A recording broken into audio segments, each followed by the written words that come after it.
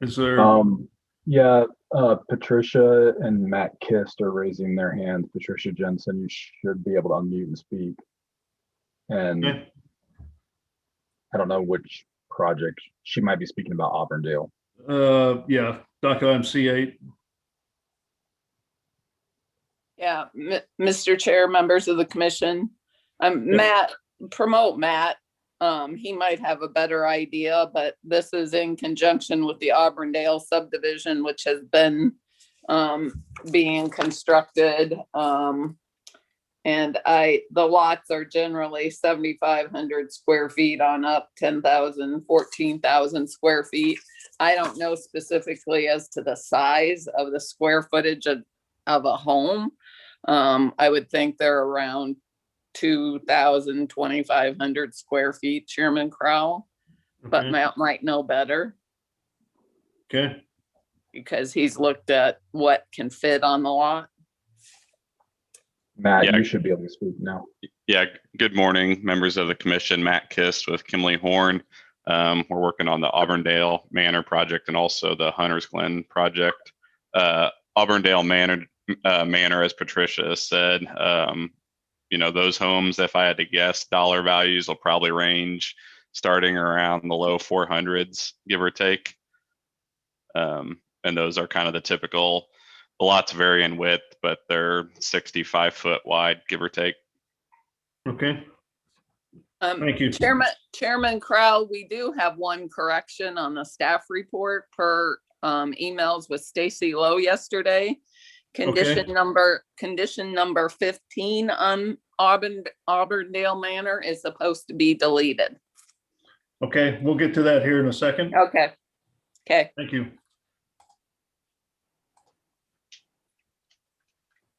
All right, and Mr. Kist is about the same for the Hunters Glen homes too? Yeah, 400 those will range? actually probably be they're more of your starter homes.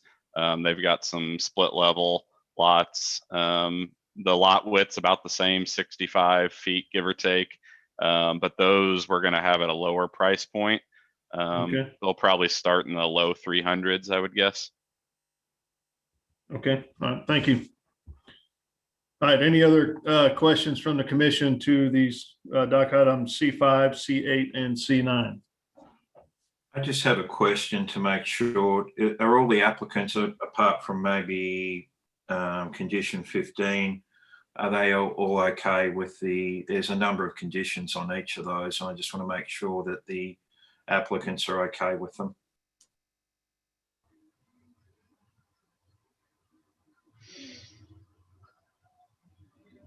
And that might be a question for staff. I assume they are, since they're being heard today. Yeah, I mean, they can raise their hands if they're not. Matt raised his hand again, so I guess I can. Yeah, unmute him. Joe, ahead, if for Hunters Glen, I think we'd like to, we haven't received our plan, public improvement comments back. So we'd like to get those before we agree to all the conditions. My guess is we're good with it, but I'd just like to see the public improvement comments first. So we'd ask that the Hunters Glen be continued. Okay. Do Apologize you for the have late. an estimated time frame for when you might get those public improvement comments back, or just can Stacy? I believe they are due back at the end of this week, early next week. So Okay. I would say just continue to the next one. Next meeting agenda April would be, yeah. Sorry for the late notice there. Okay, so that's docket item C9 you're asking to continue to April 20. That's correct. Okay. All right, so then let's go back to docket item C8. Ms. Jensen, you had a comment about item number, let's see, 12, is that right? Trying to get to that.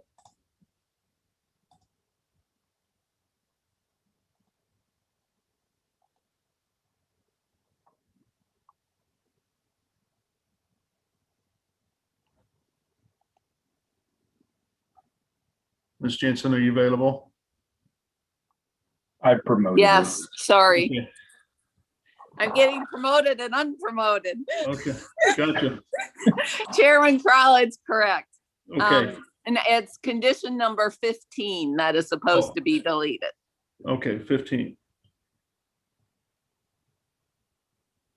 So just have to confirm with Stacy, that's all right to delete number 15? Chairman Crowell, this is Stacy Lowe. That is correct. You may delete condition 15 from case number C8. We did have some email correspondence yesterday, and that one is appropriate to be deleted. Okay, perfect. Thank you. Okay, any other comments on these, I guess, 2 docket items now? Seeing none, Joe, is there anybody that's raised their hand from the public to talk about docket item C5, C8, or C9? No one is raising their hand. Okay. If there's no more comments from the commission, I will take a motion on these 3 docket items.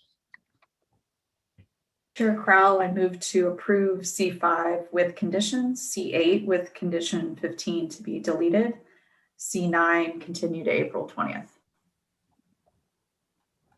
Okay, got a motion. Do I have a second? Second. So I've got a motion and a second regarding these 3 consent agenda items. Lisa, can you take a roll call, please, on this motion? Commissioner Allender, Aye. Beasley, Aye. Crowell, Aye. Enders, Aye. Rojas, Aye. and Sadowski. Aye. Okay, looks like the motion passes then. C5 is approved, C8 is approved, and taking out item 15, and then continuing docket item C9 to April 20. So that takes us through the consent agenda items. Let's go ahead and move on to our regular hearing dockets items, and starting with the cases to be dismissed and or continued, please. All right, Mr. Chair, we have a total of 4 cases to be continued. These are our docket items 12, 13.3, 14, and 15. And then we have a total of 4 to be dismissed. These are items 3, 9, and 13.1 and 13.2. I think what I'll do is I'll just go in order. Okay. Is that okay? Okay. So then on docket item 3 is the very first one. This is case number CPC 2021-00032. This is known as Mattis Jones Farms Estates at 14751 East 59th Street. The applicant has requested this case be dismissed. Docket item 9 is the next case. Case number SUP 2021-00002. This is a request for a short-term rental at 4201 East 109th Street. The applicant is requesting dismissal of this case. Next one is docket item 12, which is case number CPC 2021-00014. This is Prospect Summit Homes located at 2407 East 22nd Street. Staff is recommending continuance of this case to April 20th without fee. Next one is docket item 13.1, which is case number CPC 2021-00051. This is a request for a rezoning for Express Stop, a proposed gas station at 8729 Blue Ridge Boulevard. The applicant is requesting dismissal of that case. Docket item 13.2, which is companion. This is a request for an area plan amendment. Applicant is requesting dismissal of that. Neither of those cases, rezoning or area plan amendment, are necessary, so staff is also requesting that dismissal.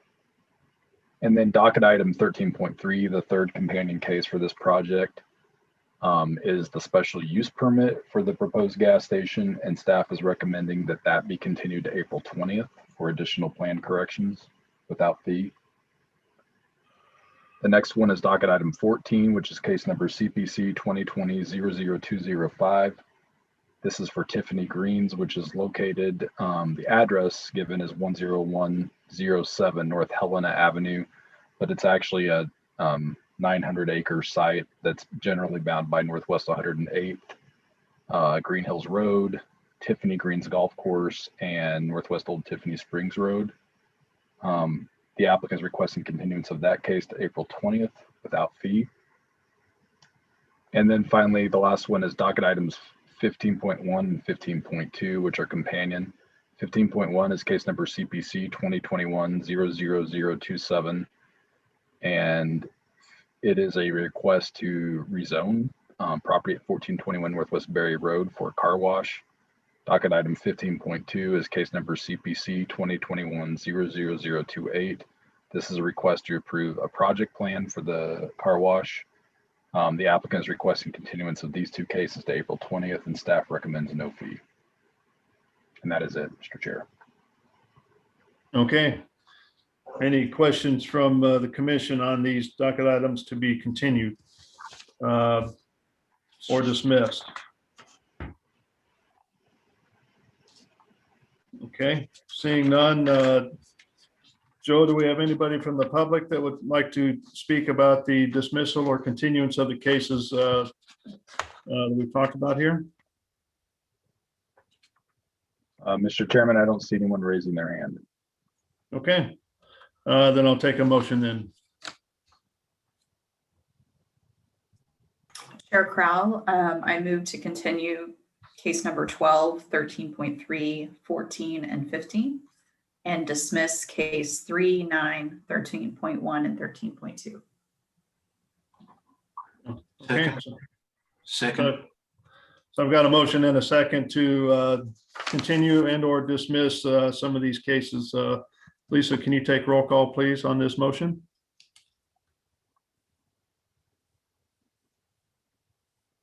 Commissioner Allender, Aye. Beasley, I'm sorry, I had to come off of mute. I have a quick question. Did we say 14 and 15.1 in this motion? Yes, we did. I believe the motion was made for docket item 14 and then 15 as one item instead of Okay. breaking out as, yeah. Okay, aye. Crowell, Aye. Enders, Aye. Rojas, Aye. and Sadowski. Okay, so looks like motion passes to dismiss docket item 3, dismiss docket item 9, continue case 12, 13, 1, let's see, continue case 13-3, 14, 15-1, and 15-2, and then dismiss 13-1 and 13-2. So, which is a lot. Okay. So with that, let's move back to our regular items and start with agenda item number 1. All right, docket item 1 is case number CPC 2020-00185. This is a project known as 45th and Forest infill at 1210 East 45th Street. It's a request to approve a development plan to allow for infill residential development on about half an acre at the address mentioned. Christopher Huey is the staff planner.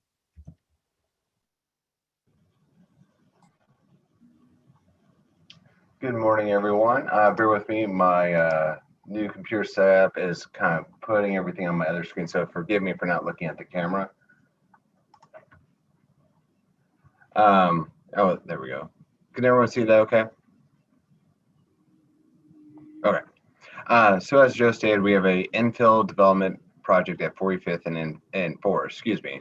This is a development plan application located, excuse me, with an existing zoning address of R1.5.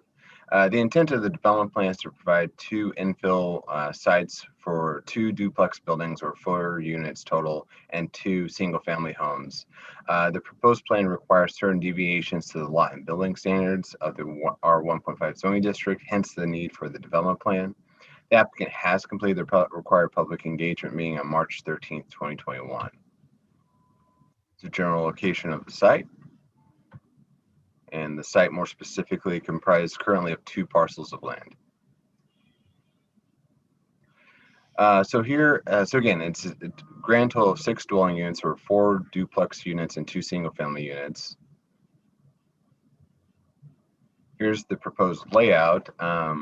The 2 duplex units face onto Forest Avenue to the west, and the 2 single-family properties face onto East 45th Street to the south.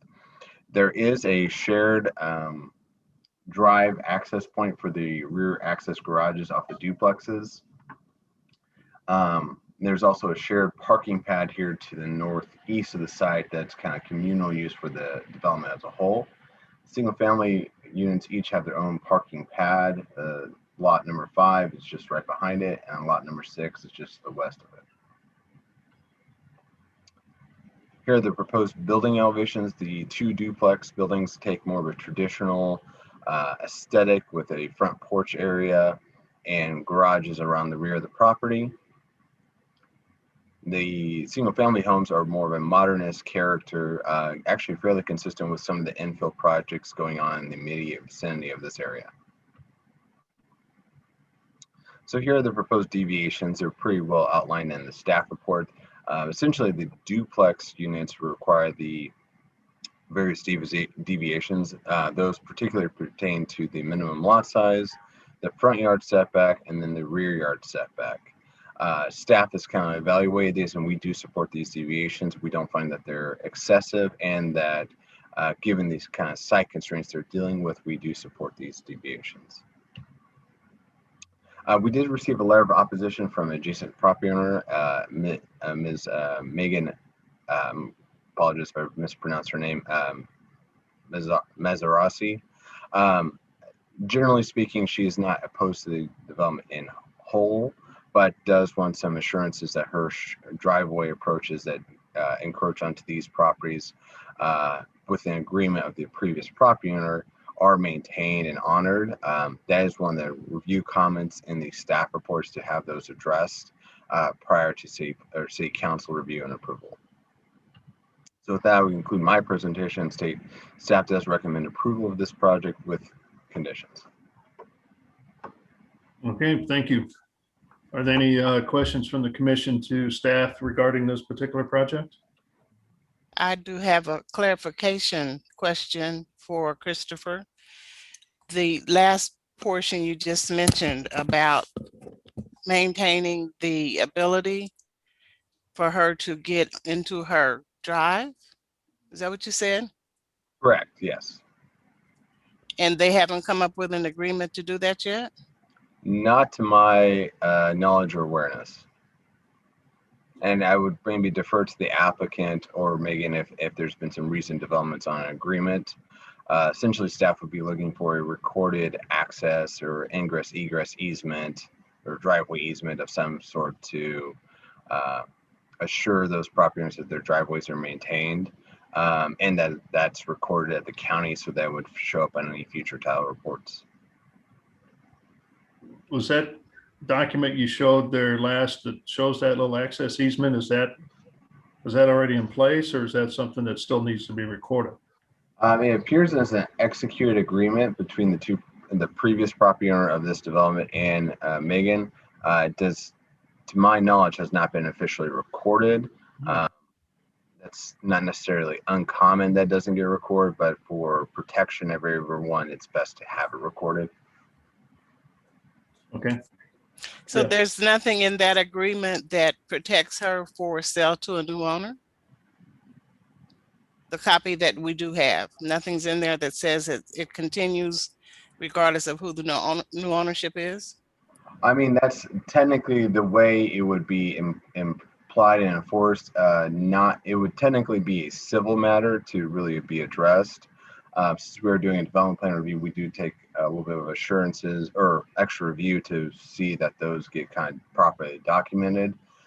If it's not recorded, that again, that gets into more of a legal matter that I wouldn't have the education to really elaborate on. Okay, thank you. Any other questions for staff? Yeah, Chris, I want to go back to that easement. You said that has to be done before the council hears the case. Why doesn't it have to be done now? There's no real code provision that stipulates exactly when or where it has to be done. Really, and since we don't mandate revised plans prior to City Planning Commission, it's usually not something we can enforced prior to CBC. We do mandate revised plans after City Planning Commission prior to council, so we have a little more authority in that regard.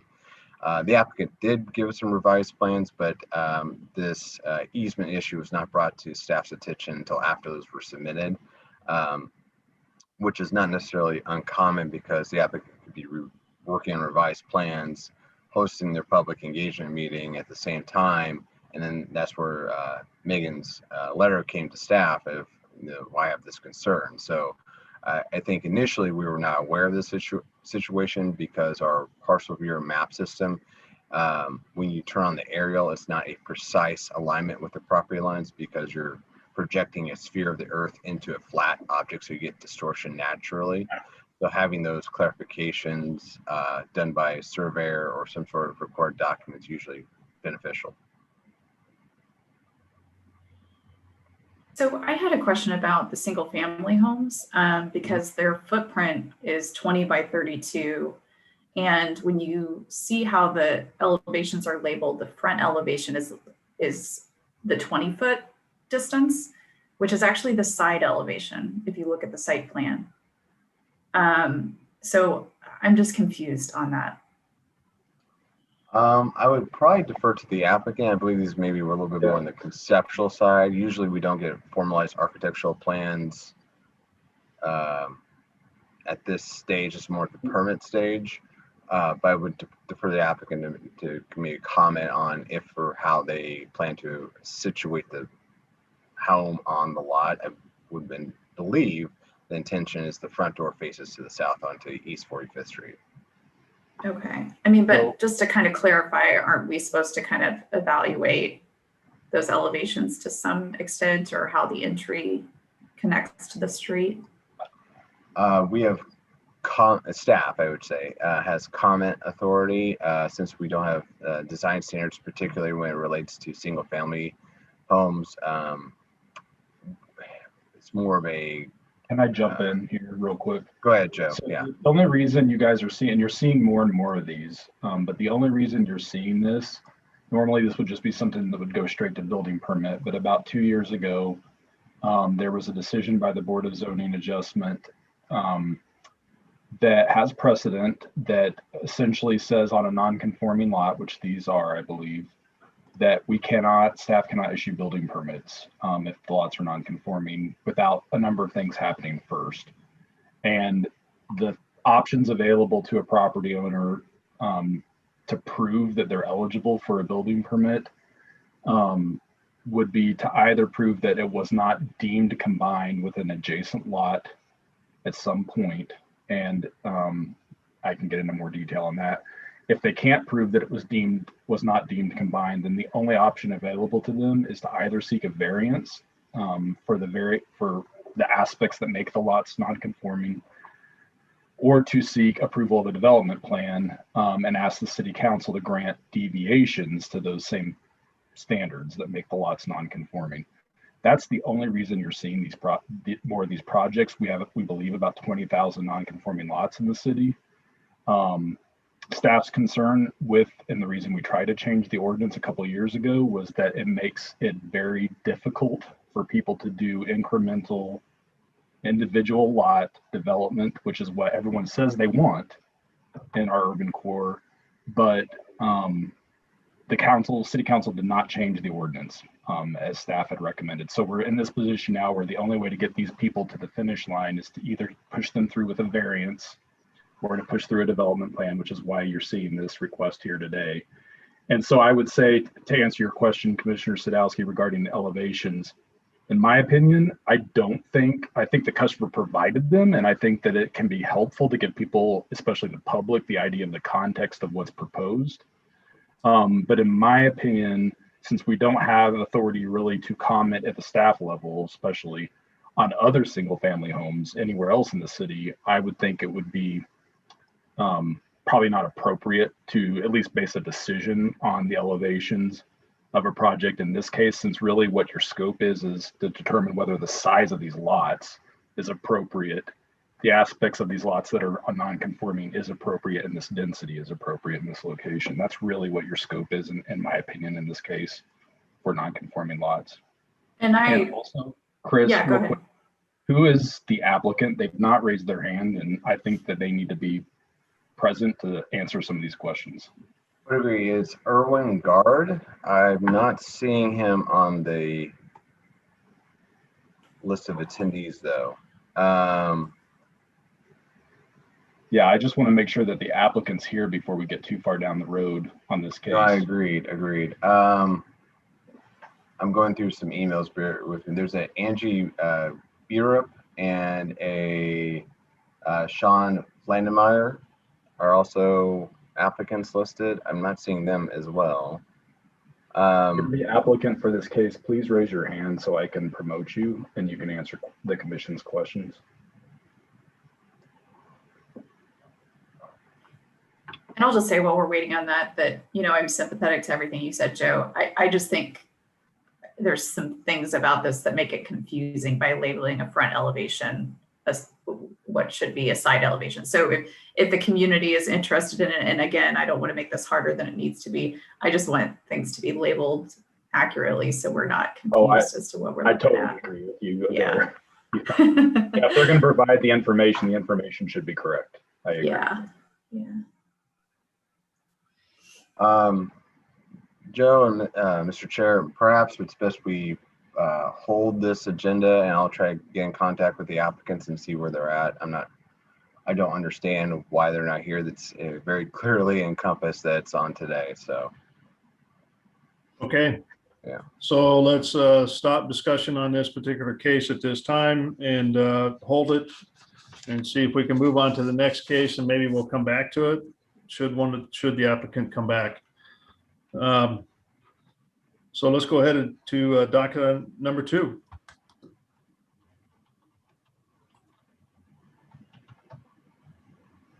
All right, docket item 2 is case number CPC 2021-00018. This is Halo Village located at 5928 East 52nd Terrace, a request to approve a rezoning from District R7.5 to District MPD and an associated development plan for the Halo Village Center on about 25 acres at the address mentioned.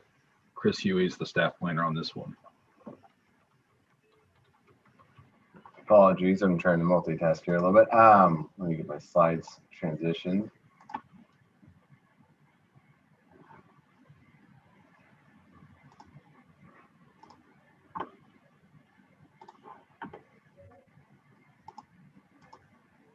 Okay, thank you. That's the wrong slide here. That's the wrong slide, just a bad title. So as Joe stated, this is for the Halo Village project. It's on East 52nd Street, or Terrace, excuse me. Property is currently zoned R7.5. Essentially, they are requesting a development plan to, well, I should say, clarify my previous statement, a rezoning to master plan development with a built-in development plan. The site consists of over 20 acres of land. They're not developing all of that. They're essentially kind of working with the already cleared section of the property. The purpose of the project is to construct a kind of a youth homeless, and refrain from the term shelter. It's not really quite the intent. It's a way of protecting and providing homes to homeless youth and other educational and counseling services. Staff looked at the particular use. It's not a expressly defined use in the code. It has elements of various definitions. So we've looked at throughout the code and best determine that a master plan development would be the best course of action based on the mix of uses and the mix of housing typology here.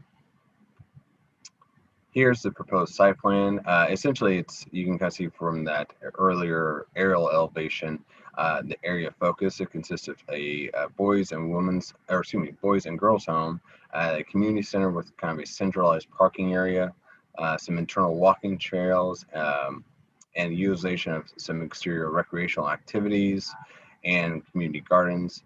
I believe I'll defer to the applicant. I think the intent is to kind of a more of a rustic, secluded area to help with the counseling and kind of providing good homes for these young individuals as they kind of hopefully get them kind of put on a good course through life. Here's the conceptual elevations. This is the community center. Here's conceptual elevation of one of the boys or girls homes. So there are a few requested deviations for this particular project. Those pertain to the subdivision improvement standards. This project did go to the city's Transportation Development Committee on March 8th. There was a request to reclassify the residential collector expectation for the East 52nd Terrace roadway, which essentially stipulated a 60-foot right-of-way. That would require them acquiring additional 20 feet of right-of-way, which is maybe a little over zealous for an area that is just going to be kind of more of a dead-end roadway, as well as they requested a waiver to only have to construct one sidewalk on the street.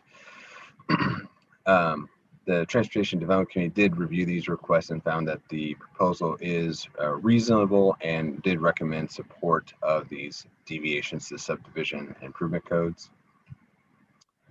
We have received a letter of opposition from a Mr. Larry Goldblatt. He actually provided kind of a two-stage letter. There was one from, I believe it was March 22nd, prior to the public engagement meeting, and then an additional one on March 25th, which was submitted after the public engagement meeting. These have been included in the staff report, so I won't pause too long on these so you can see the content of Mr. Goldblatt's letter. Overall, staff does recommend approval of this particular project with necessary conditions. Okay, thank you. Any questions from the commission to city staff? Can you give me, I'm sorry, this is Commissioner Beasley. Can you give me the north-south streets that this is? How far east actually are we? So it's off of Blue Parkway. Let me reshare my screen here. I think it'll help give some context.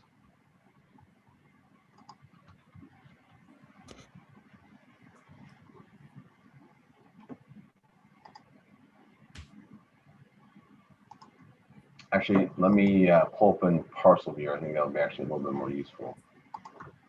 Okay, thank you. Chris, I have it pulled up if you want me to share it. Please. Thank you, Stacey.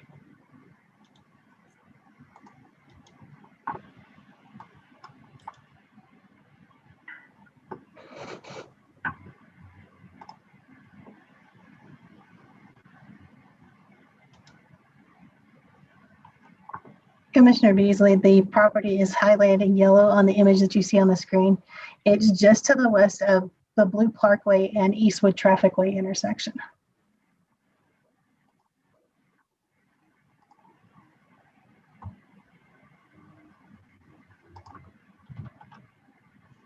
Did that help, Commissioner Beasley? Yeah, I'm still looking at the map.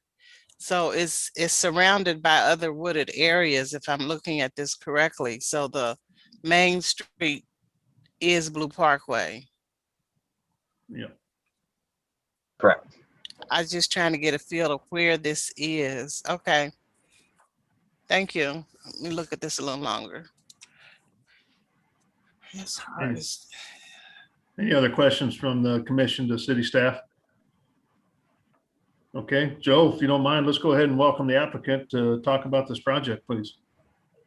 Yeah, I previously promoted Kevin Pinkowski, and there was a second person, but his picture disappeared from my screen just now, so I can't remember his name. I apologize. Okay. Eddie Welsh. Yeah. And Matt Gibbs has his hand raised as well, Joe. Okay, that came later, so I wasn't sure if he was. Yeah, Matt's with the applicant team. Okay. I've promoted Matt now too. Okay. Welcome applicant. Looks like Kevin still has his hand raised. Am I on? Yes. Good morning. Okay, thanks. Good morning. Has Matt Gibbs been promoted as well? Yes. Okay. Matt Gibbs is the project engineer on this one. And we also have Eddie and Rebecca Welsh, who are the, Rebecca is the the executive director, CEO of Halo, and they're in the car. So I think we're dealing with trying to juggle some technology here. But I'll let Matt go ahead. And Hi, I'm on. okay, we have Rebecca. Great, thank you. Kevin, I'm here. Rebecca Welsh. Okay, Matt, do you want to give a intro?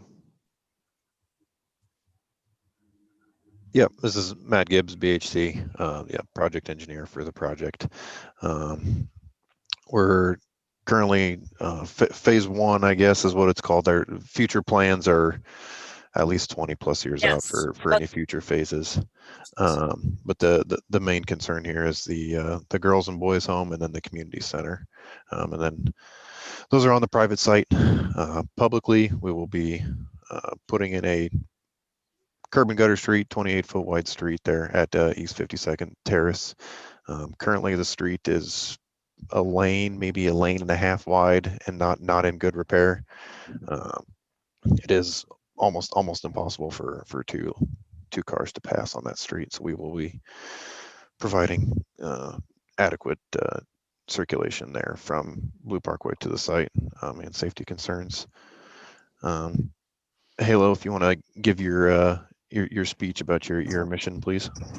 Yes, so Halo is a nonprofit. We've been working in Kansas City. Our headquarters are actually in the Livestock Exchange building. We've been there for 14 years serving kids from area shelters, including Synergy and Cornerstones of Care. But our learning centers brings children in from those partner agencies. We serve about 600 to 700 kids a year there. And this project is well supported by all of our partner agencies. There is a desperate need for housing for youth who are in transition from 16 to 21 and their dependents if they have them. So that's what the Boys and Girls Home will be. And we have a learning center there that will also serve them to help them develop life skills and connect them with community resources and help them become contributing members of our community. We have a girls' home and a boys' house in Jefferson City, Missouri that's very successful. Our graduation rate is about 80% of the kids who move out from the system or from the program are educated and high school graduates, and most of them go into some sort of continued education, but definitely working and can support themselves in a better living condition than they came into us. So that's the goal of the program. We work in 6 countries around the world. We have over 21 programs, and the goal of Kansas City is just to serve the youth who are homeless in our population. It is supported by the mayor. He has been part of Halo. Kevin spoke at our events before. He highly recommends Halo and the whole project just because of the high homeless population that has been skyrocketing for the past 6 years in Kansas City. And obviously with COVID, it has been one of those things where our phones have been ringing off the hook with kids who need a place to stay. Yeah, it is not, we don't see it as a shelter. It's more of a home and a community. The housing project or the houses are more, that we have house parents who are there with the kids. It's a much more close-knit type program. Our goal is to teach them what a foundation of a family is and how to heal from their past and set goals for their future and attain those goals. We also provide aftercare for the youth once they move out of the program. We have kids who come back for years after they graduate out for Thanksgiving and holidays, and we continue to support them throughout their 20s a lot of times from afar. Like if they have a tire that blows out on the side of the road, sometimes they don't have someone to call, and that's who Halo is. We have over 200 volunteers in Kansas City who are part of our program.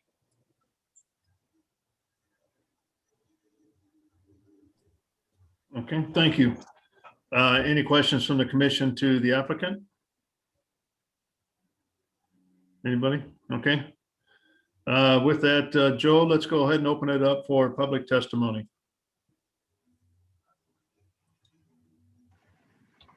Okay, so far one person has raised their hand. That's Larry Goldblatt. I'll go ahead and promote him. Okay.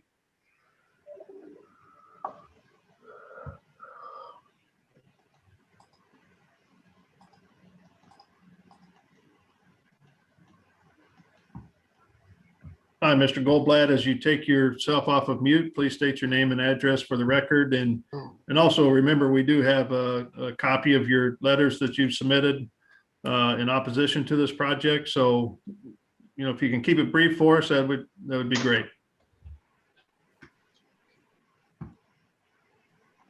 Good morning, commissioners and applicant.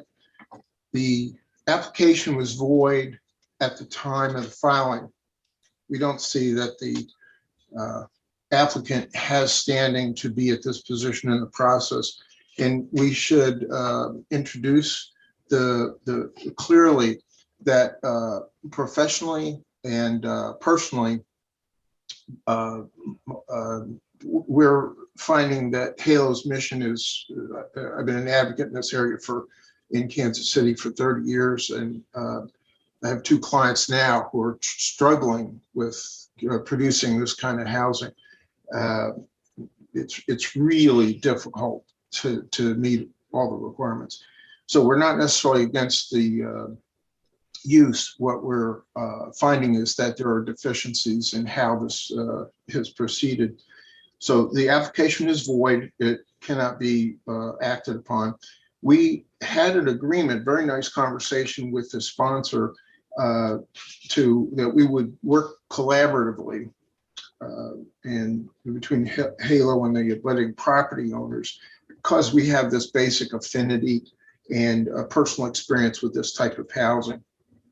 The developer asked us for a written proposal showing how we could collaborate, and we did provide that. The developer's response was to file their already hired architect and civil engineer, while we were being told nothing had been set in those areas. There's not been any response from the developer about a collaborative working together. The requested Sunshine Act request was made on March 11th. We're asking for the property owners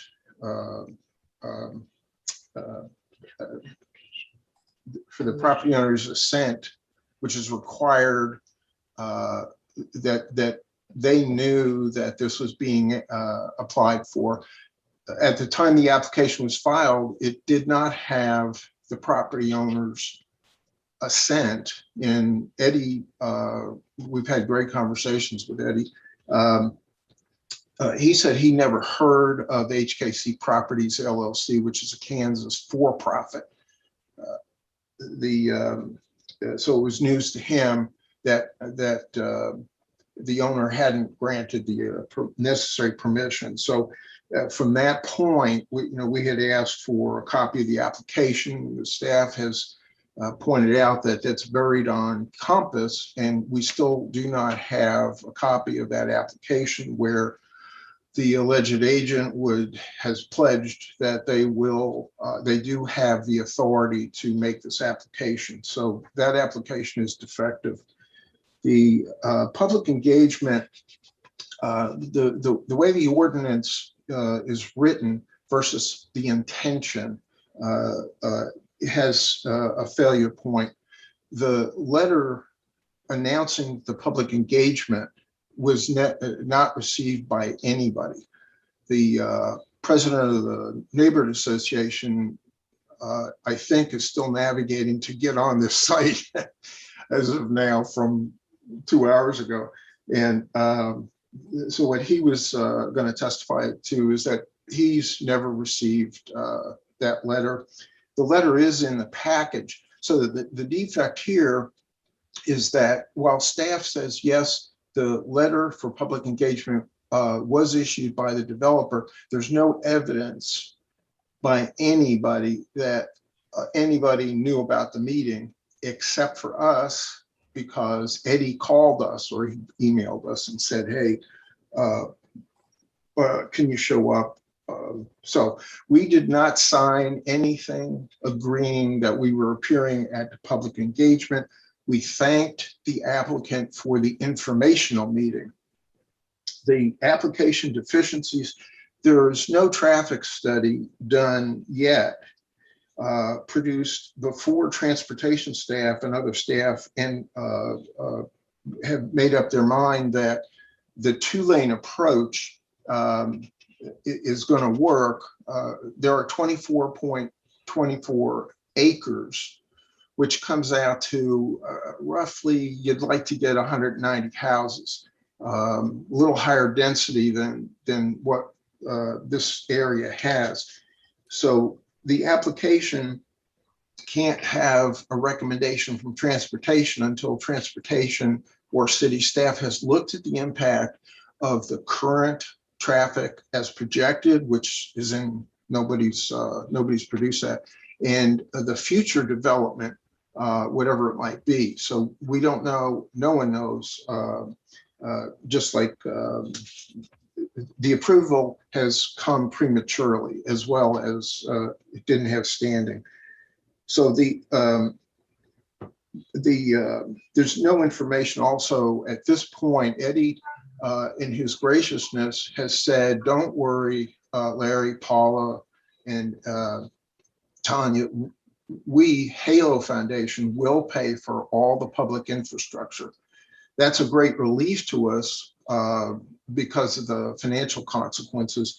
We do want to have a discussion about which side of the road, we own property on both sides of the street, where the best location is for a sidewalk.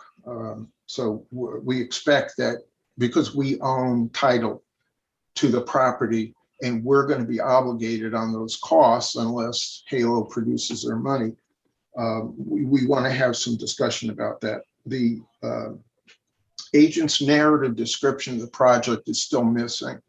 So the process, the application itself couldn't have gotten as far. We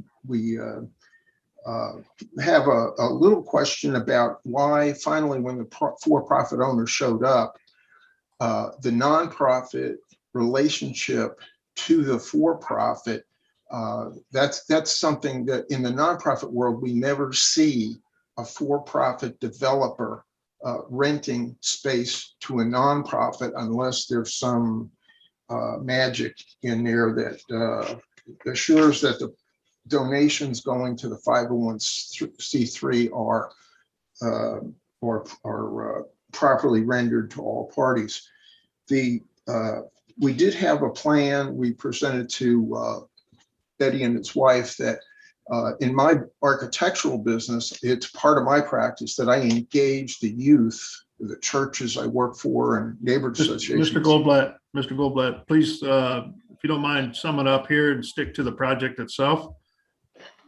We got a long day ahead of us, so we're pushing already 5 minutes of testimony here. So we'd like Thank you. We've got Thank your you, Chair. comments in writing, Thank you. so- Thank you, Chair. That wasn't announced at the beginning.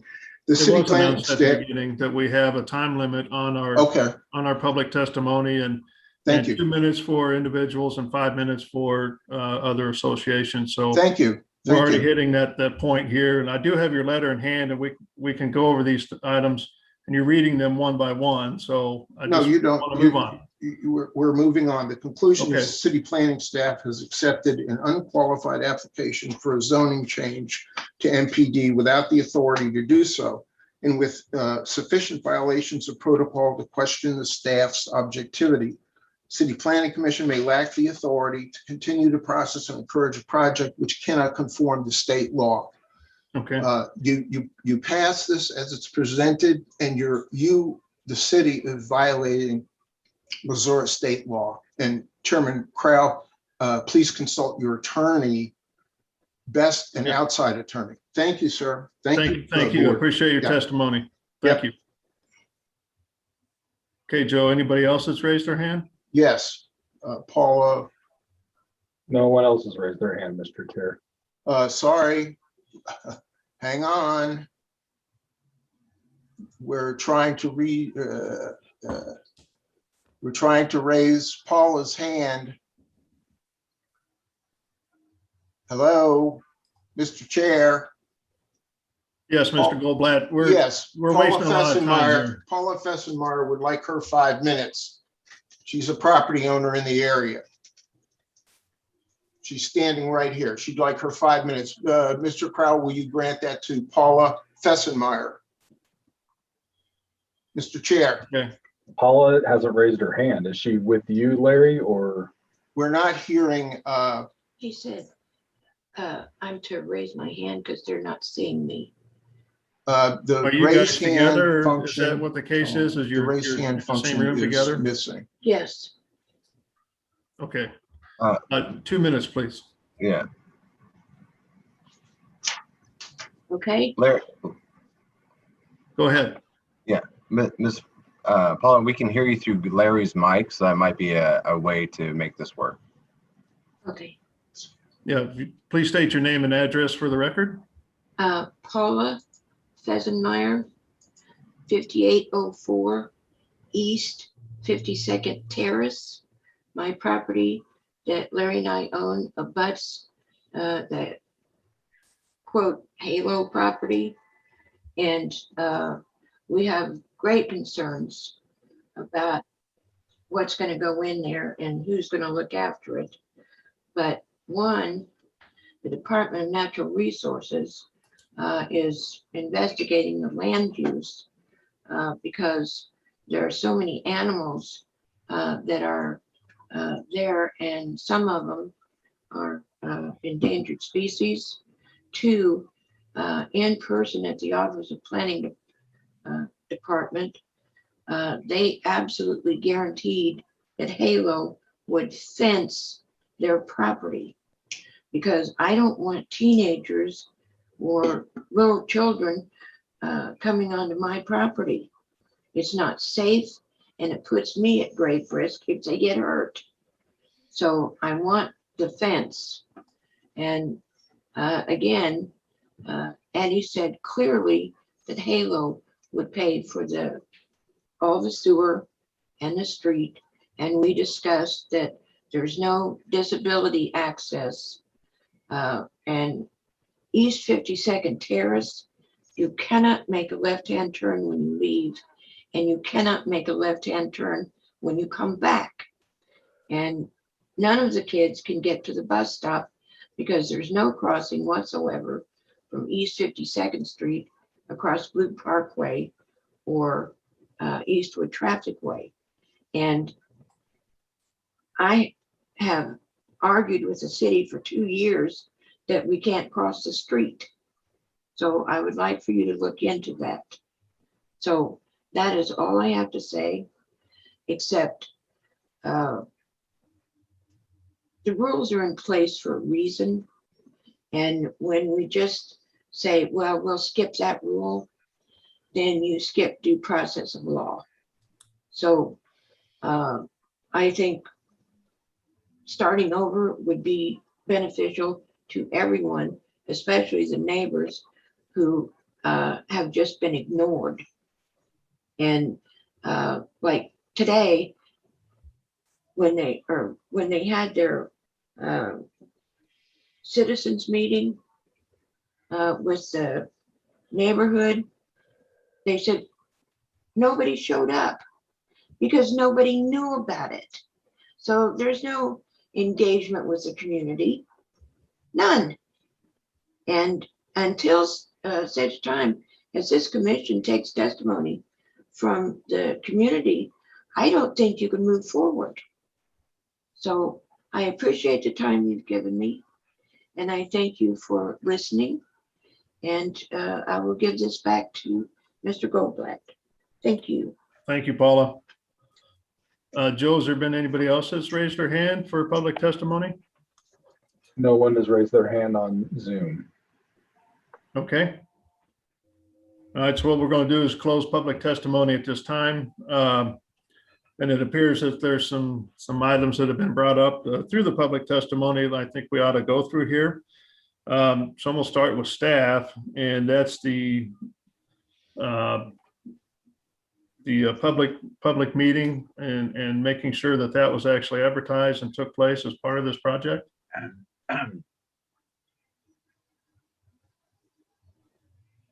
Apologies, I was muted there. So based on the records submitted by the applicant, notices were sent out by the U.S. Postal Service Obviously, by standard mail, we can't dictate or check if the postal carrier actually delivered them or if they blew away. So there is, it's something we just honestly can't verify that because it's not required to be sent by a formal notification a sort of postage Certified. tracking product, certified mail. Thank you, Joe.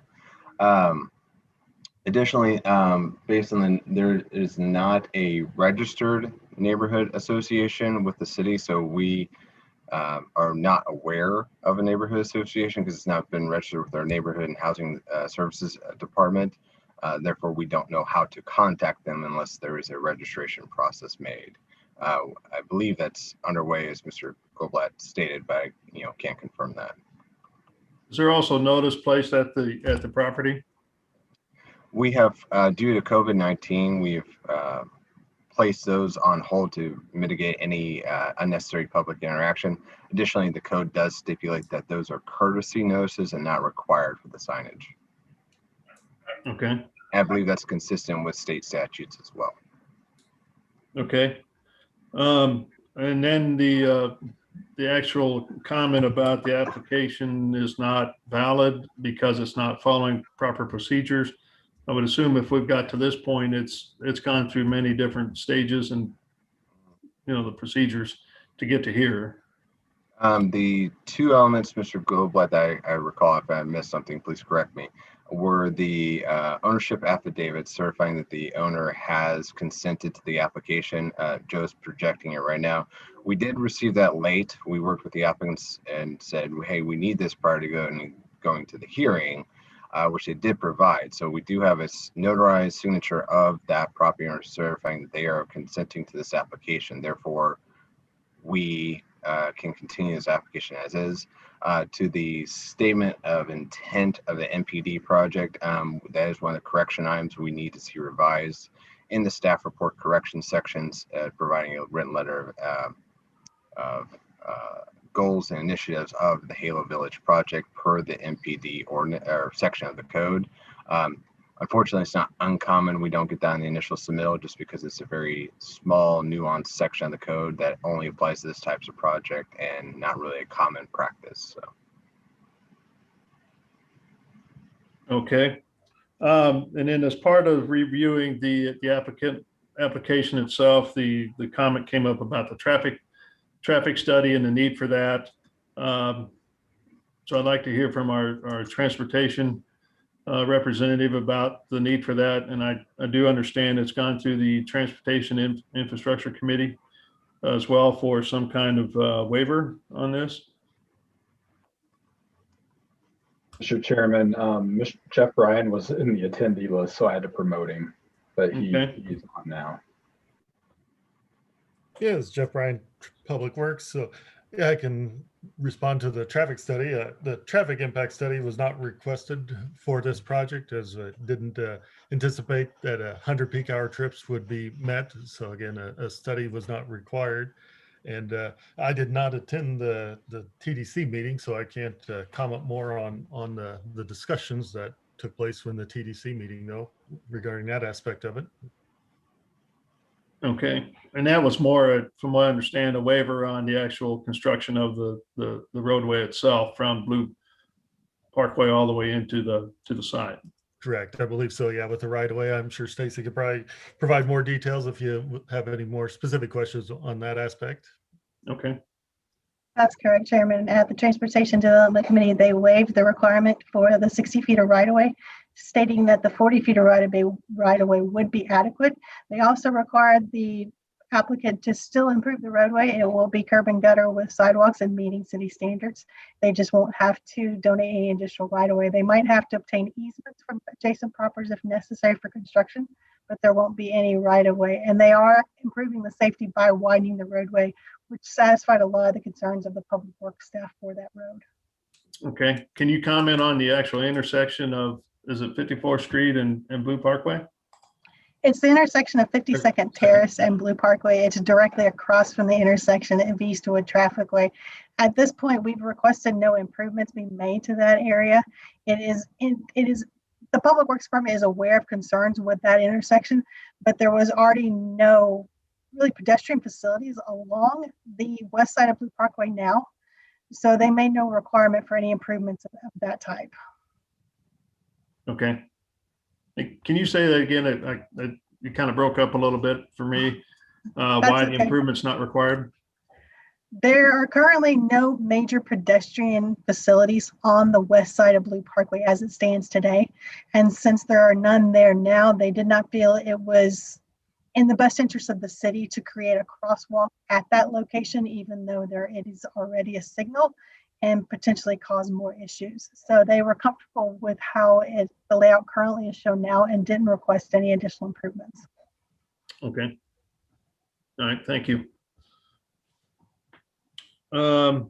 Okay, so I think there's some other items that were brought up through public testimony. Maybe applicant, you can address those. Can I ask one more question? Just from Absolutely. a traffic standpoint? Blue Parkway, because this was mentioned about turning left. Can you turn left if you're coming from the south? Can you turn left onto 52nd Terrace there, just past the intersection?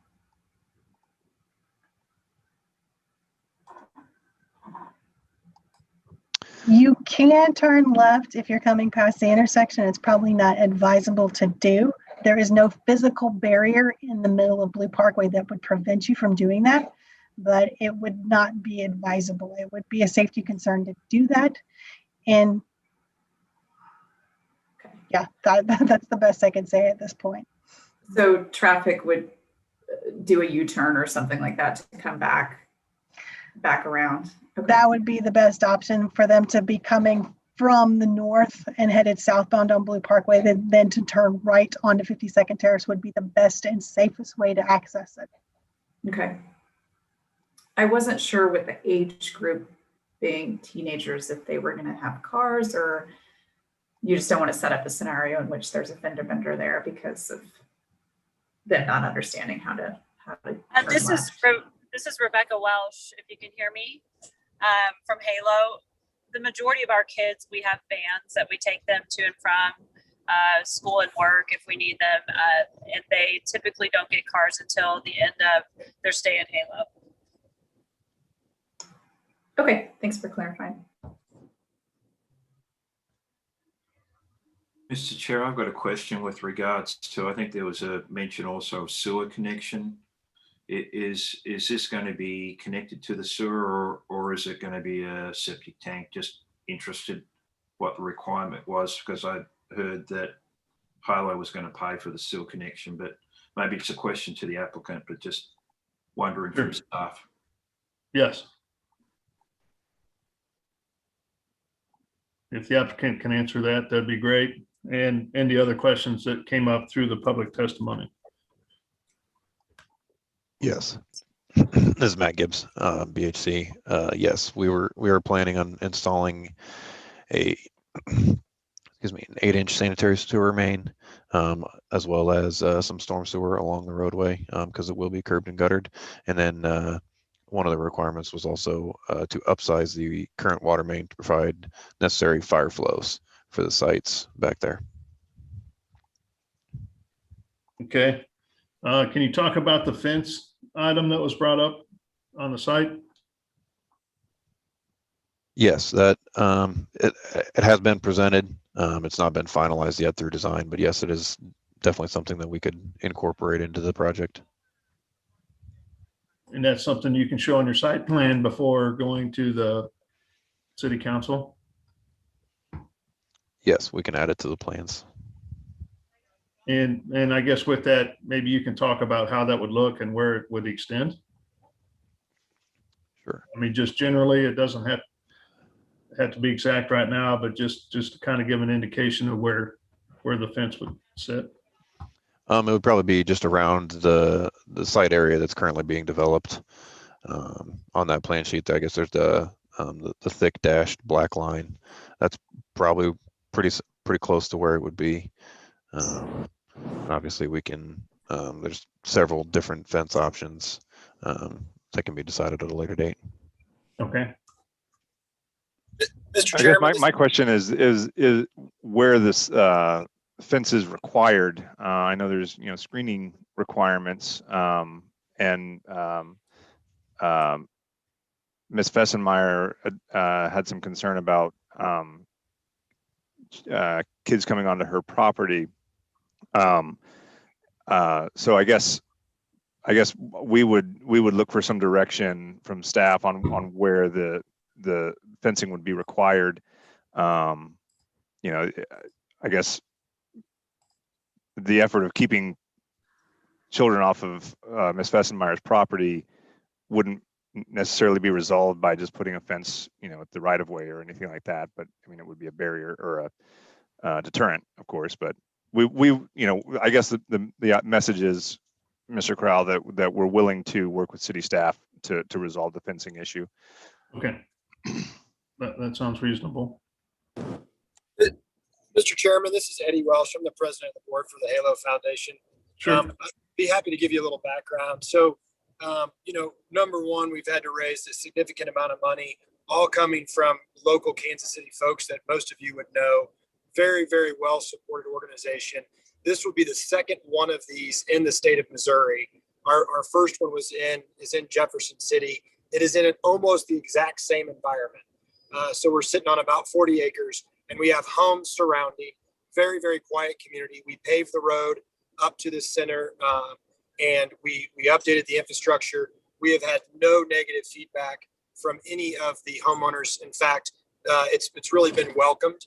The kids are very quiet. They're in the center. They're learning. They're trying to get better and get back into being good contributing members of the community. So just wanted to add that we are completely and totally open, as Matt and Kevin alluded to, in setting up a fence, and we'll do whatever it takes. We want to be good community members. We think this is a fantastic program that's been very well supported from not only the mayor, but Oprah Winfrey nationally is one of our supporters. And I don't think we demand that sort of support or get that sort of support without doing a good job. And so, certainly there's always some folks that are pro and con to a project like this, but just really wanted to let you know that, my wife started this 15 years ago, and it is really a grassroots organization. And the kids that graduate from this program are working in companies that all of us run, and just really getting a second chance at life. So what we don't want to do is come across someone trying to barge into a neighborhood. And the last thing I would say is we actually had a public hearing that was scheduled, and Mr. Matt Gibbs ran it, and notes went out. I tried my best to contact everyone in the neighborhood. Folks did call into the Zoom, but the Friday before that, my wife and I and our 3 kids drove into the VFW in the neighborhood, and there was about 20 people that showed up. And I will tell you that 19 of them some of them were in tears, so excited about what we're going to do in the community. There's a local farm family there that is going to come and help do a farm on our project with our kids. Every 19 out of 20 people, and my numbers may be off by a factor of 1 or 2, were extremely supportive. So, and that was all started by a gentleman by the name of Michael Jacobs, who positions himself as the president of the Homeowners Association. Whether they're registered or not, I don't know, but they're fantastic people in that community. Had great questions, and it was just very, very well supported. Okay, thank you. Any other comments from the commission to the applicant, or any questions on the public testimony or anything before we move forward? Okay, seeing none. So at this point in time, we're going to go ahead and close public testimony. Thank you for everything, and just talk amongst the commission if need be. If not, then I'll take a motion. Mr. Chair, I've just got one question for probably Sarah. I just want to make sure we're not running into any legal issues. From Sarah's perspective, is there any legal issues with the way the applicant has applied for the project? Not based on the facts as I understand them. I did speak with Mr. Huey prior to our meeting. It is my understanding that the public engagement process was followed. And I mean, he just showed us the affidavit that was provided by the property owner. So from my standpoint, it looks like the process was followed. Right, thank you. Okay, any other comments from the commission? I Go ahead. think, I was just gonna yeah. make a motion. Well, I think I'd forgotten, and we might need to go back, that there's a couple of the conditions that need to be adjusted based on the meeting that was had about the right of way for the roadways or anything else. Mr. Hewley on that? I believe we've covered waivers in the conditions. I was merely going to, if the commission would like to see the fencing included, have the commission amend the staff report to include a motion or a condition that fencing be installed along Mrs. Bessemeyer's property line. Yeah, I just think it just needs to be, the fencing just to be coordinated with city staff. That's my thought. Understood. Okay. Okay, I'll make a motion to approve case number 2 with fencing being coordinated with staff along the property line. Okay, so I've got a motion. Do I have a second? Second. Okay, so a motion and a second. Lisa, do you mind taking roll call, please, on this motion?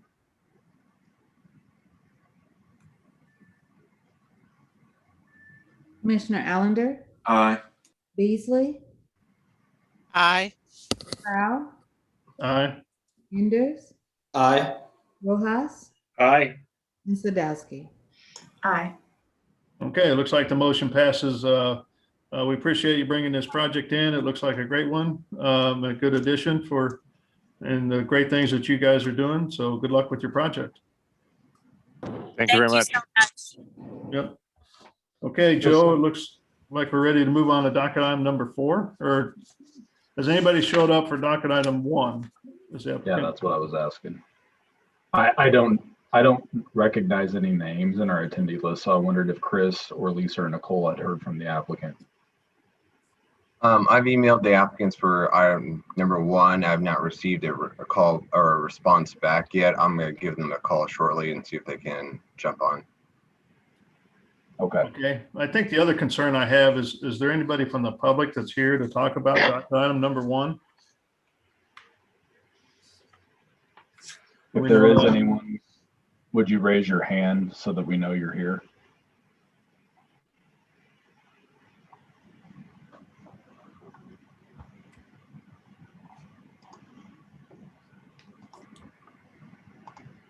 No one's raising their hand yet.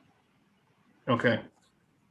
So being that the case, then we'll just kind of continue to hold that one and on down the line, because if there's somebody waiting to speak about the case, then we'd have to do something a little different, I would think. All right, so let's go ahead and move to docket item number 4.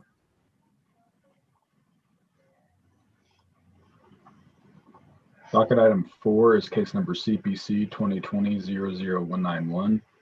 This is Mazuma Credit Union on North Oak Traffic Way, specifically at 9700 North Oak. It's a request to rezone from District MPD to District MPD. The purpose is to amend a previously approved development plan in District MPD to allow the proposed credit union. Shu Wood is our staff planner. Good morning, everyone. Can you hear me? Yes. Okay, great. Because I put my earphone on, I wasn't sure if the headphone will block the sound. I'm going to share my presentation here with you. 1 second.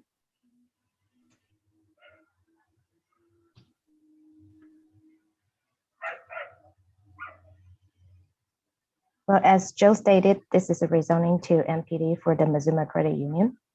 Oops. 1 second.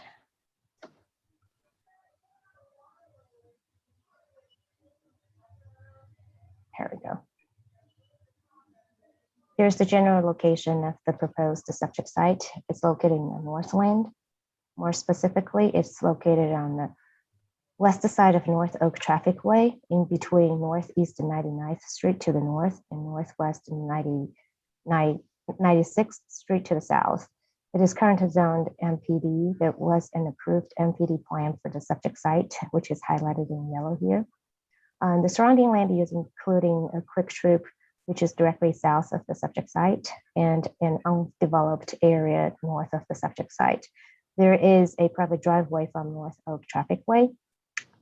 Directly to the west of the subject site is the Cottage of North Oak, which is also zone MPD. And across the North Oak Traffic Way is single family use zone to R7.5. Here's the view looking north from North Oak Traffic Way. The subject site is located on your left hand. On the right hand is the single family zone to R7.5, as I mentioned earlier. This is view looking south from North Oak Traffic Way. The subject site is located on your right hand. There is a quick trip south of the subject site. This is the site plan proposed by the applicant. There will be a parking lot located to the north of the proposed building, which is roughly around 30 parking spots. And the proposed bank will be around 3,500 square feet, 1 story. And there will be 3 drive lines located on the south side of the building with a bypass line. There are 2 vehicular access to the subject site. One is located on the north, one is located on the south from the private access located on the west side of the site. The driveway would, the drive-through lane will wrap around the building.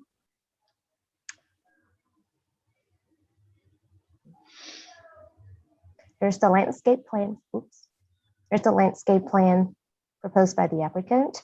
It generally complies with the code requirements, including the perimeter landscape, interior landscape, and the proposed pedestrian crossing will be abated and marked through those vehicular access area and to the building.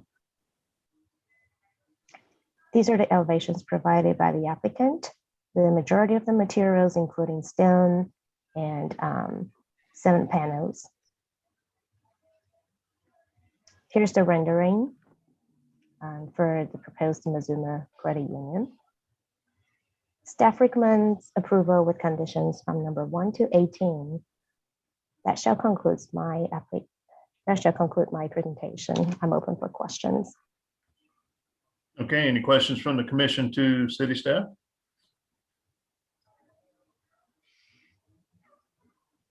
All right, so let's go ahead then and welcome the applicant.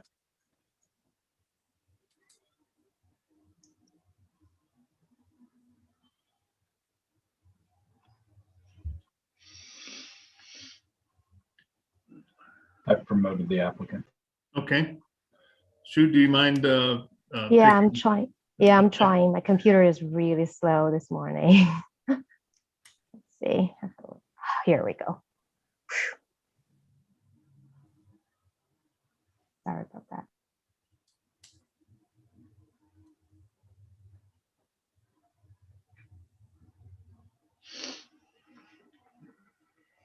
There we go.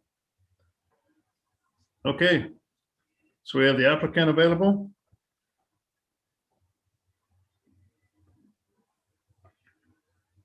Mr. Hageman should be able to speak. Good morning. This is Todd Hageman. I am an architect with Grubbs and Associates, the architect of record for the project. We're located at 7372 Marietta Avenue in Maplewood, Missouri. I can speak to the a little bit more on the building itself. If I can share my screen here.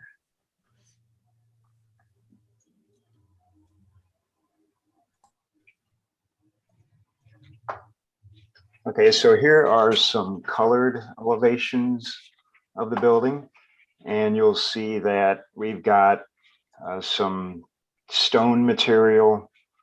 We have some wood look fiber cement siding material. And then we also have a metal panel material. That's the lighter color that you see on the elevations here. So there's a good mix of traditional materials along with some material that gives it a more modern look. We also have the storefront type of windows, aluminum and glass. I will show you an updated rendering here.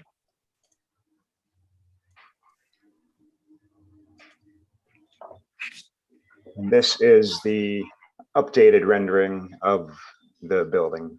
So it gives you a better idea of what this building is going to look like. We should have the civil engineer in attendance here, Mason Olson with Olson. He would be able to speak a little bit more regarding the site plan itself. If I can. In your perspective here, what elevation are we looking at? Here we're looking at the northeast. So the majority of this elevation is what's going to be facing the main road. North Oak? Yeah. Okay.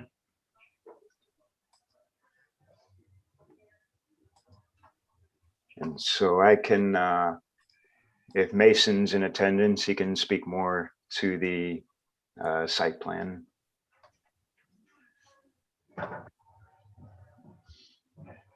Can Mason raise his hand? There he is. Okay, I'm promoting him now.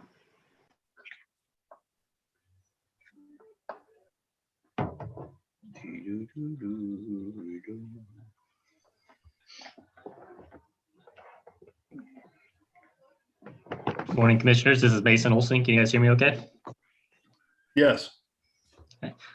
Mason Olson, civil engineer with Olson, address 7301 West 133rd Street, Overland Park. I think Zoo covered the site plan pretty well. We are providing the parking on the north side of the building, as well as the drive-throughs along the south side.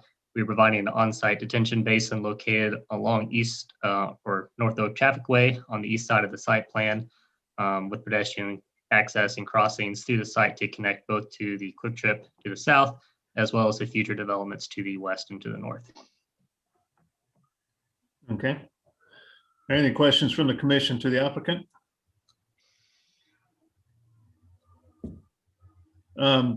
Just curiosity, you saw the 18 conditions and any questions on those, applicant?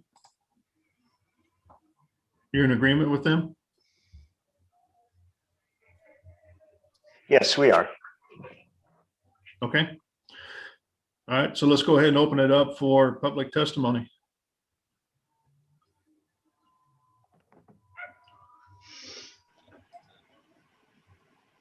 If you're interested in testifying, please raise your hand in Zoom.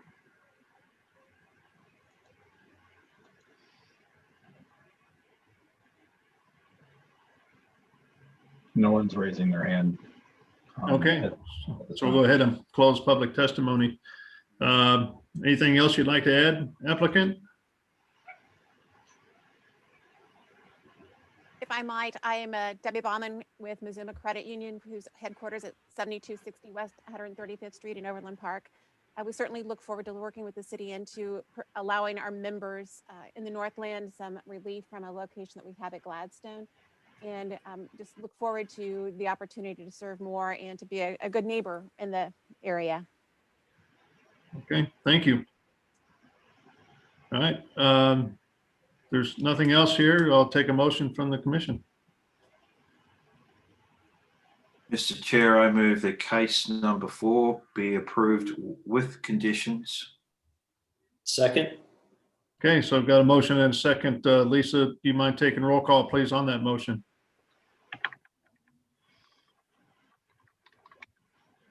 Commissioner Allender, Aye. Beasley, Aye. Crow, Aye. Enders, Aye. Rojas, Aye. and Sadowski. Aye. Okay, it looks like motion passes for the project to move forward. We appreciate you bringing it in and good luck with the project. Thank you very much. Thank you.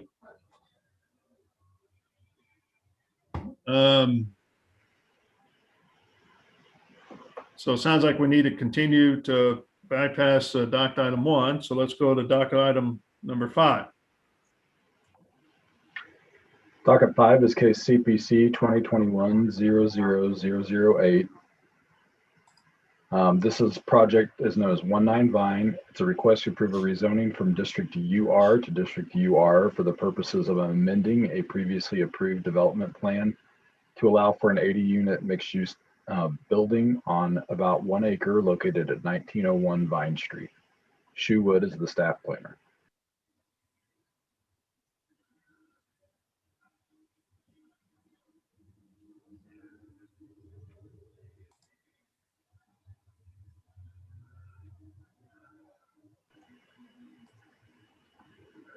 Okay. Shu, are you with us?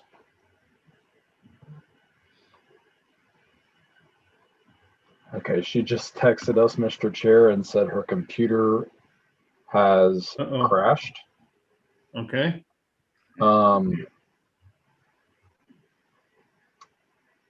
She just texted again and saying it's frozen. And she's asking for us if we could to move to the next case that's not hers while she gets it rebooted. Okay. Sorry, applicants. So that if we hold that, or is there another way to? It will at least give her some time. If we go ahead and move to docket 10 and hear that will at least give her time to try to see if she can move to a different computer, or if she can't reboot the one she's on quickly enough. That'll give her some time to figure things out. And if not, then if she can't figure it out, then one of us will have to present on her behalf. I think 8 is the next one. That's not hers. It might be faster than 10. You're correct. I'm sorry. Docket 8. Okay, well, I apologize to those on docket number 5. We're having to put you on hold here for a second. So let's go to docket item number 8.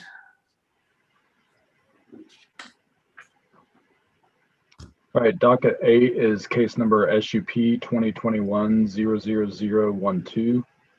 This is a request to approve a special use permit to allow for an expansion to an Briarcliff Elementary School located at 4100 North Briarcliff Road. Zach Nelson is our staff planner. Good morning, Zach Nelson, City Planning staff. So this next case is located up north within the Briarcliff area, as Joe mentioned. A little more specifically, this is Briarcliff Elementary. Schools existed at this site for many years. And just a little bit of context, it's mostly surrounded by single-family residential. However, the Briarcliff Park is just to the south, and there's a lot of kind of wooded area surrounding the kind of the rear and the sides of the school itself. And so this is kind of just a closer view of the school itself. There's a track that goes around most of the school. Some play areas in the rear, and then parking is to the north and then also in front. And so the applicant is, this is looking to the east, just a little bit better perspective on what the school looks like from the road itself. So the applicant is here today requesting a special use permit to allow for an addition to the school. Schools are considered public and civic uses, and an expansion to that in a residential zoning district requires the special use permit. So the site plan here shows a new addition in this general area, kind of the southeast portion of the site. It's going to be approximately 10,000 square feet and will allow for a new gym and some new classroom spaces, as well as some additional restrooms and things like that. Then in addition to that, there's a new detention pond area that's kind of being proposed in the southeast corner. And then there also, this darker gray area will be used for bus turnaround, unloading, and drop off, things like that. And then the site plan is also slightly shifting this drive to the north so that it matches up kind of in the middle of this parking lot to the north here. So those are that's kind of the scope of the work overall. And then this is kind of difficult to see, but this is the landscape plan. As I mentioned, there's already quite a bit of landscaping in a wooded area. And so there is a little bit of landscaping being proposed in the front of the school here, and then just some screening as well screening by the trash enclosures. And then to the south of the addition as well, there's new turf that's proposed to be planted. That'll be used for kind of an outdoor alternate classroom space. And then briefly, I'll just show you the floor plan. As I mentioned, a new gym is proposed, new restrooms, a new music room, and some additional classroom space and some storage space as well. And then in terms of the elevations, these are what's being proposed. It's primarily precast concrete, I believe. So it'll largely fit with the character of the existing building. And then here's a couple of other elevations as well. And so staff has reviewed this and believes that it complies with the special use permit criteria. The applicant is going to need some variances regarding bicycle parking. But other than that, staff is supportive of the special use permit and recommends approval subject to the conditions in the staff report. And then one other thing that staff is requesting is that they provide a sidewalk along Briarcliff Road. I'll pull that up real quick. So it's currently not existing. And that's just one other thing to be aware of. So with that, that concludes my presentation. Thank you. Are there any questions from the commission to city staff?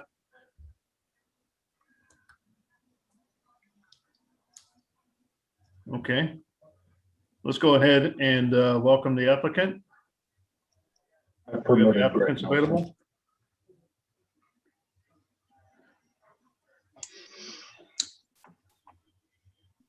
Good morning. I'm Greg Nelson. Can you hear me? Good morning. All right. Yeah. I'm Greg Nelson.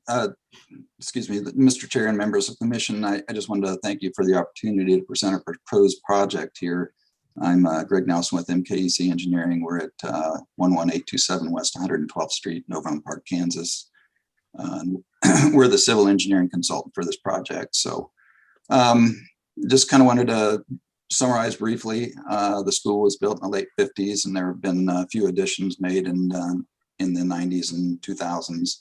And I think Zach pretty much covered the two new classrooms and a music room and a gymnasium. And then at the front entry to the school, we're going to be making ADA improvements. Currently, the building, as you enter the building, you have to take steps up to get to the main level. We're going to eliminate the steps interior to the building and have a ADA ramp and steps to the exterior of the building so that you can enter the building on the main level when you come in. There's also going to be secure entry improvements at that location also. As Zach said, the bus drop-off is going to now move to the rear of the building. It's going to separate the parent and bus pickup operations. Currently, the bus drop-off is along the north driveway there. And when buses come in, they have to enter along with the cars if they aren't already there, and kind of wait their turn and then move over to the north end while the cars are picking up in front of the building there. So this is kind of a way to separate the two and increase the safety in that area. I think Zach addressed the bicycle parking. We're planning on moving the bicycle parking to the front of the building. It would be directly to the north of the front entry and plan to find 24 spaces. Currently, with the school, the district or the staff there has said that they see maybe 10 to 12 bikes on a regular basis. I think that's really about it, all that I have to say. I don't know if our architect is on or not, but if you've got any questions, I'd be welcome to answer any of those. And you reviewed the conditions and are okay with the conditions stated? Yes. Okay. Any questions from the commission to the applicant? Yeah, I was just wondering with the detention basin, how much water that was going to hold. Actually, it's not going to have to be very large because the additional impervious area that we're adding on this site is relatively small compared to the overall site. So we are going to be collecting the water that's coming off the new addition and actually several portions of the existing building and piping it through that detention area. I guess I'm just wondering if there's a safety hazard being so close to the playground. Okay. I think the slopes there will be fairly moderate. And I believe at that playground area, there is a soft play area adjacent to that. We could, right now, there's a kind of a slip through gate in that location. We can probably close off that gate at that location. And then I believe in the area to the south, I would guess that if they're playing out there, then there'd be supervision. So majority of the time, it's going to be a dry detention basin. So the majority of the time, there would not be water in it. It would only be there during storm events.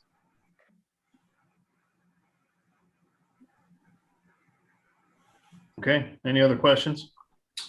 Yes, Mr. Chair, I've got a couple. There was a question with ADA compliance on the southwest corner of the site. That's my first question. And my second question is still on the bikes. I'm just wondering whether we're just building for today versus what we should be considering for tomorrow. So those are my two questions, but be interesting on the applicant's response. Okay.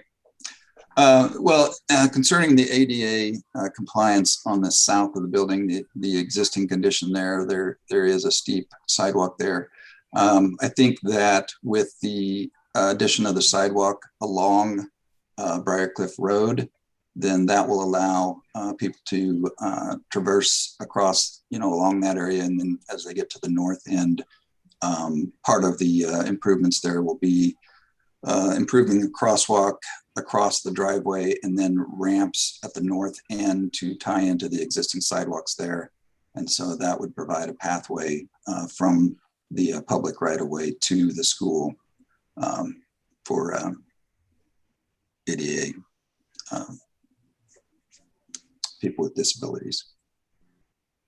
And then I guess as far as bicycle parking goes, I did talk to the district facilities director, and he said that they're more than willing to add additional spaces if the demand requires it in the future. And as far as long-term parking, they have throughout the district, if there are any staff or teachers that want to commute to work by bicycle, they allow them to park their bicycles in the classroom, or they will provide a space inside for them to park, so that the bicycles would be secure and undercover. Okay, thank you. Sure. Hey, any other questions? All right. Joe, let's go ahead and open it up for any public testimony. Does anybody out there raise their hand that would like to speak about docket item number 8? Mr. Chair, this is Chris. Joe had to step away for a second. Looks like we have Brenton Sells has their hand raised. Okay. If you don't mind promoting them. Mm-hmm.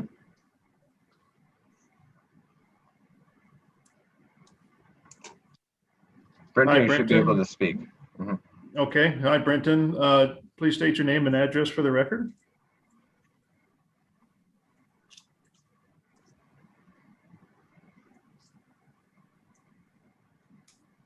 Brenton, you're able to speak now. This is Brent Sells, Talaferro Brown, 1020 East 8th Street. My hand had remained up since docket case 5 accidentally. I see. Okay. Didn't to say anything. Gotcha. No problem. Thank you.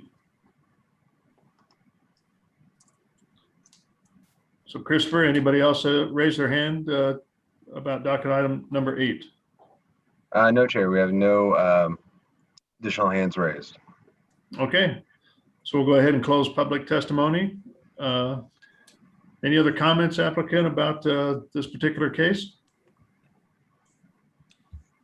No, I don't have any other comments. Okay. So with that, Commission, if there's something we'd like to talk about, we can. If not, I'll take a motion.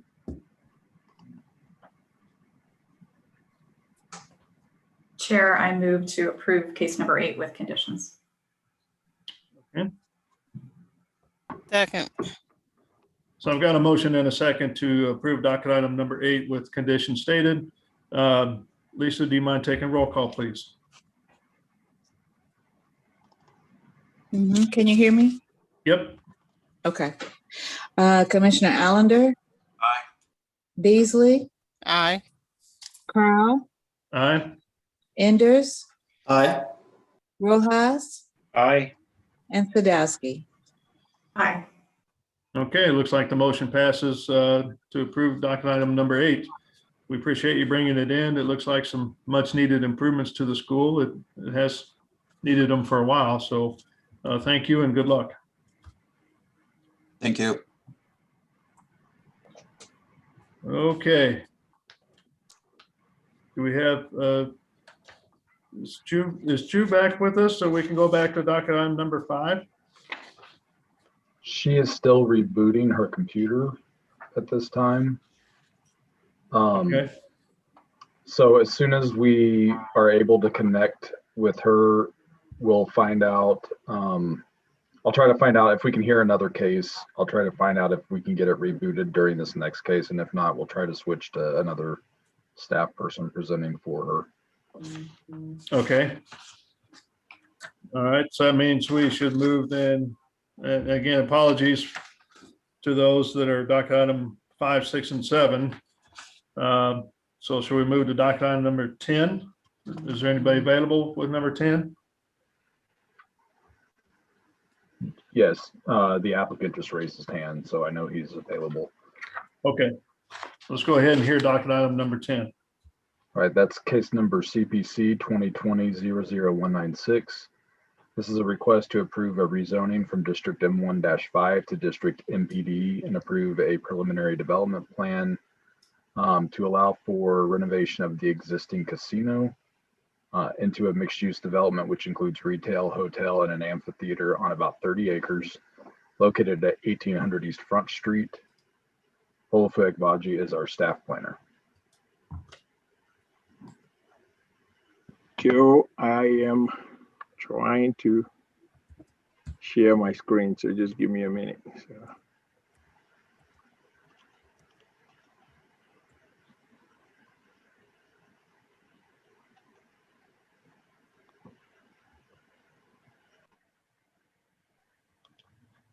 Okay, can you guys see my screen now? Yes. All right. Good morning, Mr. Chairman, members of the Plan Commission, Olafur Ekbaji, City Planning and Development. I'm also trying to pull up my video, so just excuse me.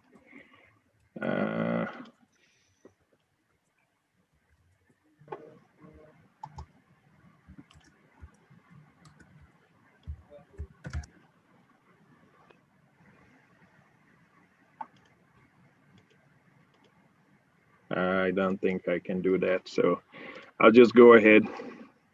This next case is a request for a rezoning. Oh, I do have it now, sorry. Got it. So this next case is a request for rezoning, and this is the site, as you can see, is where the arrow is pointed, is the Isle of Capri Casino, as it's currently called. Again, this is the casino located at the northeast corner of East Front Street and I-2935. This is a picture of the off-ramp of 29 and the casino in the background with an existing pole sign. And this is a closer look at the existing casino, which, as you can see, is a riverboat themed casino that's been used to be the Flamingo, I think. So Again, this is a view of the casino from the parking lot. So there is an existing casino within the site, and it also has a existing parking garage. So here's a quick background on this. Again, this is the existing Isla Capri Casino. Adjacent to this casino, which was back in 2014, the City Council approved the Berkeley Riverfront MPD plan, which allowed for a mix of uses within 13 parcels, and it allowed for about 3,500 residential unit, 230,000 square feet of mixed-use commercial office space within the 13 lots, and allowing for building height ranging from 5 to 10 stories. Within that, Berkeley Development Union at Berkeley Park apartment has been constructed. Barcade Doggy Park has also been constructed. And last year we approved North Point apartment next to Barcade. Other development within this area, and what makes this critical, is that the riverfront extension of the streetcar is proposed to come in through the site, and you see it on the next slide. We also have the existing riverfront heritage trail that terminates at this casino site. So again, this is a 30-acre casino site. It's also important to point out that this casino is owned by, or the land is owned by the city, not the casino. The property is owned by the city, and it's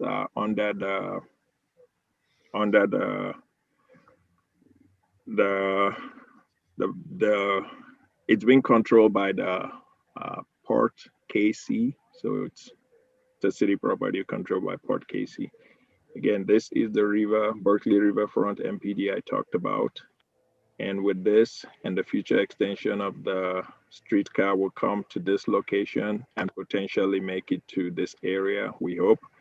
The existing river trails goes through the site and currently terminates at this location. So there's a condition on here that requires them to try to get it on to connect to the existing one west of this KCP&L site. So as you can see, the site is bordered on the north by the Missouri River. The Kid Bond Bridge crosses the river. And then to the east of the site is an Evergy substation. To the south is existing industrial development and railroad lines within the east bottom. And then on the west side again is the Berkeley Park. So the development is about 30 acres, currently zoned M1-5, and the request before you is to rezone it from M1-5 to MPD. And the existing casino is about multi-level, 300,000 square feet in size. So the proposal is to put in a mixed-use commercial restaurant addition within the parking lot where my arrow is. And that's going to be about 40,000 square feet. Also, this is proposed in 2 phases. So that will be phase 1. Phase 1 will be to reclad and recover the casino to remove what you see as a riverboat now, and then also build the additional retail and commercial uses within the parking, and then reconfigure the drive, the entry drive to go around and through the site with parking within this area, and create kind of a plaza for pedestrian. And also phase 2 will be the construction of a hotel at this location, amphitheater on the southeast corner of the site, and then also an additional garage if it's needed. Again, this is a closer look at the first phase, which shows the addition.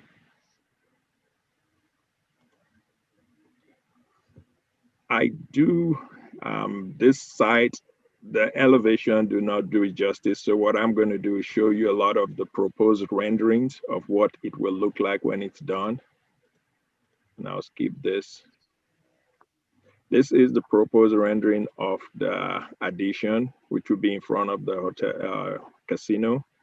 And it's supposed to have architectural fin structures. This is the proposed cladding a rendering of the proposed cladding of the casino with the same kind of thin material that's going to be translucent and illuminated. Again, I asked them to give me different colors day and night just so we can have an idea of what it's going to look like.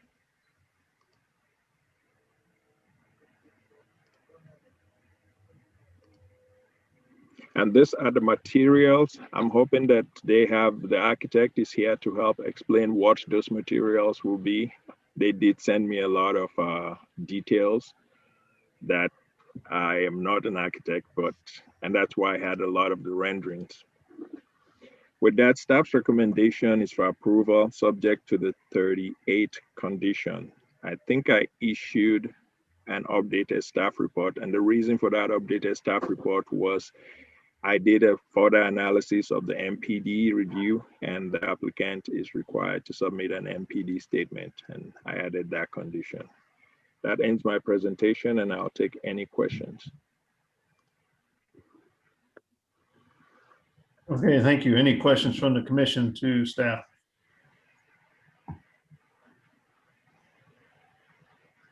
All right. Well, let's go ahead and welcome the applicant then to talk a little bit more about this project. Yes, good morning, Mr. Chairman. This is Jerry Whipple with Laser GPM at 2345 Grand, Kansas City.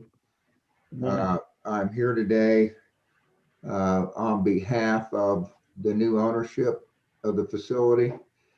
It sits, as you can tell, at a very, very prominent downtown location at the eastern end of Berkeley Park. It's eventually connected to the streetcar. It's connected to the pedestrian trail in the park, and it's the most visible casino location in greater Kansas City. With me today, I have the general manager of Casino KC, Michael Donovan, and senior vice president of Corporate Bally's, who's also with us, Paul Giuliano. Both of them will give short statements on how prominent this should make the casino and the mixed-use development, which will perhaps for the first time fulfill the vision of what should be at this location. The zoning, as Olafu said, goes from manufacturing to MPD. The improvements are substantial, over 48 million, and we're very, very excited about this project. So with that, I'd like to present to you Michael Donovan. Okay, thank you. Has Mr. Donovan been promoted to speak by chance? He may. Paul, are you on? Yeah, I'm doing it now.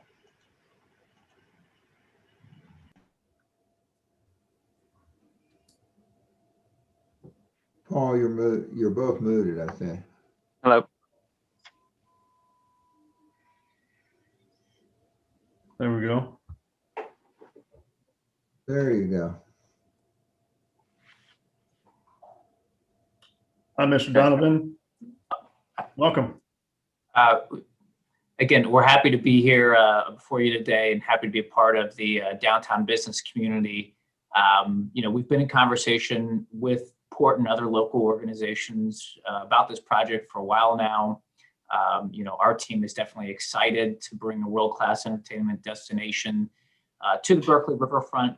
We look to complement all the other projects that are going on down here. Certainly, we're looking forward to adding more non-gaming amenities to our new commercial center building. And, the property's been here for 25 years, and we look forward to being here and building something for the next 25 years. So I know our Vice President of Corporate Development, Paul Giuliano, can speak a little bit about all the different changes that we have ahead of us.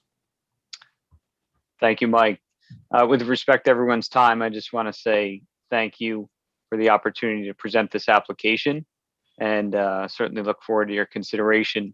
this project means a lot to Bally's Corporation. You know, our company is going through a large metamorphosis and we've been expanding rapidly. Our property, Casino KC in the Kansas City, Missouri market's one that we find that has a really incredible potential. We visited the site years ago, saw the city and just said, wow, this is magnificent. A lot of us based in the East Coast and in the Northeast, and said, many of us our first time to Kansas City when we came to visit, and said, this is an incredible city. A great admiration for what's going on, development in the city itself. And really the word I heard already on the call, connection. So being connected with the Berkeley Riverfront and the development of Kansas City, we immediately recognized that potential, put in a bid for this property. And since maintaining ownership of it now, you know, we've already started to achieve results. We feel like, you know, unlocking the rest of the site through a ring road, recladding the boat to make it a more modern looking structure and fitting with the development of Kansas City and the Berkeley Riverfront is going to be incredibly advantageous. Adding non-gaming amenities that are competitive in the top level casino properties, both in the market and nationally, is our vision for the property as a whole. We heard an ugly name that I won't repeat it, but what the property was known as locally. And it's absolutely our commitment to change that perception and truly make, you know, Casino KC, potentially a Bally's property, is some renaming potentially down the road, but to truly make it something that KC Mo can be proud of and that can really perform well for us as a property and be a part of the community, contributing back in the way that the rest of the city is. So with that, again, I'm sorry, that's as brief as I can be because we're passionate about it. And thank you again for the opportunity. Thank you. Anybody else, Mr. Riffle, that like to speak? I think Mr. Eichmann was going to say something also. Okay. Yeah, sure. So we'd like to thank, I'm David Eichmann, like to thank staff, working with the LUFU and just the stipulations that we've been reviewing and going through. We still got a lot of work to go as we kind of get through this project and get what we're working on. I will note, you know, the old Front Street, we're trying to vacate because it kind of bifurcates the existing lot the way it is right now. And so in talking with staff, we're going to fully try to vacate that location, keep the easements that would be there for the public use for stormwater and other things. But that way it brings the parking closer to the building. So it is a better experience for the customers that are coming to the casino. So with that, you know, we just asked for your guys' consideration. I think we're in agreement with the latest comments that we got from staff. And so we would like to just move forward with approval. Okay. Is that vacation of that Front Street, is that one of the conditions, or is that something you're just going to do as part of the project? No, it's actually part of the conditions for the replat anyways. A part of it actually got vacated with the bridge construction, but they didn't vacate the entirety of it. Gotcha. And so we're just going to finish it off all the way down to the Front Street intersection. Okay. All right. Thank you. Any questions from the commission to the applicants? I had a question about the location of the amphitheater and why it is where it is. Just seems like it would want to be up against the river, is my thought.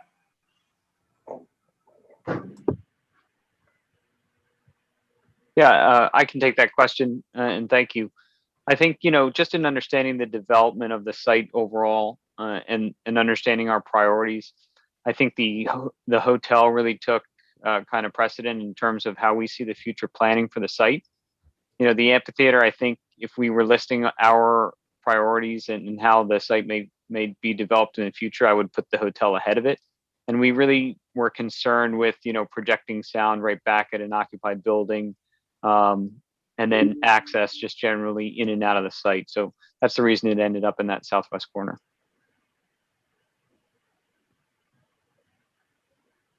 Okay. Can you explain and talk a little bit about the materials you plan to use for some of the architecture work that you have on the addition?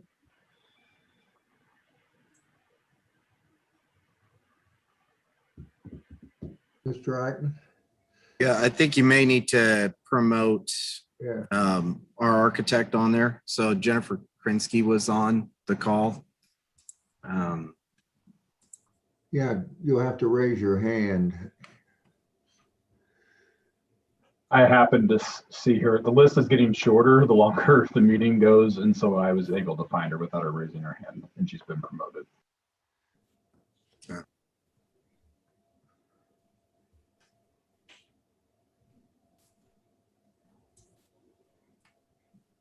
Hi, this is Jen Krinsky. Can you hear me? Yes. Yes, we Hi. can. Okay. Could you please repeat the question? It was about the enclosure. Yeah, as part of the submittal for within the staff report, there's some materials that will be used, different fabrics as part of the parking structure, as well as the front of the facility. Can you just talk a little bit about those and how they're going to be used and why? Yes, sure. On the casino building, we are trying to get a modern look here, and you can see in the image that's on the screen, the portion on the right side is a fabric material. The main plane of it is more of an opaque material, and the fins that are projected off of it are more of a translucent fabric material, which will help play with the lights and shadows. And then on the right-hand side of this image here, you can see we're kind of bookending the east and the west end more of a material metal enclosure with some infill with the more opaque material fabric. Okay. And it's got great durability for the weather conditions we face around here. Yes, that is correct. This material is quite durable. It does also have like a self-cleaning property. So just the rainwater, etc., will help self-clean it. Okay. And I was curious, the main building, the picture that's up now, it's I mean, I really like it. It's very striking. Just kind of curious how you came up with that particular design. This particular design was inspired by the nearby bridge, those tension wires there with those angles. And so there, it's kind of replicated that. Okay. All right, thank you. Sure, thank you. Any other questions from the commission to the applicant? Out of curiosity, what's the intended timing of the phases? So I can start to speak to that. We've actually started, we want to start construction this summer and get it, we're looking at an opening towards the, I guess it's about a year build time is what we've been projecting. And that would just be for the phase one for the retail and the recladding of the casino and the parking lot addition. Any thoughts on when you might start phase two?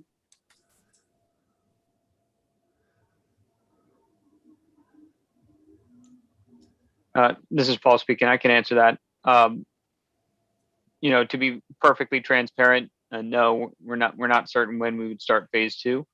You know, strategically, we want to make this mark and transform the property. And, you know, as long as our projections are evaluated or are met kind of as we expect them to, then we would talk about the next phase beyond that. So it's a vague answer, but, you know, we see this being necessary before we can get into phase two, full thought process. Yep, makes sense. I'm interested. What type of retail are you thinking about going in to the complex?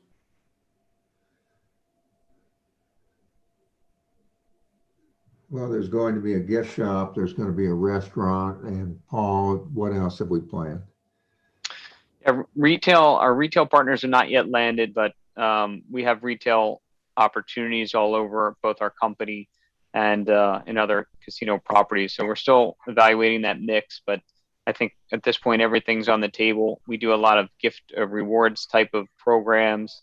So whether we ran a souvenir type shop. Now that we're an emerging brand in Bally's Corporation, we own, regional sports networks, Bally Sports, our own Bally's properties, and a sports betting company called Monkey Knife Fight.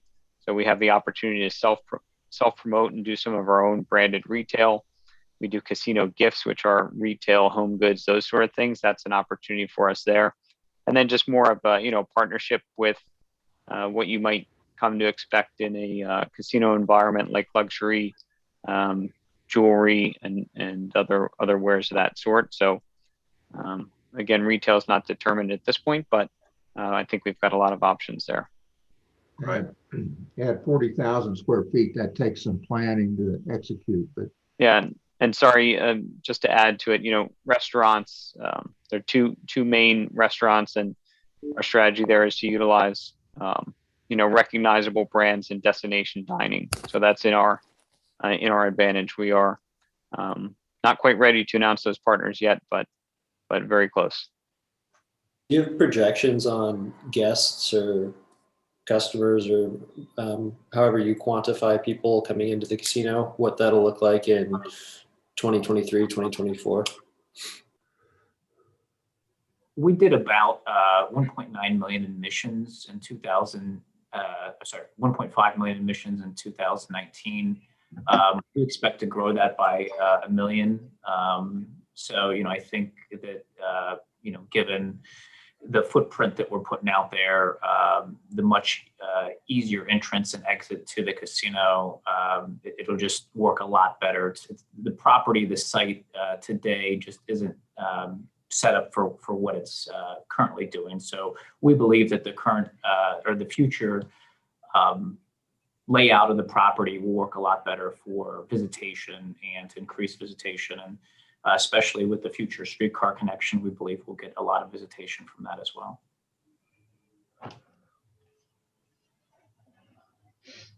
This is Commissioner Beasley. I want to confirm what I thought I heard regarding Front Street. It was said that you're going to reconfigure that and make that part of a better entrance. So my question is, I want to confirm that Front Street does remain a street that people from the east can use to get to not just your location, but further into the Berkeley Park area. Yeah, Commissioner, what we're talking about is actually the old Front Street Road that has been cut off with the addition of the new bridge. It actually went to the north and then underneath the bridge on the north end, closer to the water. The new Front Street that they built will be untouched, no new improvements out there. It'll operate as before. Okay. It's all just internal to the lot. Thank you so much. This won't be affected from the east. Yep. Say that again, Mr. Riffle. Commissioner, access from the east won't be affected by this vacation. Okay, that's all I wanted to confirm. Thank you. Okay, any other questions from the commission to the applicant? All right, seeing none, let's go ahead and open it up for public testimony. So if there's anybody out there that would like to speak about docket item number 10, please raise their hand.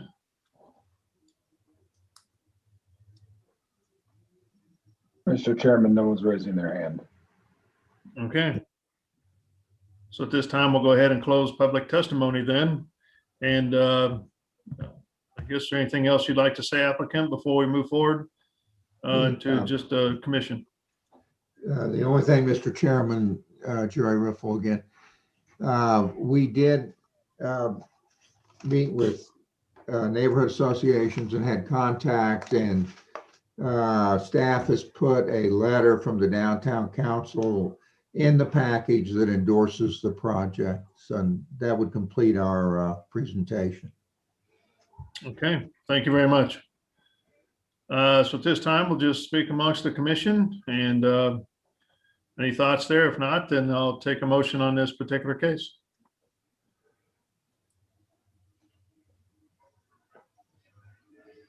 I kind of wish it had a little bit of better connection to the riverfront, but I also understand the business models to get people in the building, not kind of hanging outside. So I sympathize with that tension. So I'll just make a motion to approve docket item, gosh, I lost my 10, docket item 10 with approval, with conditions. Yeah, With the- second. Okay, so I've got a motion and a second. Lisa, do you mind taking roll call, please, on that particular motion? Commissioner Allender. Beasley, Aye. Corral, Aye. Enders, Aye. Rojas, Yes. and Sadowski. Aye. Okay, it looks like the motion passes for approval of the project to move forward to the next step. We certainly appreciate you bringing it in. It looks like a great addition and improvement to the city, and look forward to seeing it come together. So thank you. Well, thank you. Thank you very much. Yep. All right. Okay, so at this time, I think we can make it back to docket item number 5, and I'm just wanting to put a warning out that let's go ahead and hear docket item 5, and then after that, take a break, for a little lunch or something like that. So those of you, docket items 6 and 7, my apologies to delay you again, but we need to take a little break after we hear docket item number 5. Is that all right with everybody? Everybody okay? Okay. So I believe we've already opened it up, Joe. So we're just maybe go right into the presentation from staff. So Right. I apologize for the little incident on my computer earlier. All right.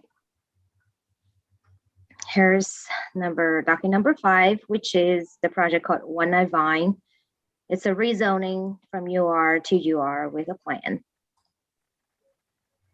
Here's the general location of the subject site. It's abutting the Jazz District. More specifically, it's located on the southeast side of the East and 19th Street and the Vine Street. This is going to be the phase 1 of the project. Phase 2 will be directly across the street from Vine Street, located on the west side. The surrounding land use, including a mixed type of use on the north side of 19th Street and apartment use on the east side and railroad to the south. And of course, the phase 2 project, which is undeveloped at current stage, located on the west side of the Vine Street. Currently, all the surrounding land uses are zoned UR. Here's the view looking west from Vine Street. The subject site is in front of you. And then this is a view looking west from Vine Street, which will be the phase 2. This is a site plan provided by the applicant. The applicant is proposing a 6-story mixed-use building, including a 20,000 square foot commercial use at the ground floor and 80 units for residential use up in the upper floors. The residential use will have affordable housing, and which will make this project qualified for the discounted requirement for the parking spaces. The applicant proposes a total of 82 parking spaces, including 53 surface parking located on the east side of the building, which is the rear side of the building, and 20 garage parking, which is located on the south side of the building, and 7 on-street parking. That makes a total 82. And according to the approved plan, the approved plan requires 120 parking spaces for the mixed use, which the applicant will request for a deviation for the required parking spaces in the amount of 38. And this building will have a main entrance facing Vine Street with a vehicular access located on the southwest corner of the site and the northeast corner of the site. This is a landscape plan provided by the applicant. Due to the amount of setbacks the applicant is proposing for the site, the landscape doesn't really require, the landscape doesn't comply with the code requirement. So an administrative adjustment to the landscape compliance shall be filed and reviewed by staff prior to the request for ordinance. And this is an outdoor this is an outdoor lighting plan provided by the applicant. The applicant has included the street lighting at this point, and the outdoor lighting plan does not comply with the requirement at this stage. Staff has recommended to improve landscape located on the east property line to improve the screening of the outdoor lighting to shut down to the adjacent apartments located on the east. These are the elevations provided by the applicant. There will be an artwork located on the south side of the elevation, and considering the pedestrian access and friendly pedestrian using environment, the applicant agreed with staff that they will extend the shelter or the awning all the way along the west side of the facade to provide a more pleasant walking experience. And this is, at the bottom is the west facade that's facing Vine Street. The majority of the building materials, including masonry and fiber cement panels. Staff recommends approval with conditions from number 1 to 18, and I'm open to questions. Okay, is there any questions from commission to city staff?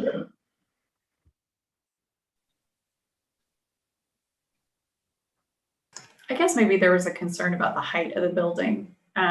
Shu, do you feel like that's been I will mention that quickly here. The approved plan for this site has a limited maximum height for 45 feet, and the applicant is proposing 75 feet. And that is one of the reasons it triggers a major amendment to the approved UR plan. We had historic preservation committee commented on it that it might have a visual impact of the surrounding use, but it's not located within the historical site, so they don't really need approval from the historical preservation committee. We'll let the applicant speak in front, regarding to the reason why they're proposing for this height. Okay, thank you. This Commissioner Beasley, could I ask a question regarding the parking? You were saying, and I didn't write the numbers down, 84, I think you said, and the basic number would be 130. So in the numbers that they're looking for, does that include parking for customers that will come to the commercial sites that they're going to have on the ground level? Okay, let me explain this. Okay, thank you. There are a lot of numbers, and I you got know. very close. The applicant is proposing a total of 82 parking spaces. According to the plan, we have two portions that we're requiring for the parking. The first portion is the commercial use, as you mentioned. There will be a 20,000 square feet commercial spaces. So we calculated the number of spaces they need per the number of commercial spaces. So we require 4 per 1,000 square feet.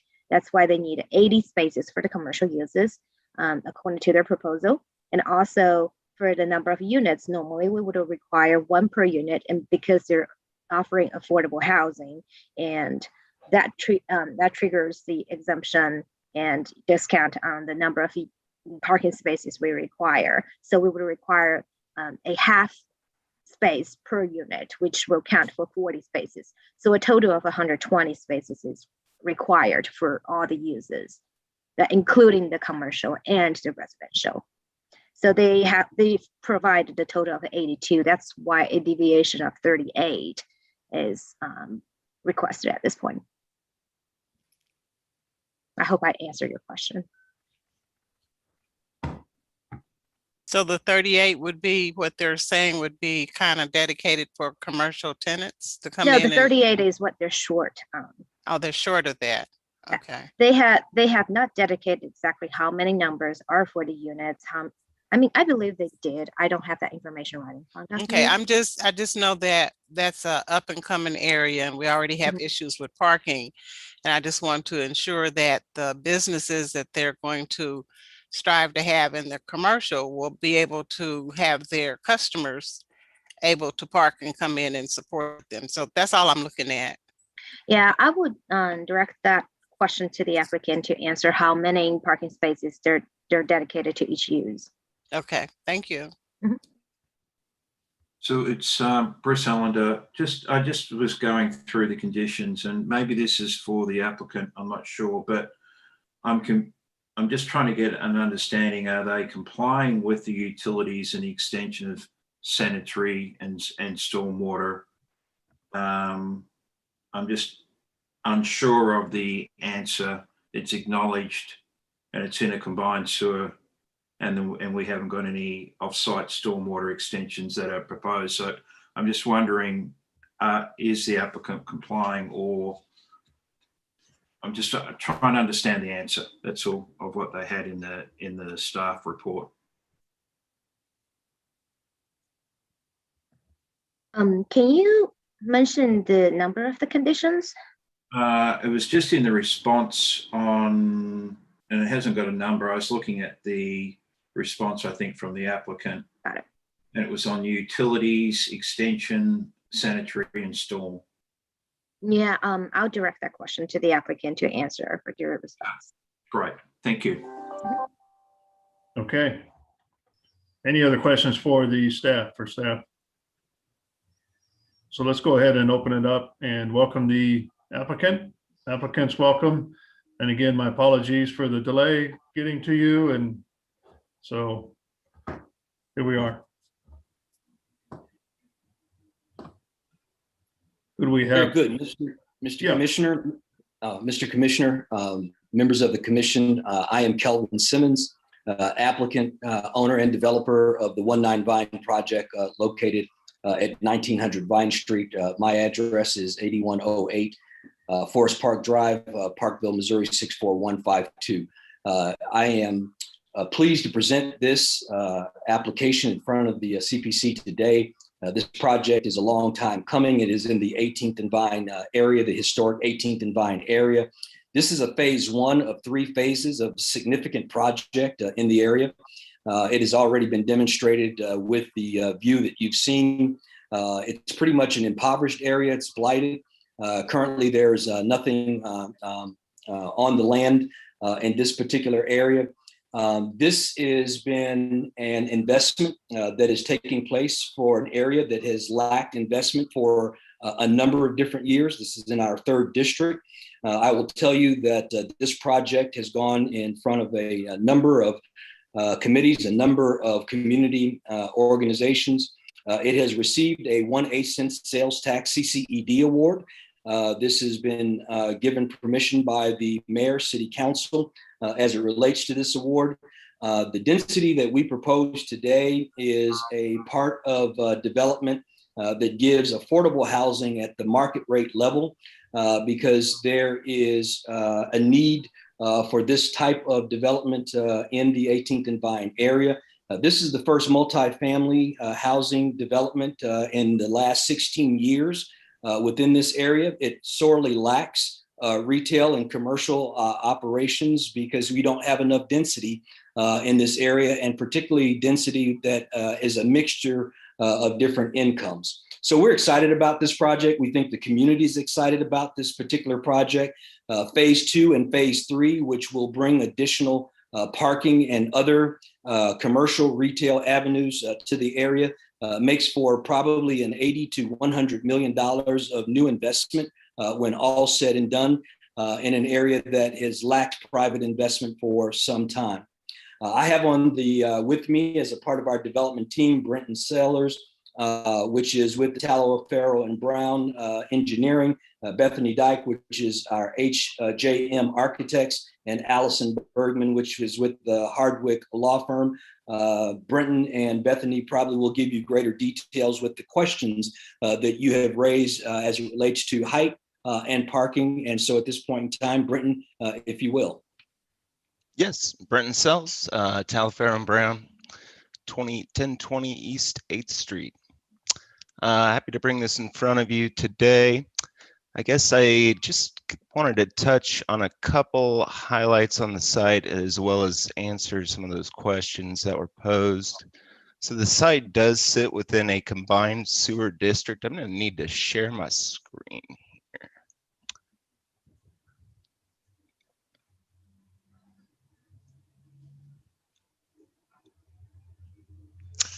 Is that coming through okay?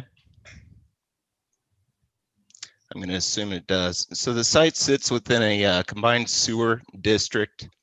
Our clarification on that comment that we received, we just didn't want any surprises on down the road. We are not able to chase storm to a storm only receiving system.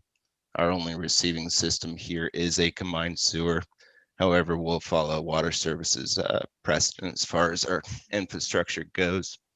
We are proposing underground detention for the entire site as required in a combined sewer district. Wanted to touch on here the hardscape. So there's an established precedent within the 18th and Vine district of buildings nice and close to the right of way, trying to create a pedestrian corridor with amenities such as benches, the pedestrian scale lighting, planters, etc. And we want to continue that theme.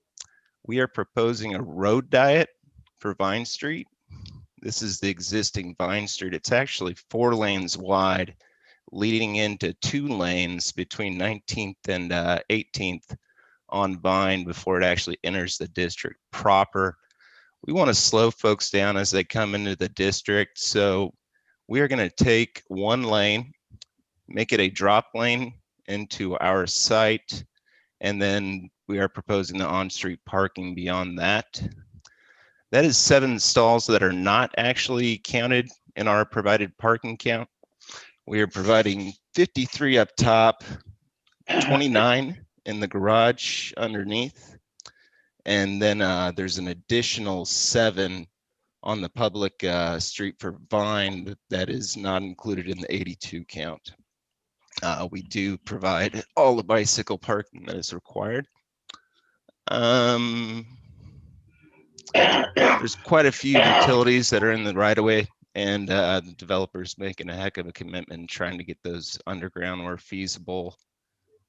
Should mention that in phase 2 across the street, we plan on mimicking this existing or this proposed roadway diet.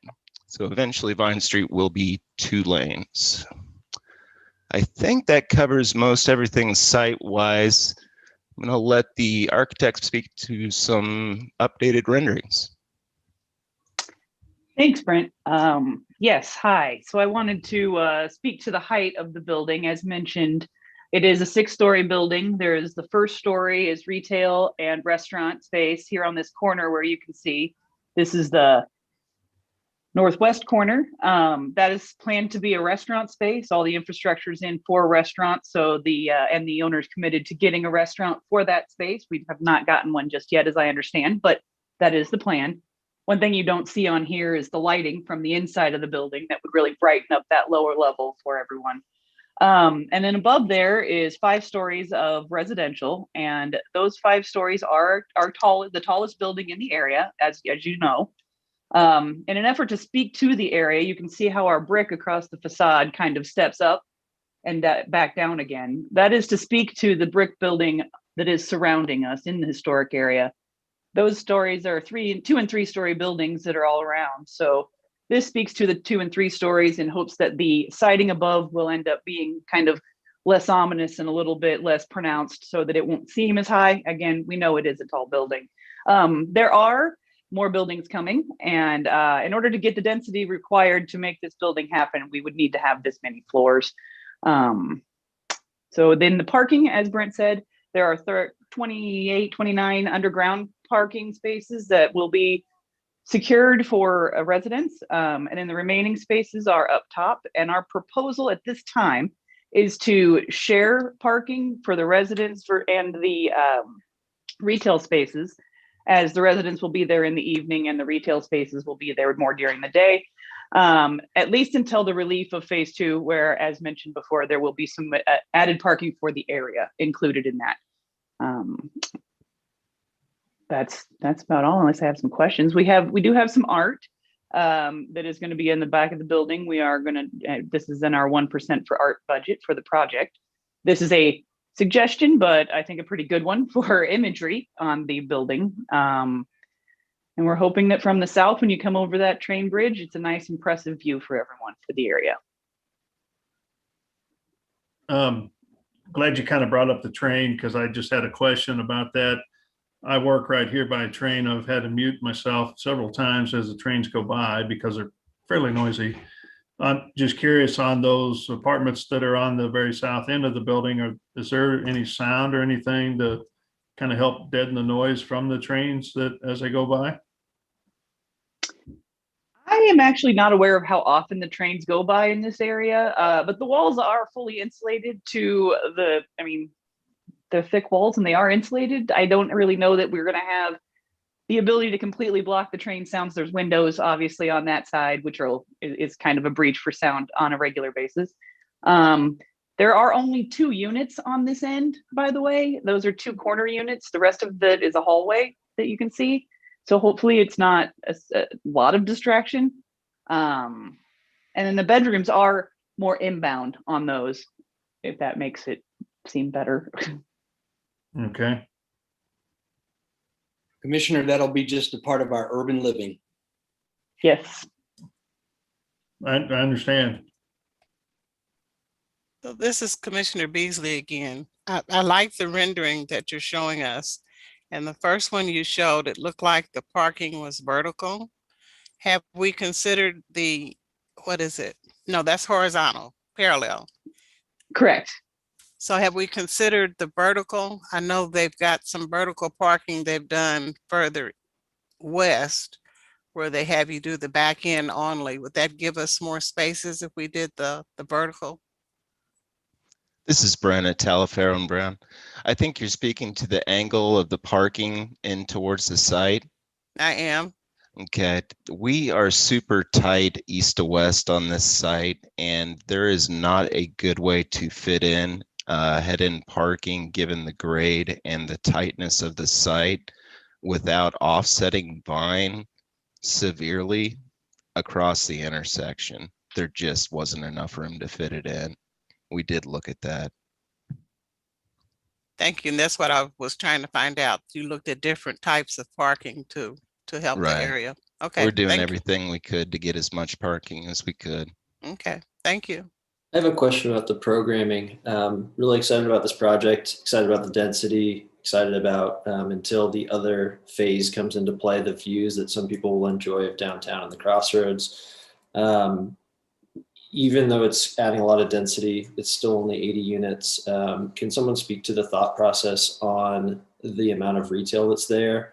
It's my general unprofessional understanding that there are a lot of retail opportunities in this region already that are vacant and available. And so I'm wondering if phase 2 plays into this at all, and if there are any concerns about how retail success factors into a second phase. For example, is this something where phase 2 and phase 3 are contingent upon success of a certain number of leases or occupancy before phase 2 or 3 is kicked off? Commissioner, this is Kelvin Simmons again, developer and owner. One of the things that has taken place in the 18th and Vine area for quite a number of years is that it's been pretty much landlocked.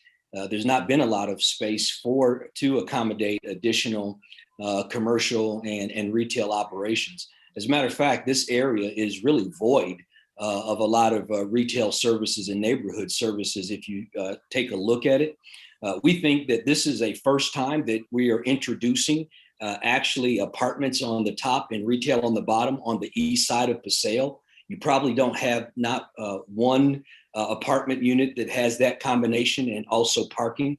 So we're actually introducing something that's very familiar with people on the western side of the city, or if you were to go into areas on the East Coast or even Chicago, where this is kind of par for the course.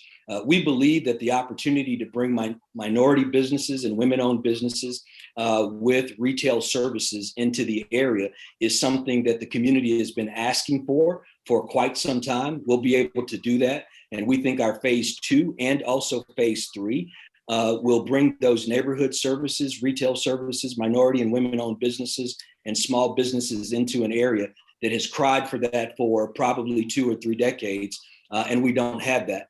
The only thing that you have in the 18th and Vine area right now that is retail related is almost owned by the city of Kansas City. There's actually no private retail development that you have, or very little of that.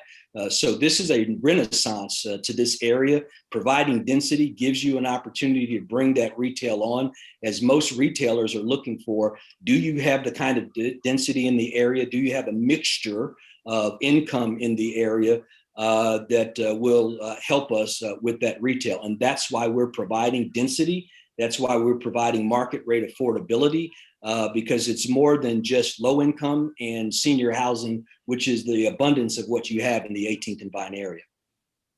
And Commissioner, if I could just add, Allison Bergman, Hardwick Law Firm. The application that was originally submitted to Central City Sales Tax Economic Development Board contemplated this as a first of a multi-phase project. And so there's no contingency that the developer has placed on this project moving forward as a condition for phase 2 coming online or anything of that sort. So the success or maybe plateauing of the retail while this gets stabilized is not going to impact second phase of the project. And can you speak at all to the pricing of the rates for retail? Is it going to be comparable to what people would expect to other places? Is it going to be priced below market rate to try to incentivize people to go in there? Well, Commissioner, I would tell you that that's exactly what we have to do. And the reason we have to do that is 1 block away, 2 blocks away, you've got the city of Kansas City that actually has retail spaces for a certain square footage amount. We've got to keep ours in close proximity to that. The only way we can do that, of course, is be heavily subsidized. That's what makes it work. And that's what we're going to try to do, because what we'd like to do is add minority business and small business operators into this particular mix, because we believe that that's what the community would like to see. That's what we would like to provide. And we think that we would do a great service to this community by being able to do it at a rate that is affordable, not only from the housing standpoint, but from a business community standpoint. Great, thanks. Okay, any other questions? I don't yeah. have a question. I have a comment I want to make. This is Commissioner Beasley. Yes. And I appreciate all the work and dedication and heart that has gone into this project from what you're presenting. One of the questions that did come to mind is some of the historical nature of the site that you're building on. And I'm thinking maybe your lobby area or somewhere interior. Do you have plans of showcasing the history of the area in your building as well? Commissioner, if you don't mind, let me just say, bless your heart for bringing that up, because you're exactly right. That's exactly what that building needs, is to continue. We anticipate and we will continue to bring the jazz, the baseball, everything that is traditional with the 18th and Vine area. We start with the mural that you see on the south side with the individual that looks like they're from the Negro Leagues. That is absolutely a part of, what we will have. The interior will have art on the inside that will be dedicated to jazz, dedicated to music. What we plan as it relates to phase 2, phase 3 will follow the same thing. We're going to keep this as traditional 18th and Vine, as if you were to drop in 1920, 1930, and you saw some of those same dynamics. We plan on doing that with respect to these projects. 19 Vine is just the beginning of that, but you'll see that traditional historical music, barbecue, baseball, all throughout all of these projects, and 19 Vine will be no exception. So thank you for bringing that up. You're welcome. Can I add one element to that? And that Yes, would ma'am. be the business element of the Blankenship distribution that is historical for that area, something to maintain their history there as well. So thank you so much. We will try to bring photos of that, because we know Yeah. how important that history is. Mr. Blankenship is a former 3rd District City Council person, so that is a big history there. I'm a former City Council person, so having that rendering there would be absolutely amazing to show the people the history of what took place and what was there before, and then what exists today. And I think that that's very important. Thank you for bringing that up. No problem. Thank you. All right, thank you. Any other questions for Ashley? Yeah, I had a question about, you mentioned that it had affordable units and that was how you were able to work through the parking. How many units are affordable? And when you say affordable, can you give me a sense of what that means and kind of what other price points these units hit at? So one of the things that we will do by way of new city ordinance is that the city of Kansas City is requiring 20% of the units to be affordable, and we will keep that 20% of our units to that affordability rate. But one of the things that I would say to you, for instance, our 1-bedroom affordable rate will be 675 square feet at $726 per month. That's very, very affordable.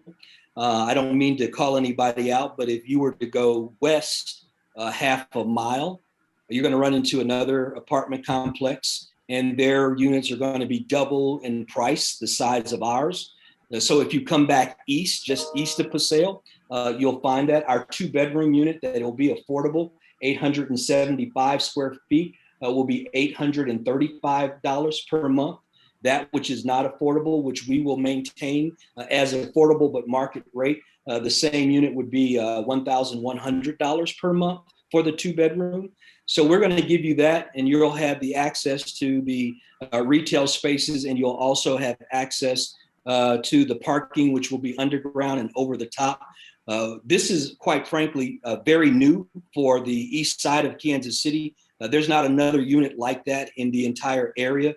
And so we believe that this is the beginning of something to come, where our sizable units and our complex type of developments will now start to bring these type of environments to the east side of Kansas City.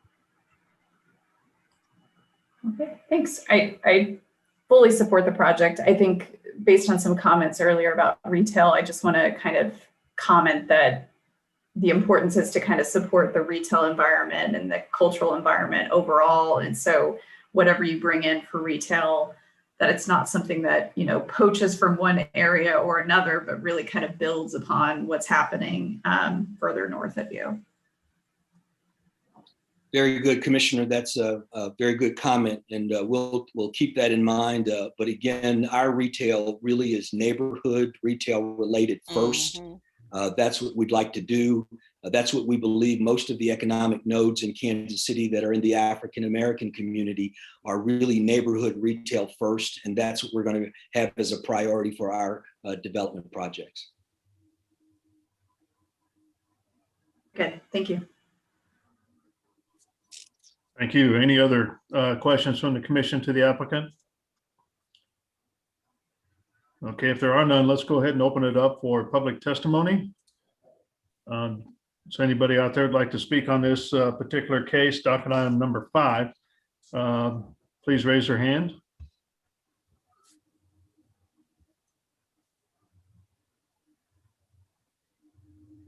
No one's raised their hand. Okay. All right, so this time we'll go ahead and close public testimony.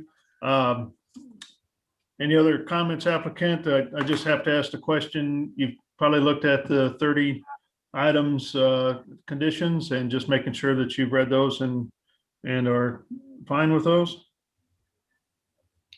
Commissioner, I would say yes, but I've got my attorney here on the line, and she keeps me in check. So I'm going to basically send it over to her and say, are we okay, Ms. Bergman? Thank you, client.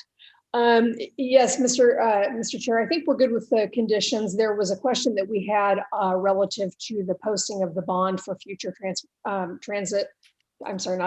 they were signal improvements at the intersection. I'm going to be working with City Law Department offline to get that in good shape, just to make sure that we're clear, because there were some provisions of that we hadn't fully resolved.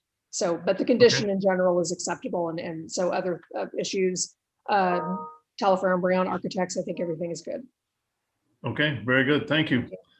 Go ahead, Mr. Bryan. You had a comment? No, yeah, I just wanted to point out because I don't believe, to my knowledge, that the road diet had been accepted yet or approved. So just to point that out, that my understanding is that'll the on-street parking as well as the road diet will be looked at prior to the permit. Yeah, or during the permit application. So that would be reviewed at a later time. Just to point that out. Is that something that's reviewed prior to going with the project to council or prior to getting permits? I believe it's prior to permits, but Stacy could probably speak more to that. Is that correct? That's correct, Jeff. As a city staff member, I was not aware of the intention of a road diet on this project until today's meeting. So I have not had a chance to review it in that light. We would not review it prior to city council. There's no additional information that we will require that would approve that prior to city council. It would be prior to the issuance of the permitting for land development for any work in the city's right of way along Vine Street. Okay, so that's a condition that needs to be added to the project? I would need to double check the conditions. I believe there was already a condition on there regarding the on-street parking that would not be approved at this phase of the project, but I need to double check the conditions provided in the report before I can speak for sure. I'll do that right now. Okay.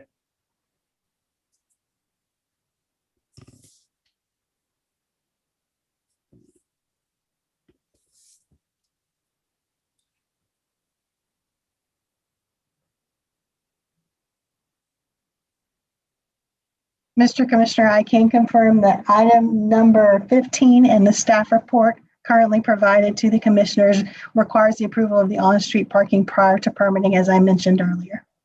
Okay, so you're good with that? I believe we will be good with that. Okay, perfect. All right, so with that, we'll go ahead and close all testimony and go to amongst the commissioners. And if there's no discussion, then I'll take a motion. Yeah, really excited about the project. I do have some concerns about, that's a lot of retail spots for not a lot of parking. Hopefully it is neighborhood facing. I think long-term it makes sense to have developments like this in a lot of retail. And so hopefully it's really awesome to hear that it's going to be subsidized. So that way the operators who go in there can have that ramp up period, because it might take a year or two to gain the clientele that they need as the place becomes known and gets more dense with other phases, et cetera. The parking would also be concerning, but I don't think it makes sense to, slow down a fantastic project for something like that. So all that said, very supportive. Okay. Anybody else like to make a statement? If not, I'll take a motion, Mr. Enders. Yep, I'll go ahead and move to approve case number 5 with conditions. Second. Okay, so I've got a motion and a couple of seconds here. So Lisa, do you mind taking a roll call, please, on a given motion? Commissioner Allender? Aye. Beasley? Aye. Crowell? Aye. Enders? Aye. Rojas? Aye. And Sadowski? Aye. Okay, it looks like the motion passes, and we really appreciate you bringing in this fantastic project. I think it's a great addition to that area. It will serve itself really well. And we're excited to see it come together. So good luck with it. Thank you, commissioners. Thank you. Thank you very much. Thank you. Thank you. Okay, so with that, let's see, if we can go back to docket item 1, it looks like we're going to, there's a request to continue that off docket. If we can do that before we take our lunch break, I think that would be great. I know it's been opened up, it's kind of been introduced to us, and but it sounds like we can just, with that, now, Joe, do we know, is this going to be, or Christopher, if we continue this off docket, I would suggest that we have a fee associated with that. Would concur. Staff would recommend with fee as well. Okay. So if I can get a motion to that. And can someone fill us in on what happened to why we're not my continuing off apologies. docket? You're probably missing some context. So I did contact the applicant. They've actually maybe had some conceptual changes they were thinking about, and didn't convey that to staff, to be kind of frank with you. So we are unaware of those. So I think their intention is to maybe revise the project as a whole and come back before you. Not sure what that will shake out to be, hence the need to continue it off docket, so that proper notifications can be resent out once they do resubmit and can be redocketed accordingly. So I do apologize for the confusion. It was not brought to our attention until during the hearing that they wanted this change. So.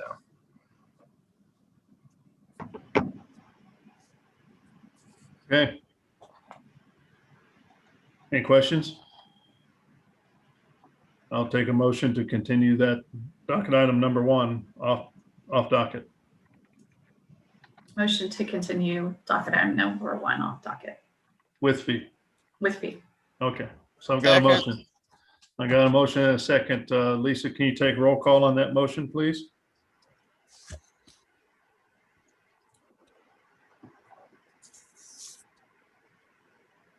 Lisa. Commissioner Allender, Aye.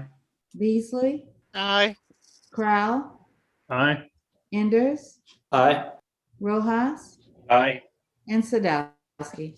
Aye. Okay, it looks like motion passes to continue docket item number 1 off docket. So with that, we'll take a 15-minute break. Okay, with everybody, do you need 20? I hope 15's enough that we can kind of get something to drink and go to the restroom, sandwich or whatever, and then come back and hear docket item 6-1. So that should put us right at 12:30 to get started again. So we'll see everybody then.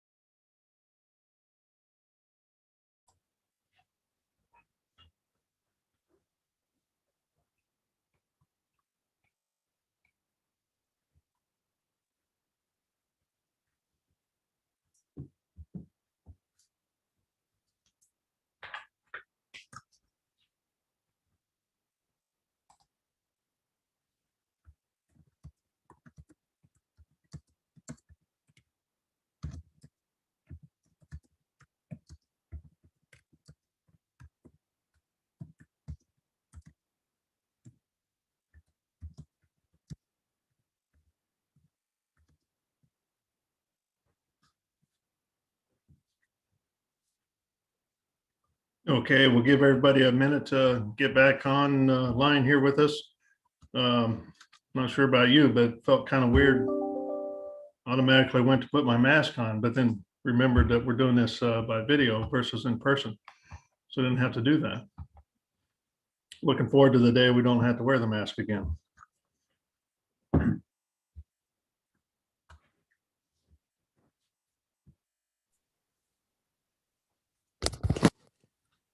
I'm back. Okay.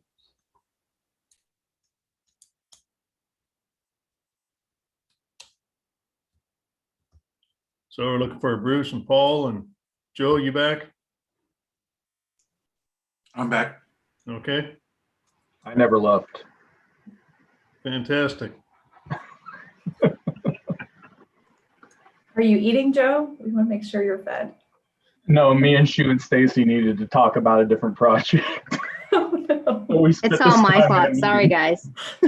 All right. Well, it looks like we have everybody back then, so let's go ahead and resume our meeting and get started with docket item 6.1 and 6.2. Hopefully All that right. is back as well. I think so. I think they've raised their hand. Docket item 6.1 is case number CPC 2021-00011. A request to approve a rezoning from District B4-5 to District UR on about 1 acre located at 311 West 22nd Street for a project known as the Trax Apartments.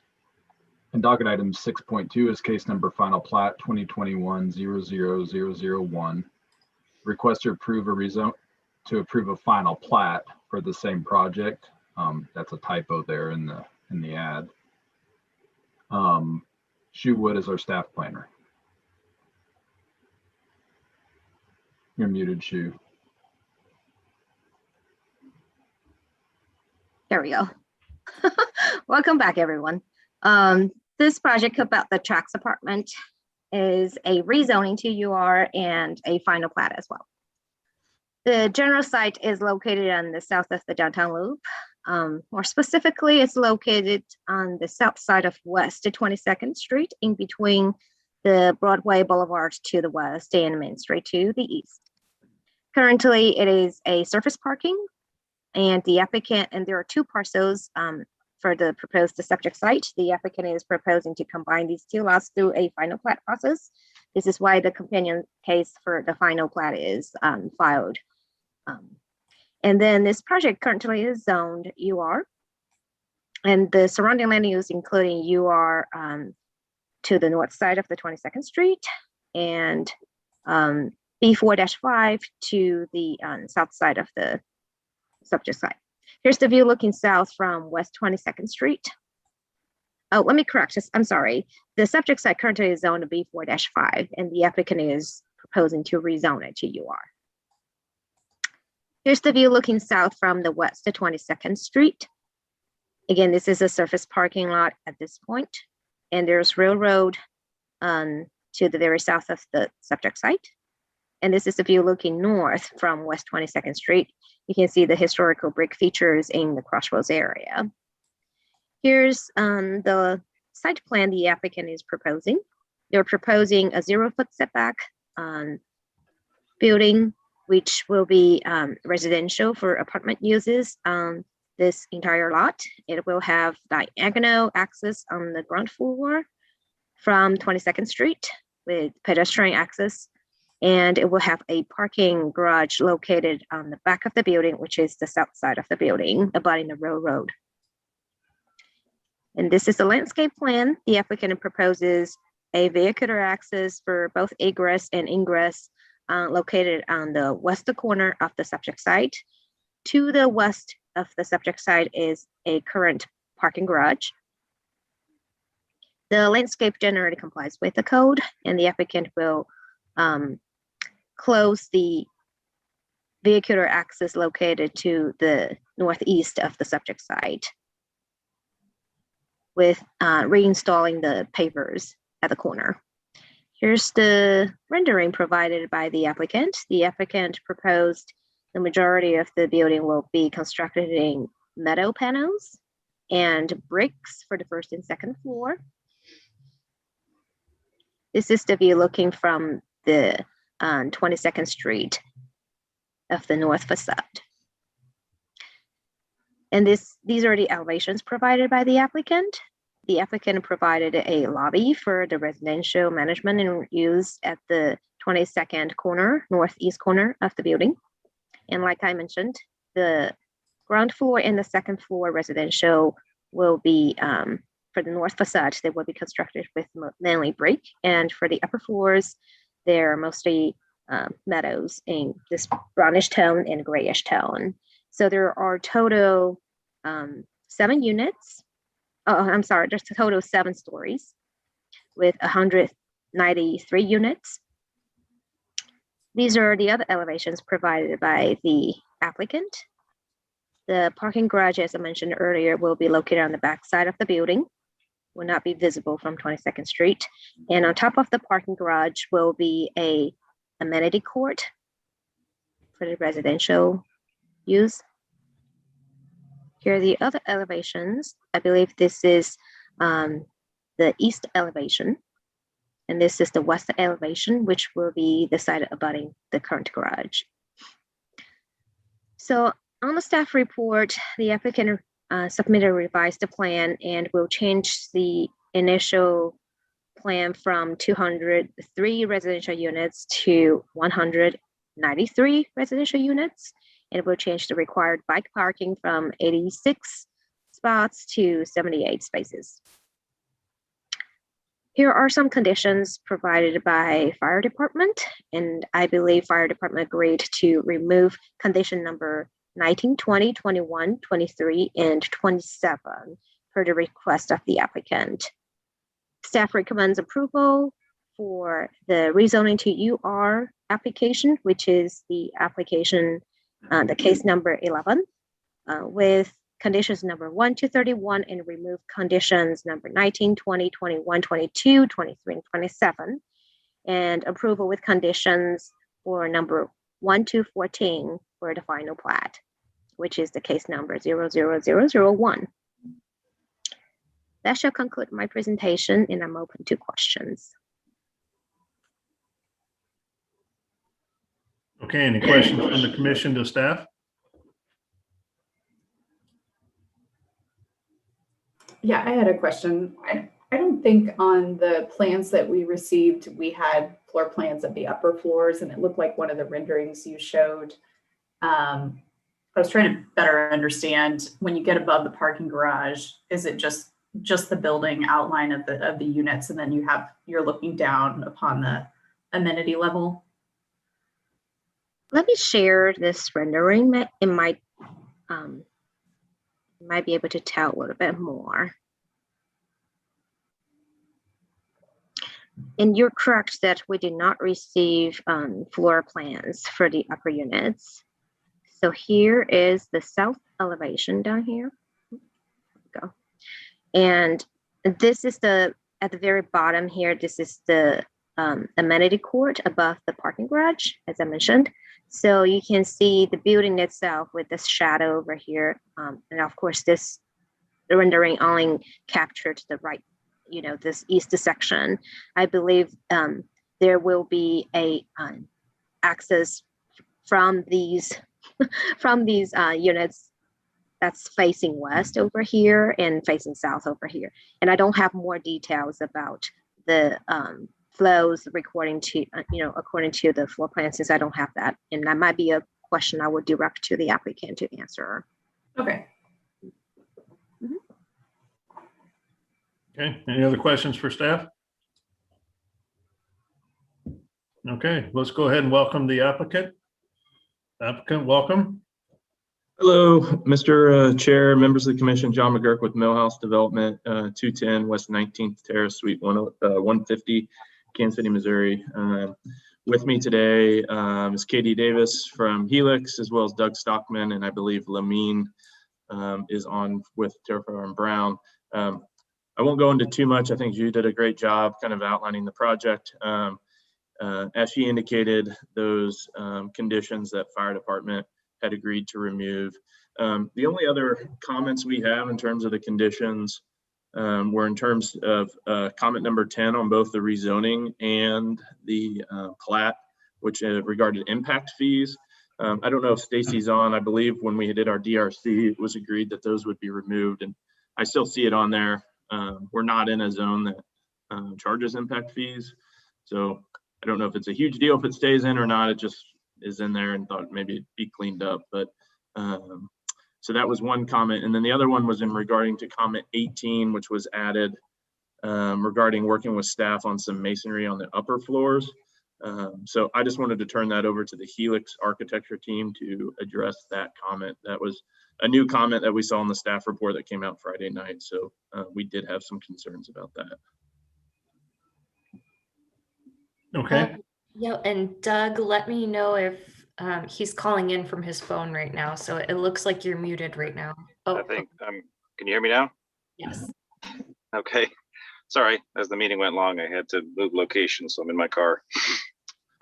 So in question to comment number 18, we had sent some follow-up renderings to Zhu early this morning, just because we were made aware of that comment yesterday. And so we wanted to ensure that the City Planning Commission understood and that city staff knew the extent to which we were actually utilizing masonry in the project. Again, it may be clear, it may not be clear, but we had some follow-up renderings to actually show this. So predominantly the design of the building is intended to express the podium-like project, where you see sort of a clear demarcation of the concrete that really separates most of the residential units, which is a U or C shape above the podium that creates the opportunity for a pool amenity deck on the opposing side. On the street view side, we really wanted to pay close attention to what the pedestrian would experience. And so our first and foremost was to wrap the parking garage that actually sits behind this single loaded corridor of residential units. So what you're looking at here are 2 levels below the podium of the building that enclose the parking garage on 3 sides, the east, the west, and the north. And this particular elevation faces directly onto 22nd Street. And with that, we paid very close attention to each of the residents having a street access entryway, as well as a little porch that sits right on within 3 feet of the sidewalk. And I should mention too that we expanded the public sidewalk to actually meet ADA requirements. It does not currently meet ADA requirements. So while we're removing and restoring it in the process of doing so, we're also giving it a couple extra inches to meet the 5-foot clear pathway. We also have balconies that adorn every unit that faces 22nd Street, all with the intent of creating a lot of vibrancy and interaction that doesn't currently exist on the site, which is effectively a parking lot. So I think there's another rendering too that also shows more of a close-up view for those opportunities. We've also expanded the planter boxes for the trees. The trees currently are not surviving on 22nd Street, so we're actually expanding the drip area to allow for new trees to be planted and for those to actually exist or to grow and thrive, I should say. So just wanted to touch on you can see here very close up the extent to which we're using masonry, and this is predominantly what people will be experiencing. But as we move above the podium, the architectural design is very clear about its intent, and it complements the neighborhood not through necessarily all masonry, but really more color and tone throughout the neighborhood, which is a strong use of orange to dark brick, as well as some darker kind of charcoal-like materials that sort of adorn the freight house and some other surrounding neighborhood buildings.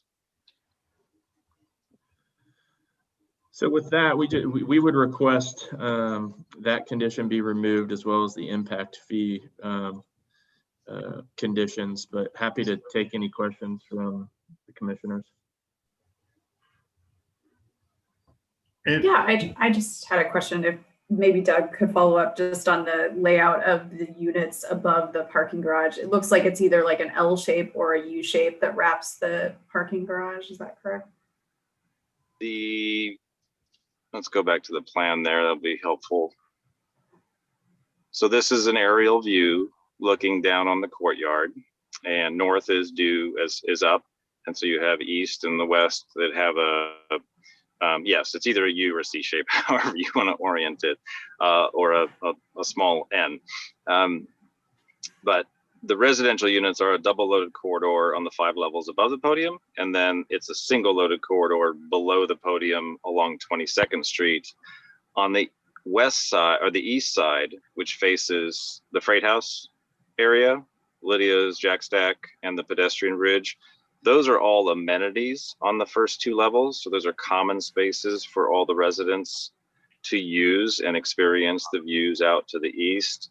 And then on the lower 2 levels of the east side, which actually faces the adjacent parking garage, those are all support spaces, electrical rooms, unloading, loading residents, trash removal. So we wanted to position that kind of more utilitarian function adjacent to the parking garage that already has some of those functions on the east of its side as well. And you'll see those green dark boxes. Those are all transformer locations.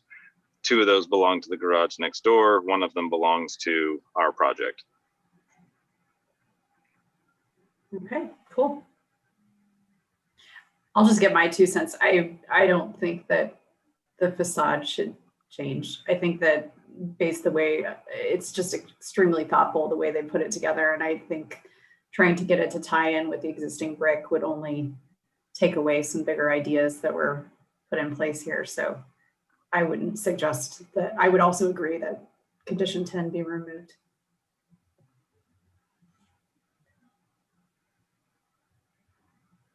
Okay, any other questions from the commission to the applicant?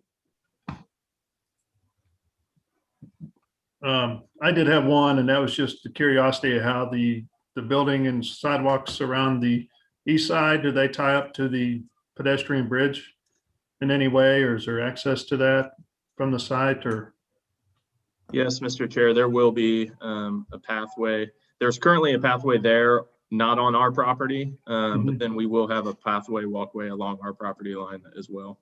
To get to that, okay. Yes. Sounds good. So this is Commissioner Beasley. I just have a question on the tenant mix. 1 studio, 1 bedroom, 2 bedroom, what do you have coming in there? So it'll be a mix of studios, which really, Commissioner, are like, we call them dark 1 bedrooms. They aren't your kind of typical just 1 big open room where you have a bed or a Murphy bed. It has kind of a 7-foot wall that makes it kind of a true private bedroom and gets some light in there. And then we will go up to 3 bedrooms, and we will have 1 bedrooms with a den or kind of a home office, 2 bedrooms with a den or home office. So we've got a mix of different unit varieties. We're trying to think more forward thinking in the world we live in and work from home. So that's kind of why we're trying to integrate some smaller dens or dark rooms inside there for people that do work from home and will continue to work from home. That's wonderful. Do you also have affordable housing in your development? So part of the agreement when we were going through the incentive process is we would have 10% of our units at $1,200 or less, which we do have here.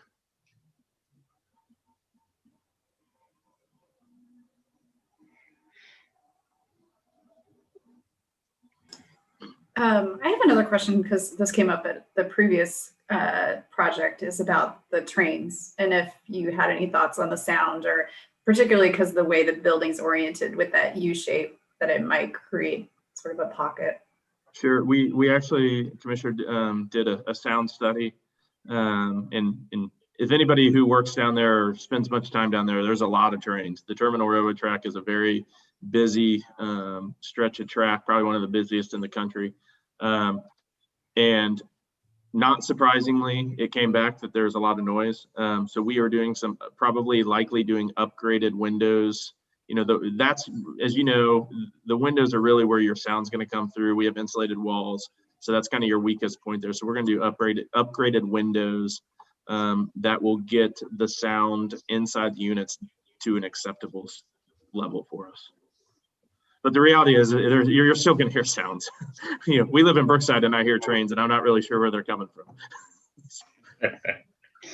All part of the ambiance. Yeah. That's right. Okay, any other questions from the commission?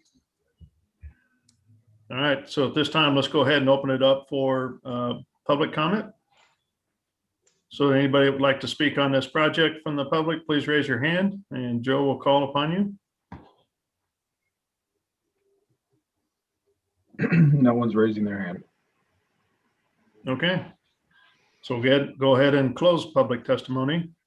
So with that, so again, let's go back to the conditions.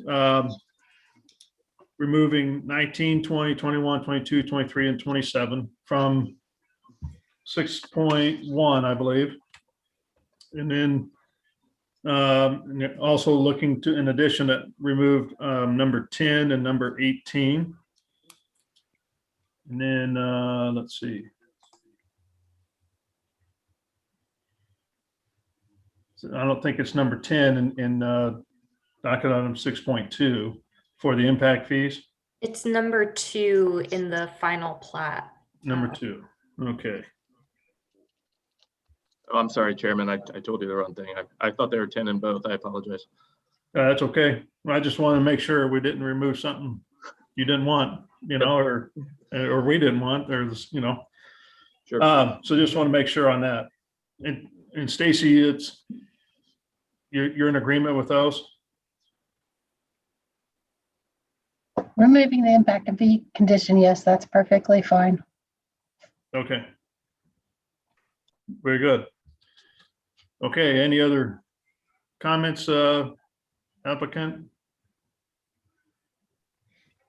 All right, guess we'll go ahead and close testimony then and speak amongst the commissioners, or I'll take a motion. Move to approve docket item number 6.1, striking conditions 10, 18, 19, 20, 21, 22, 23, 27, and move to approve 6.2, removing condition number 2. Second. Okay, so I've got a motion and a second. Lisa, do you mind taking roll call on that motion, please? I want to remind you real quick, they're not removing condition number 10. From 6. First docket item 6.1, yes.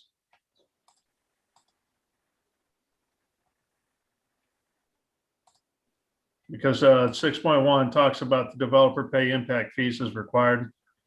And then you go to the docket item 6.2 conditions, and that's actually number 2, condition 2. I mean, you should just remove this, Joe. You should just remove that condition. I guess it's 10 in the condition 10 in the rezoning case and 2 in the final plat, it sounds like, from both. Because they're not subject to it, because chapter 39 specifies the areas of the city that are subject to it, and downtown is not one of those areas. I got it. Thanks.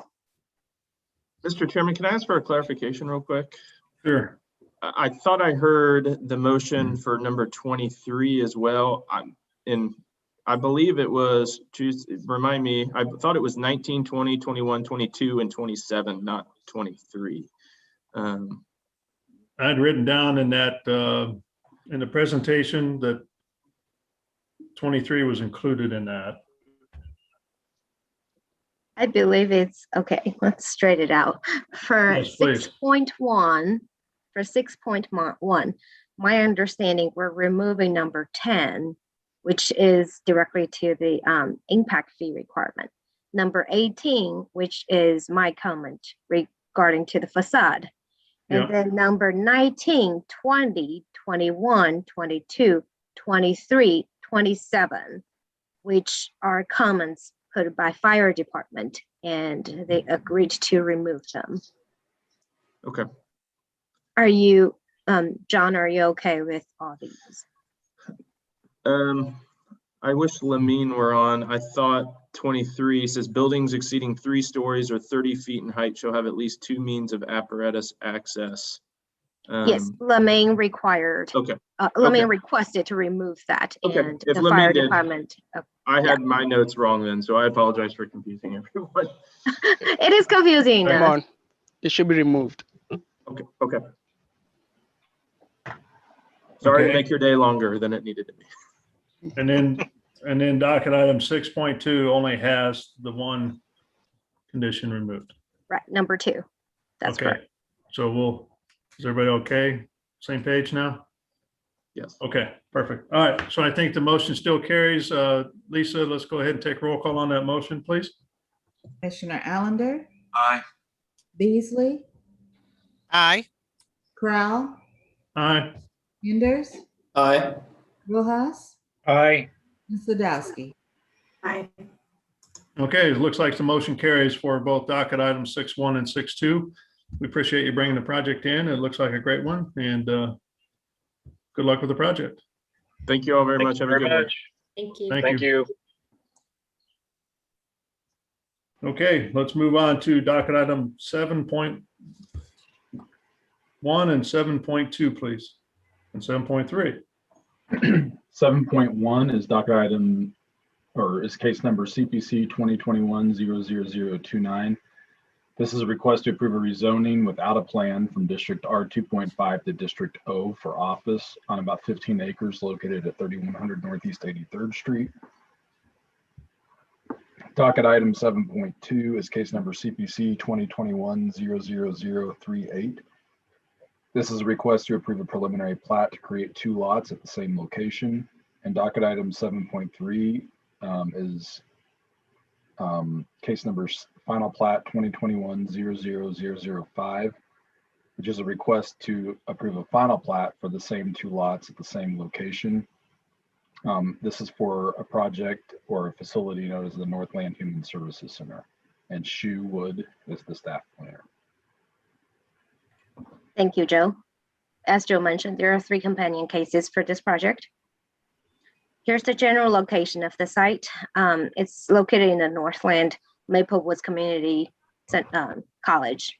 It's just right off Missouri Highway 152. More specifically, it's located on the east side of North Agnes Avenue, in between Missouri Highway 152 to the north and Northeast 83rd Street to the south. Currently, this property is owned by the Maple Woods Community College. And there is an office building located in the middle of the site. It's currently zoned R2.5 as an accessory use to the community college. The purpose of this application is to divide this proposed lot into 2 lots and be able to transfer the ownership of this lot 2, which is where this office building is located at, to the Northland Human Service. Here's the view looking south of North Agnes Avenue. The subject site is located on your left hand. This is the view looking east from North Agnes Avenue, and the subject site is this office building right in front of you. The reason the applicant proposes for a preliminary plat and a final plat is because they're proposing to waive the requirements for improvements for both the road improvements for North Agnes Avenue and improvements for the Waterman. Here's the platting that they're provided. Lot 1, as I mentioned, which is the located north of the office building, and Lot 2, which is located on the south side and containing the office building. The applicant is proposing to rezone only Lot 2 from R2.5 to office to O district to allow the existing office building to continue its use. And Lot 1 will remain to be zoned R2.5. So as I mentioned, essentially this rezoning without plan and preliminary plat and final plat is for the transaction of the ownership. It's not for a development for any of these 2 lots. So staff recommended approval without condition for the rezoning case, which is 00029, and approval with conditions as stated on the staff report for number 1 to 14 for case 00038, and approval with condition number 1 to 15 for the final plat case number 00005. I'm open for questions, and I believe the applicant is also online. Okay, any questions from the commission to city staff? Okay, seeing none, let's go ahead and welcome the applicant.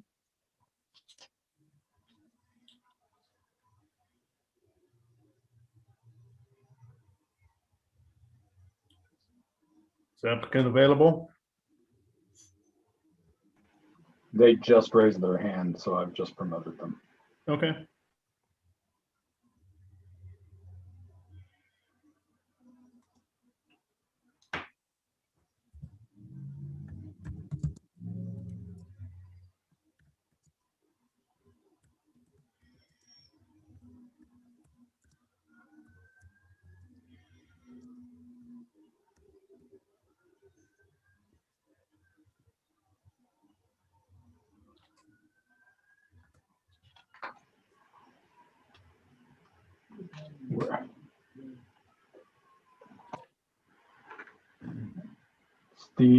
Stephen Wolcott, I promoted you. Are you the applicant? Yes, you mind taking yourself off of mute, please? And state your name and address for the record. Stephen Wolcott, 204 West or East Kansas, Suite A, Liberty, Missouri, 64068. Thank you, Commission, today taking up our rezoning. Tri-County actually owns part of the building already, which then is surrounded by the junior college. This is part of the steps in the purchase of that building by Tri-County and continuing the operations of Tri-County, the various not-for-profits, and the tax levy entity for the three-county mental health tax issue. They're also located in that facility. The junior college will currently continue to rent part of that facility, the fitness facility, at the current time. When we did the pre-application meeting, staff recommended that O would be the appropriate zoning based upon the intended uses for the building, and we're requesting that to be approved. And that's the only part that we have in this process with the replatting. Okay. And I guess I don't have any questions this time. Anybody have any questions for the applicant? Okay. Seeing none, let's go ahead and open it up for public testimony. Does anybody out there like to speak on docket items 7.1, 7.2, and 7.3? No one is raising their hand, Mr. Chair. Okay. We'll go ahead and close public testimony. And so, Mr. Wolcott, you've read through the conditions for the 7.2 with 14 conditions and 7.3 with 15. In agreement with those conditions? Mr. Chair, that's not part of mine. Mine is only 7.1.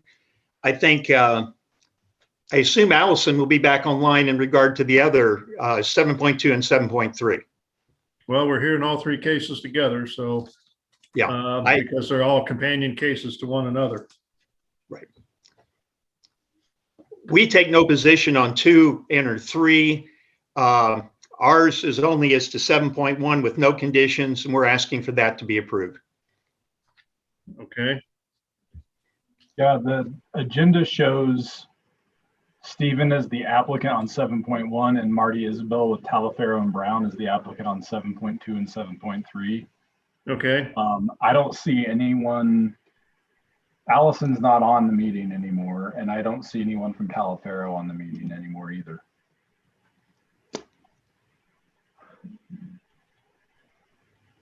Okay, but aren't they all companion cases towards the same project? Yeah, they are. I'm assuming Mr. Wolcott just represents either one party in the transaction and the others represent the other party. Can you That is confirm that? correct. Okay. Okay.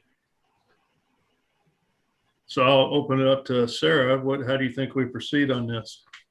Not worry about it? I'm not sure about, I mean, I don't know that we'd want to just approve a rezoning without considering the other two cases. I mean, it's all part of the same project, and I assume without the preliminary plat, we probably wouldn't be considering the rezoning. Is that accurate, Joe?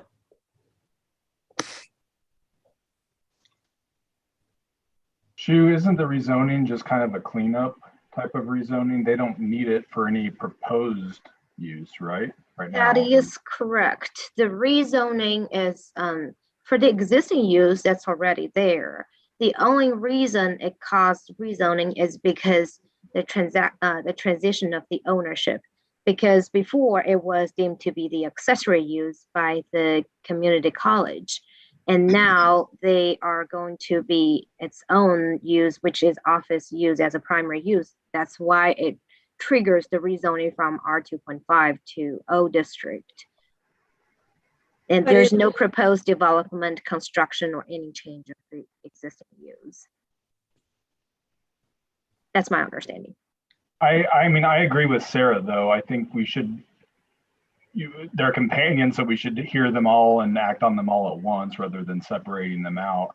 I'm not sure, you know, why someone from Taliaferro is not on the line. I can contact. Does Allison represent? Sorry, go ahead, Shu. Yeah, Allison Bergman is representing the other two cases, and I can I can email her right now and see if she can get back online while you guys are hearing the next cases. Mr. Chairman? Yes. This is Steve Wolcott. The sale of this property that we are purchasing, based upon the legal descriptions that we currently have per the title company prior to the replatting, is all conditioned upon getting this rezoning, which the MCC has consented to, and we filed that consent. We're asking the commission's consideration, if the rest of that cannot be acted on today, to sever it out. We filed these as separate applications. As you notice, they're under different numbers. We filed our application separately because I represent Tri-County. I don't represent the junior college district. And so we would ask your consideration for those to be treated separately, and to go on and recommend per the staff that our rezoning be approved, which again is making no change to the current function of that building. There are no additions, no improvements. It's just basically recognizing the existing and, more importantly, the ongoing use of this building will in fact be for office use on that campus.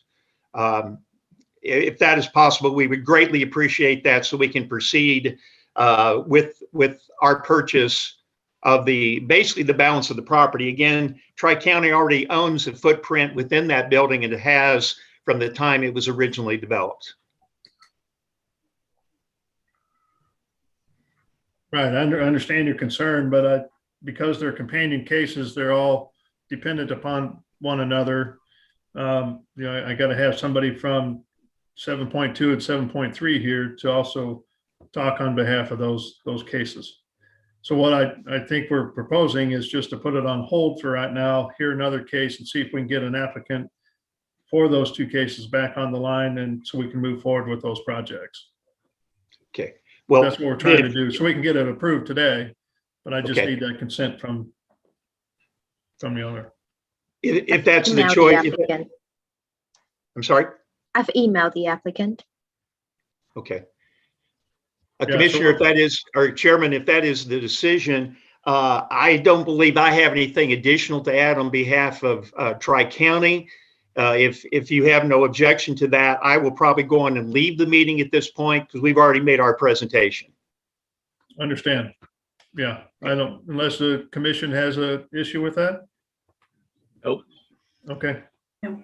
I don't have an issue with that, and so hopefully we can get somebody from 7.1 or 2 and 3 on the line so we can talk to them and then move the case forward. Very good. Thank you. All right. So at this time, we'll hold docket items 7, 1, 2, and 3, and then let's go ahead and move on to docket item 11. That's the next one in line, I believe. All right, docket item 11 is case number CPC 2020-00176.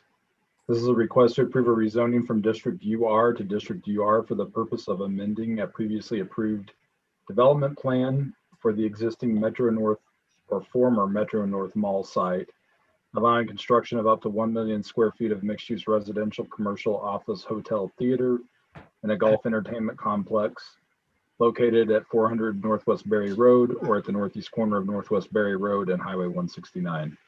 Olufu Agbaji is our staff planner.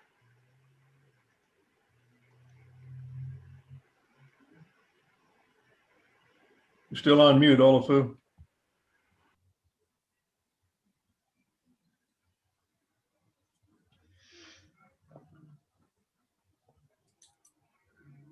Mute. There you go. It's not allowing me to do anything to it, so. Can you guys see the screen? Yeah, we can see like 2 screens. Uh-oh. I mean, I can see the current slide and the next slide is one saying. Okay. Let me reshare again and see. Turn on my video. Now we see you.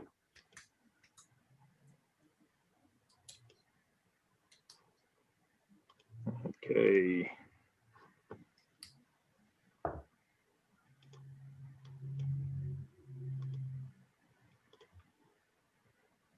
Some reason I don't have all my screens, so. Do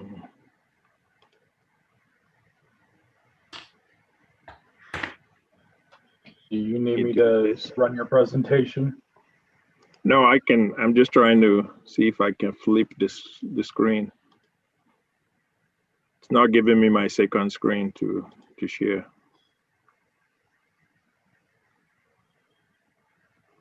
Okay. Can you see a single screen now? Yes. There it is. Okay. Better. Okay, thank you, Joe, Mr. Chairman, members of the Commission, Olufu Agbaji City Planning. This next case, as you can see, is located in the Northland where the arrow is pointing. Now try to.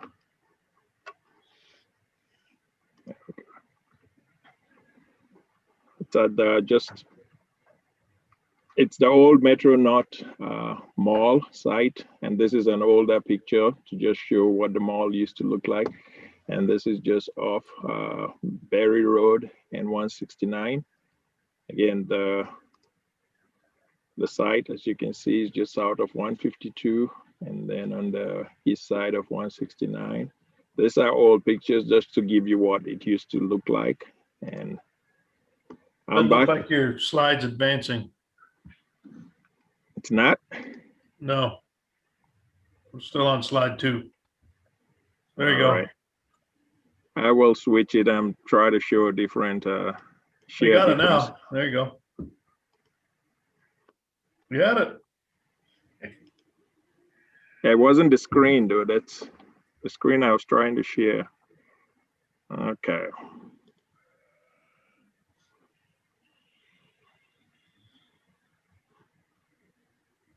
Let me try this one last time.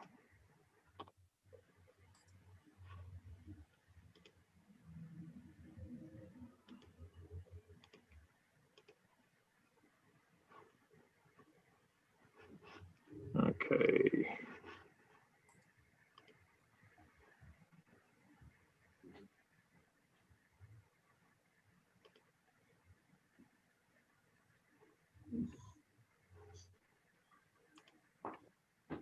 Sorry about that.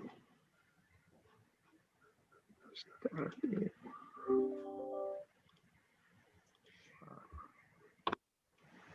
And then reshare.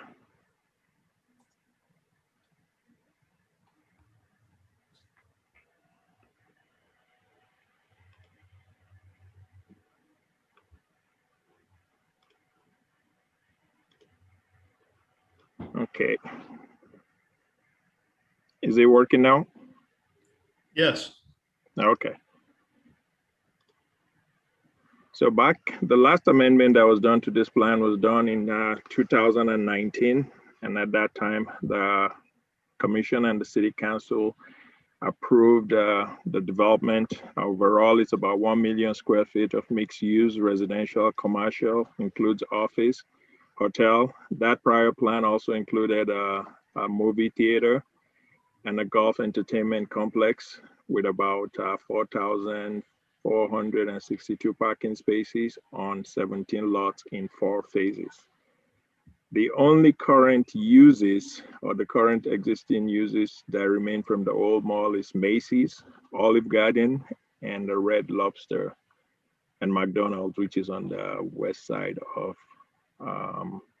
Wyandotte. This is that plan that was approved.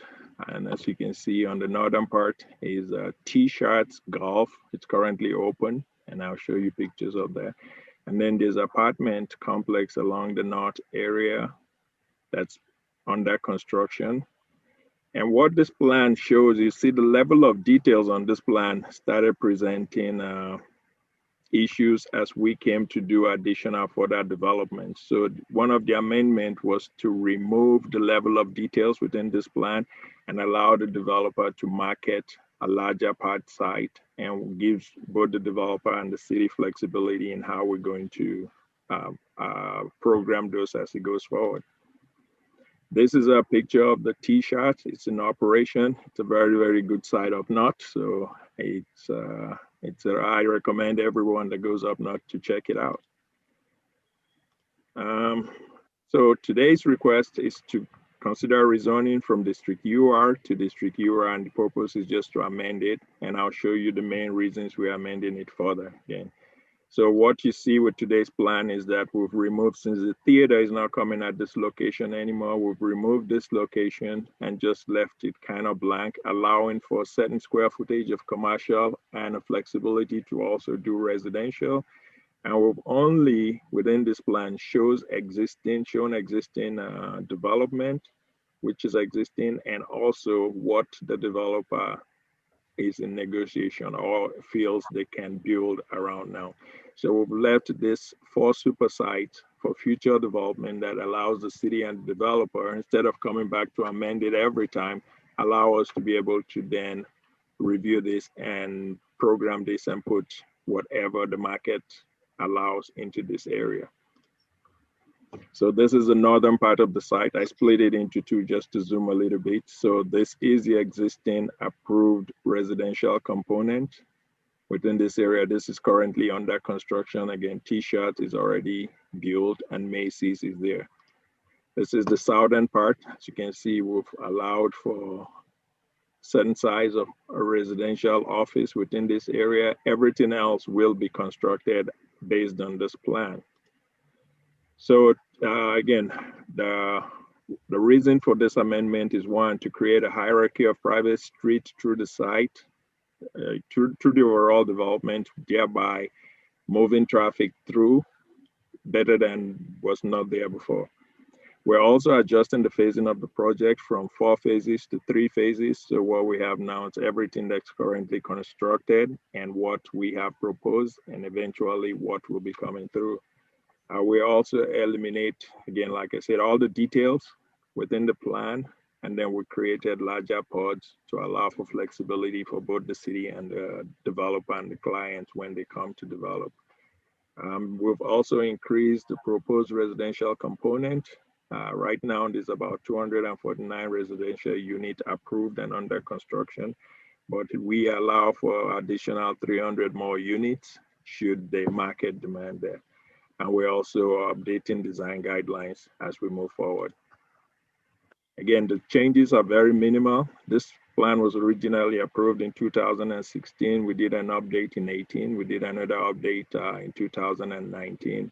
And we are doing this update, and we hope this is the last time we come before you, since we're providing that flexibility. So there's no need to keep going back to amend the plan in future. These are the renderings. They did not change from what was approved and what's being constructed down there. This is the apartments on Main. This is the original rendering with the plan. And all that remains the same. The design guidelines will remain the same. This went to City Plan Commission, and the recommendation was for approval, unanimously subject to the 37 conditions. And I'll take any questions. Any questions from the commission to city staff? Go ahead, Tyler. I think I have an understanding of what's going on, and understandably, this will hopefully, I mean, one, I'd be curious to know if there were specific conversations that led to this decision in terms of like certain, types of developments that pass this up because something doesn't seem to fit. But then secondly, I'm wondering, because of what I imagine that headwind to be, right now, understandably, it looks like, a development site in that the ground is dirt and there's construction debris and vehicles everywhere. What happens in the interim, as it looks like it might take longer for this plan to come to fruition? Are there any certain requirements about whether it's grass is planted or whether something happens besides just big piles of dirt? I will start answering the question, but I'll probably let Stacy Lowe, Land Development, finish. They have an overall site disturbance and grading plan, and they did extensive utility relocation. So what was laid out with the old mall, they had to remove and relocate a whole lot of those.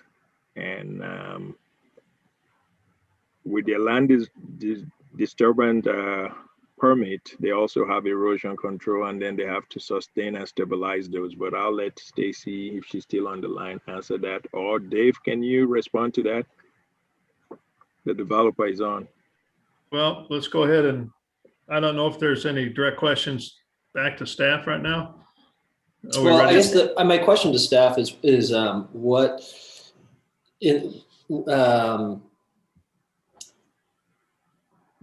is required of a site in the interim before it comes to fruition, is developed? Like I imagine there's certain things that you can and can't do. And again, it looks like a construction site, and there's just been a ton of work that's been happening. And if it's going to take longer to happen, I'm just curious what it might look like for businesses who are there, families who live there for the next 5 years until a certain pad gets developed.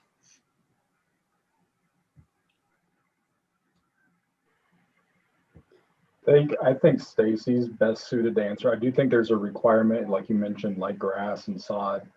I do think there's a requirement for that after a land disturbance, but I don't know for sure, and I'd like Stacy to weigh in on that.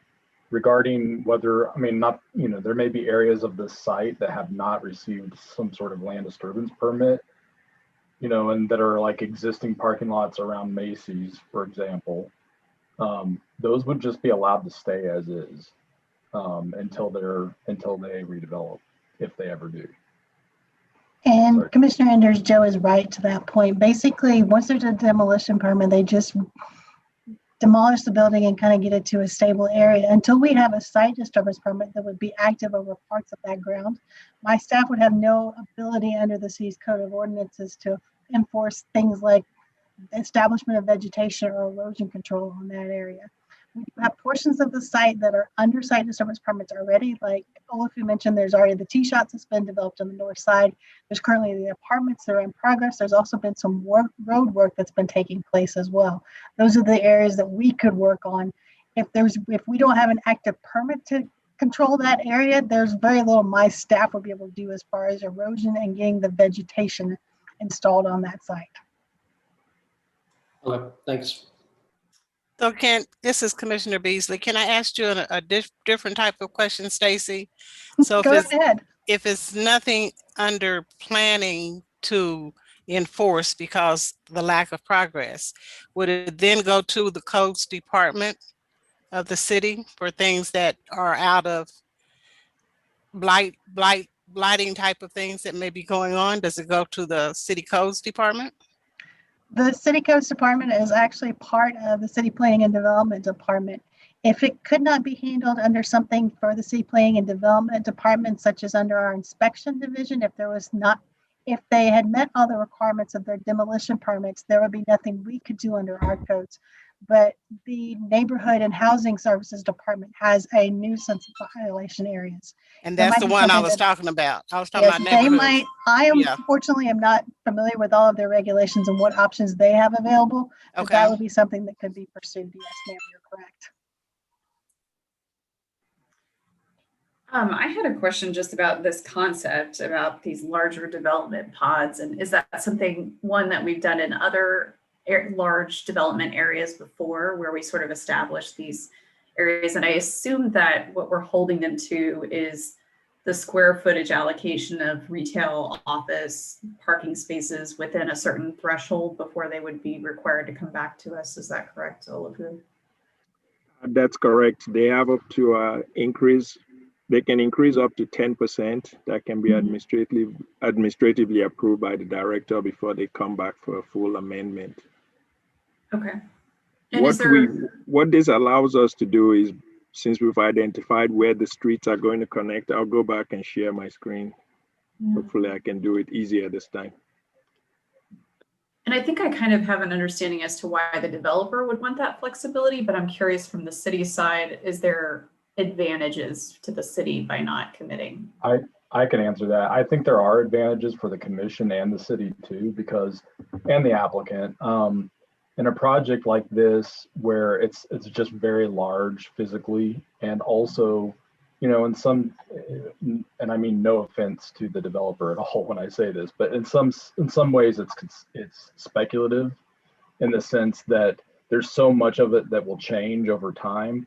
What we see happen very often, and I think most of the UR projects today, for example, that have been on your agenda, are ones where we're amending a previously approved plan. So we find ourselves as staff in an endless cycle of amending a plan that was previously approved because it showed placement of buildings and parking lots that were just unrealistic or not feasible once the tenant was identified, or once a specific development was actually being planned.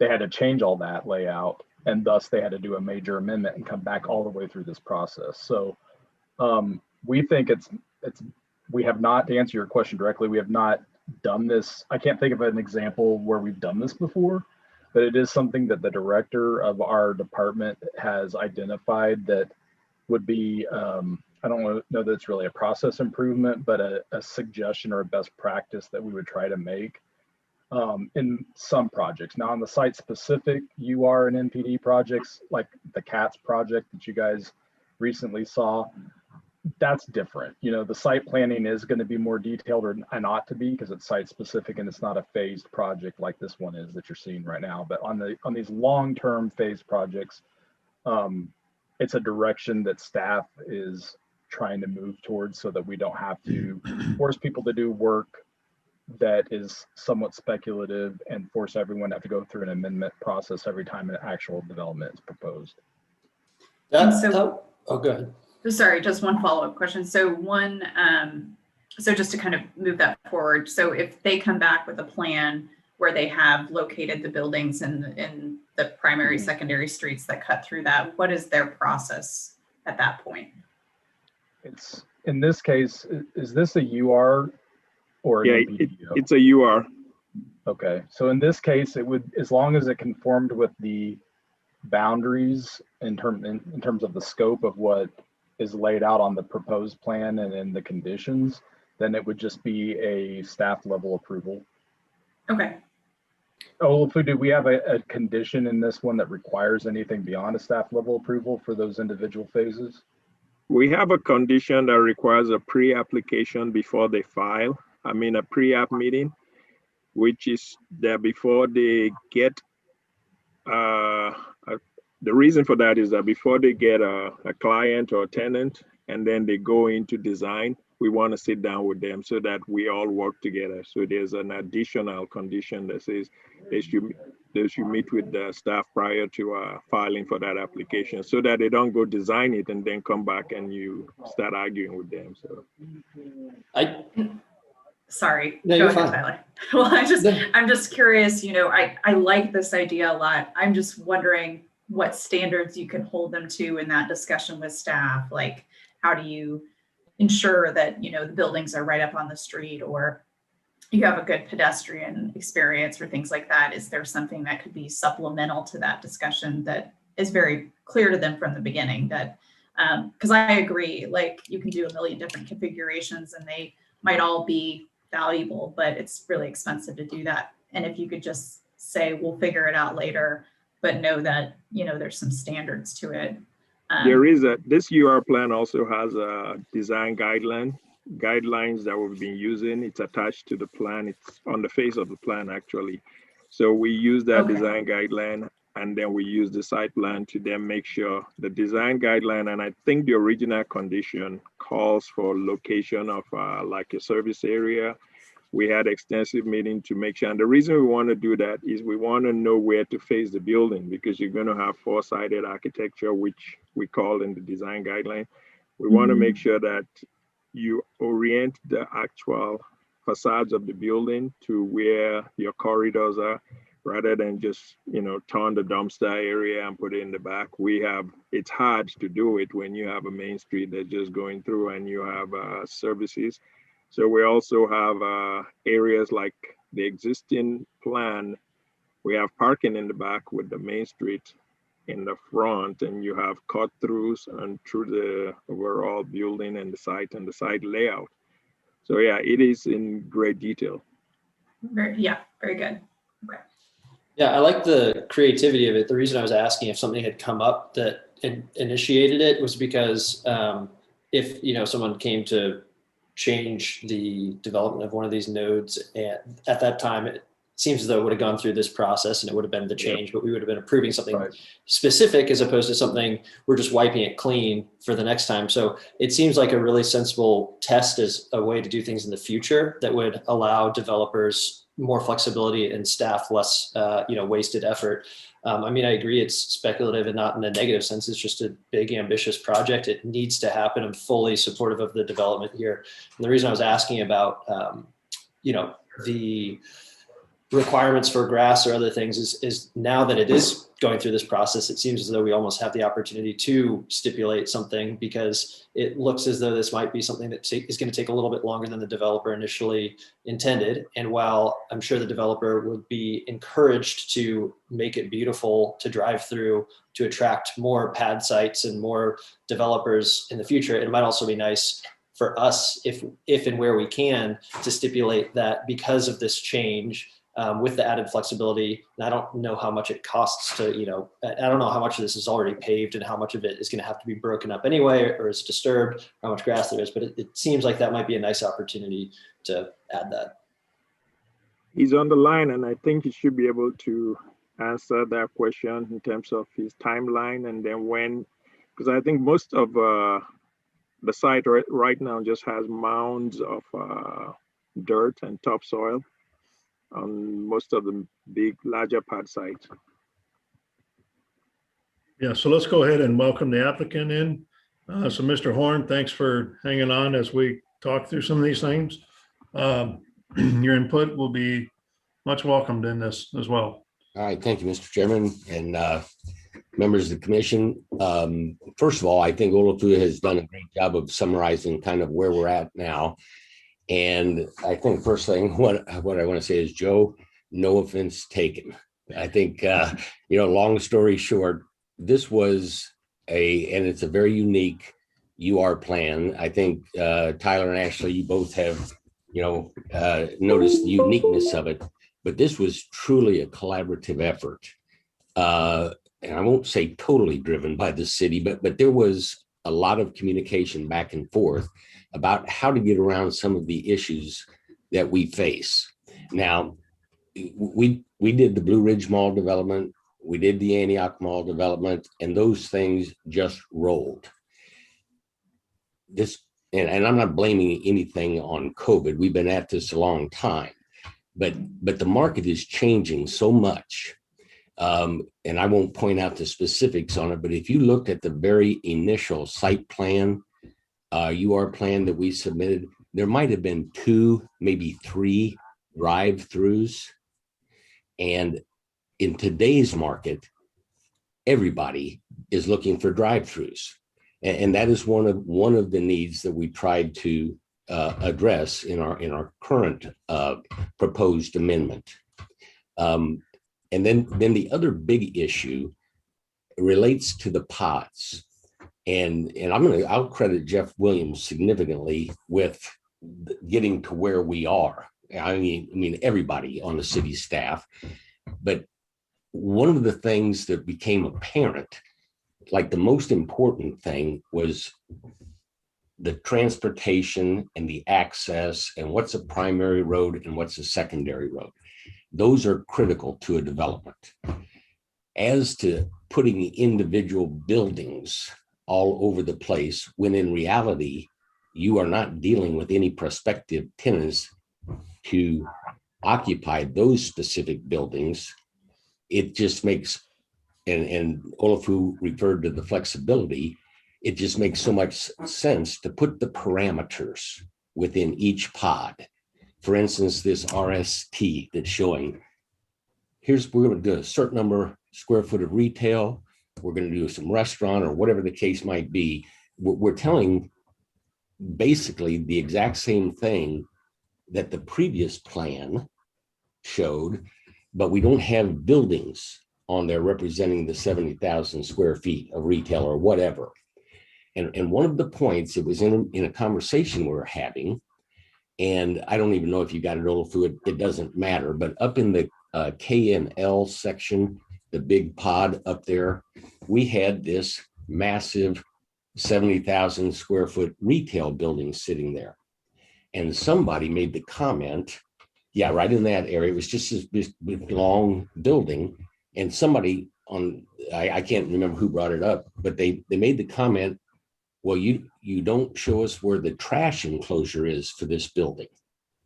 And I made the comment that you gotta be kidding me. Why put a trash enclosure? We will never build a building that looks like that. It's just a placeholder. And that's when I think the lights went off for everybody to move to this type of an approach. And I personally, I know from the city's perspective, they like the idea. I know from a developer's perspective, we love the idea. And I don't know. I wanted to get that out there. It was very much a collaborative effort to get to where we are.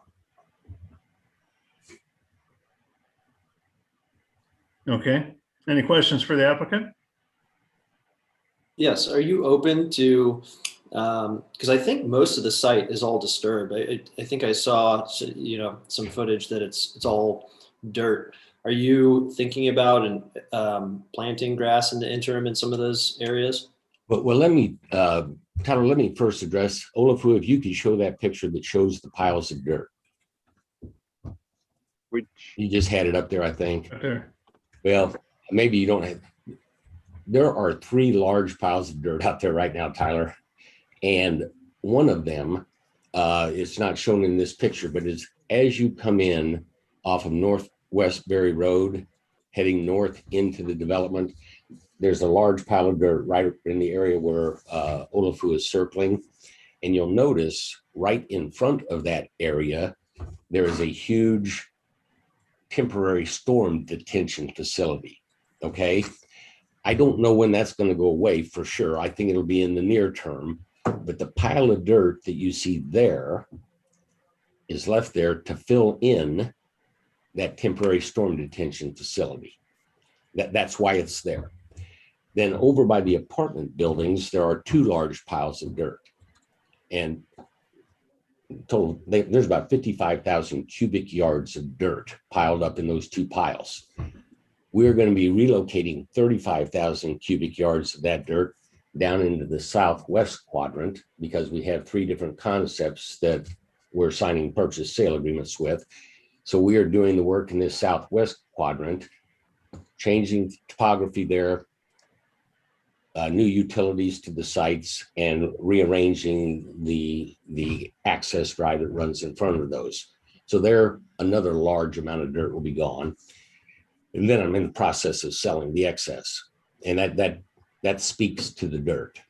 Now, as to the what we're doing with the surface afterwards, and I don't know all of the specifics on this, Tyler, but I do believe that, and maybe Stacy, if she's still on, can bring further light to this, but I do believe that we will be required to stabilize the site with vegetation.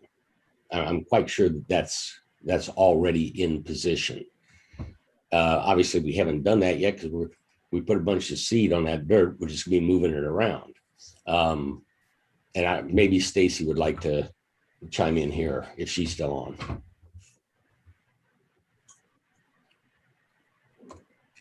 Commissioner Enders, I can't provide any additional information at this point because I don't have direct immediate knowledge of what areas Mr. Horn currently has land development permits for at this point that will require vegetation.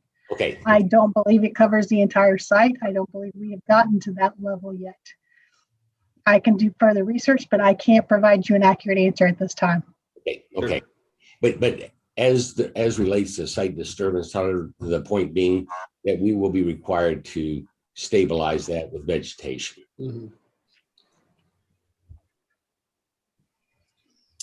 And then, I mean, there's a good likely scenario that, you know, some of these pods, right, wouldn't be developed in 5, even 10 years. Would that be correct? Oh, I would hope not. I would hope that 5 years from today, our total development will be completed. I can't absolutely predict the future, but I think going out 10 years is probably way on the long side, Tyler. And if you go back to the site plan, Olafu, I'll just point out a couple things that we're currently working on. One of those large pods, I'm already, and if you would, it was the RST and P10, Olafu. They're just north of Olive Garden and Red Lobster. The central one? Yes, I'm actually negotiating a purchase sale agreement on that for the development of that site that would include, can't disclose the users, but it would include about 60,000 square foot of retail at a minimum. And I think we're providing for 70 in there. They might go up to 70, I don't know. But my gut feeling tells me that chunk of ground is going to be taken care of here in the near term. And I can also, the other thing that you run into in these situations, and I'll point you guys to that southwest quadrant, Olafu, if you could, the P7, P1, and P2 down in the southwest corner. We're negotiating contracts on all of that ground. And if you look at the area, Tyler, above that, P8 and P9, whenever you're in a situation like this, everybody, and we didn't open up any of our marketing down towards Berry Road until very recently. Our concentration was working from the north, T shots, to the south, the apartments, and so on. We have now opened up the Berry Road and are actually marketing that. And those 3 lots on the left are basically accounted for.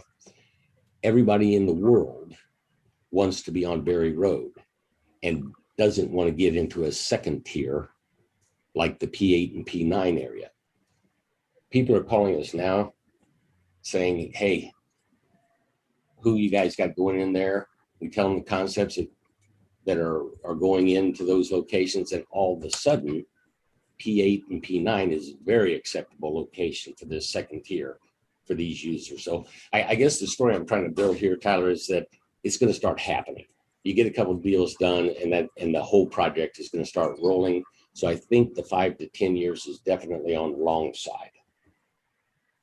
Now, I will say this: if there is something, you know, that, and I'll go ahead and throw this out there as something that we would definitely listen to, is I don't know what type of criteria you have for vegetation or grass or whatever, but it's something. Well, first of all, we'd want to do it. because we want this thing to be presentable to lease future space. But if that's another condition you guys want to present or something, we would definitely consider that. Yeah, I've only been aware of this project for a few years, so I don't know what it was like in 2016. There are a lot of projects in the metro area that I'm very familiar with that, you know, were intended to be 5-10-year projects and are 20-30-year projects. And so just knowing that something this big, this ambitious, especially with coming out of a pandemic, and again, I don't know what the state of it has been for the past 5 years from 2016 to now, but it just seems like it might be a nice time to, if there are big swaths of things that we know are kind of being tabled for later, even 1 year's worth of vegetation stabilization might be nice for the area. But I'll leave it at that. I appreciate your comments and am overall very excited about seeing this be redeveloped. Thank you. All right. Any other questions for the applicant?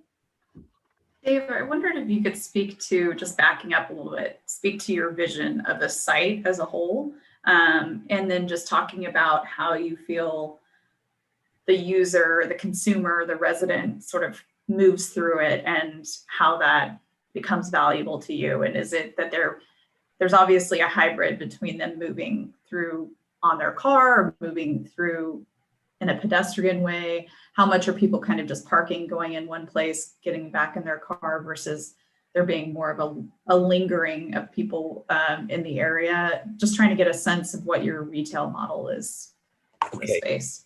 Well, first of all, actually, as to our excitement, I mentioned earlier, we've done 2 other regional mall sites, and I don't know how to describe it other than the fact that communities in general become acclimated to their shopping place. And Metro North Mall was the shopping place for the entire North End, all the way up to St. Joe. Those patterns and those mindsets and those roadways that came about as a result of or in conjunction with are still there. It is, regional mall sites are just, the buildings themselves and the concept itself became obsolete, as is evidenced in the metropolitan area, but the location is still absolutely perfect for retail development, mixed use. The other thing, the excitement for us is basically in that quadrant with what's going on at Twin Creeks and in the Northland in general, and you don't have to look but across the highway a couple hundred yards to see a Costco. Those guys don't make mistakes. I mean, we are very excited about that site. As to the walkability and versus automobile, that's another thing that we've experienced. We had the walkability studies done. We have the trail systems in, we have the bike lanes, we have all of those components built into this development. And, you know, actually it's just out of our Blue Ridge development, we have a 22,000 square foot inline retail building there. We have a Pepper Jack's Grill on the east end. We have a Verizon on the west end. And I guarantee you, if somebody wants to go get a sandwich before they get their cell phone checked out, they'll pull in their car, they'll go into Pepper Jack's, eat whatever they want to eat, get back in their car, drive to the other end of the building and go into the Verizon store. It's just a Midwest mentality set. And I don't know that that's ever going to change. So with that being said, the identification and acknowledgement of primary and secondary streets through the project are critical.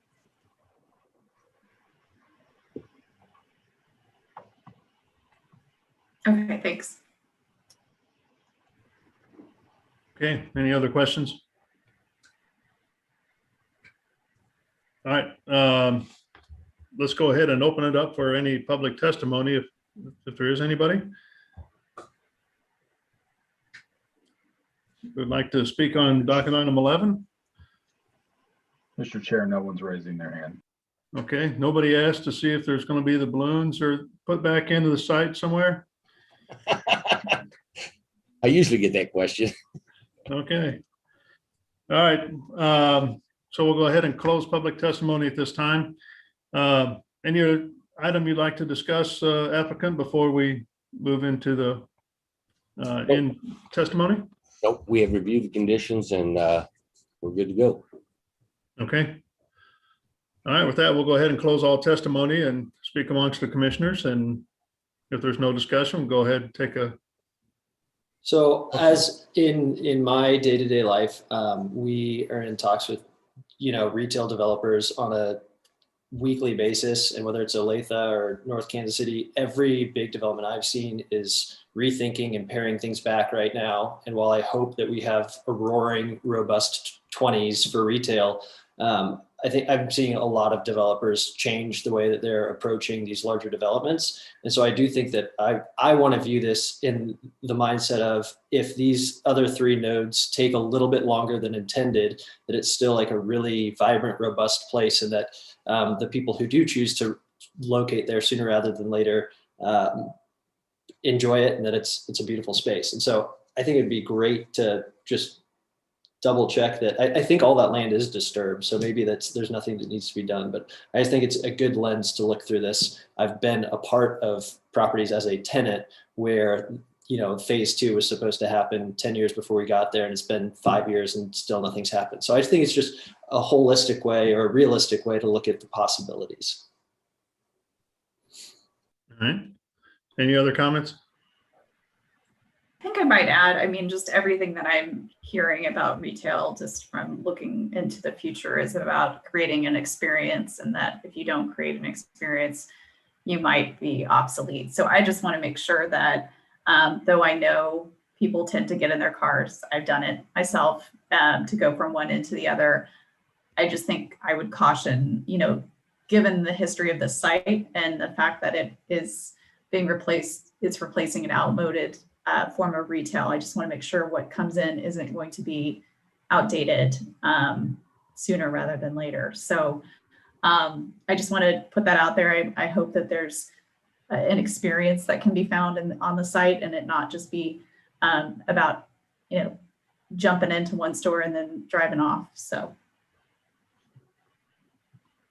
Olafu, do you have good context, historical context for how long the site has been disturbed, and if it's looked essentially the same for the past 4 years or not?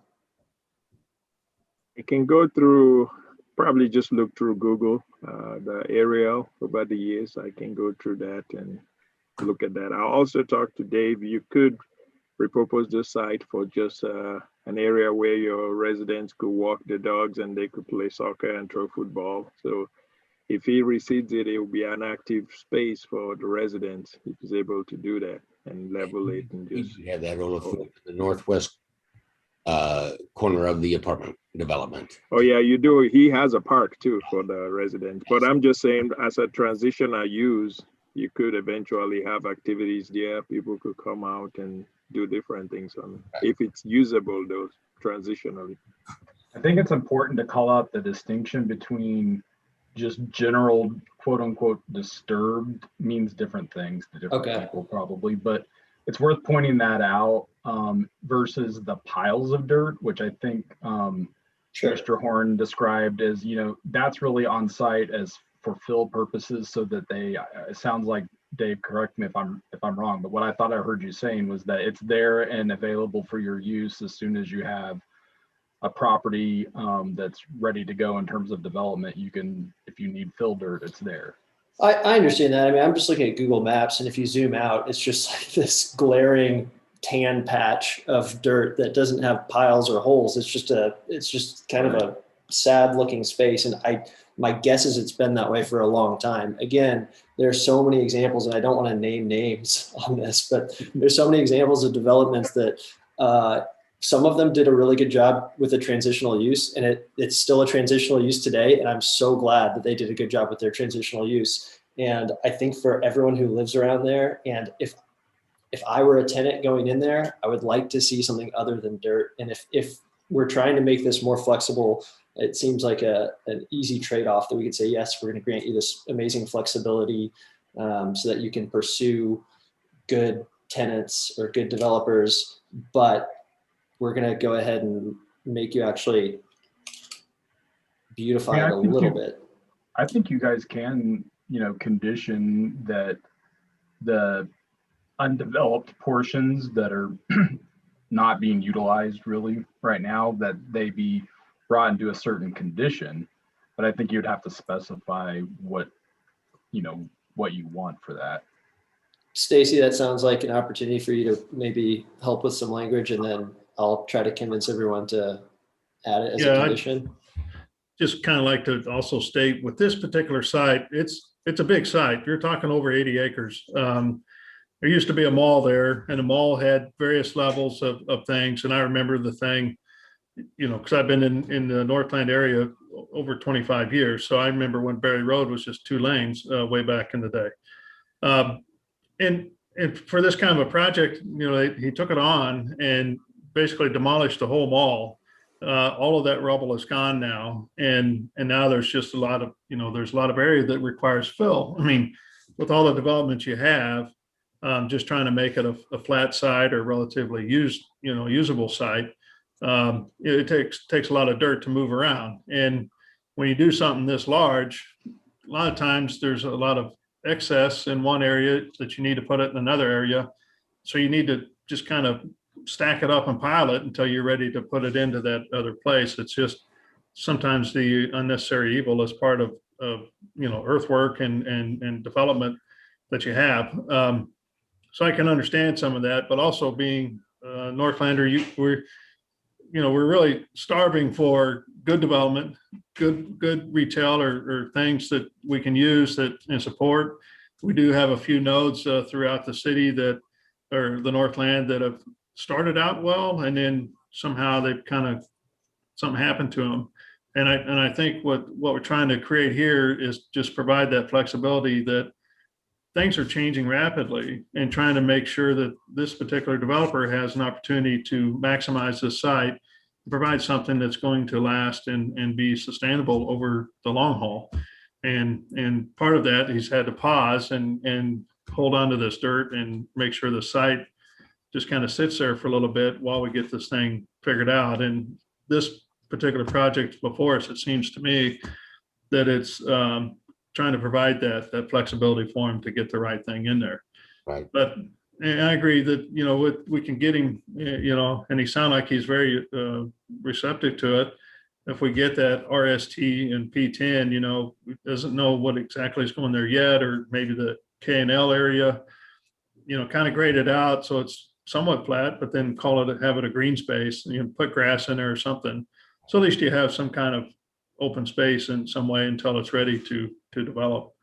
So, and let me comment on, and that was a very excellent summary, and I just want everybody to understand the magnitude. You alluded to some things, Mr. Chairman, about the amount of dirt that was moved. And, when you walked into the south entrance to the mall, you're in the lower level. When you walked in from the north parking lot, you're in the upper level. So obviously there was a 16-foot wall of dirt there to segregate those 2 levels. We have moved 340,000 cubic yards of dirt. And to kind of blow our horn a little bit as relates to, being concerned about the site, there was nothing.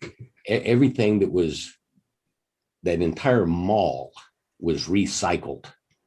I don't know if you recall seeing large piles of dirt out there, Tyler, or rock rather, before the dirt, but there were enormous 60,000 tons of crushed rock out there that we have now used as underlayment for roads and the few buildings that we're working on out there.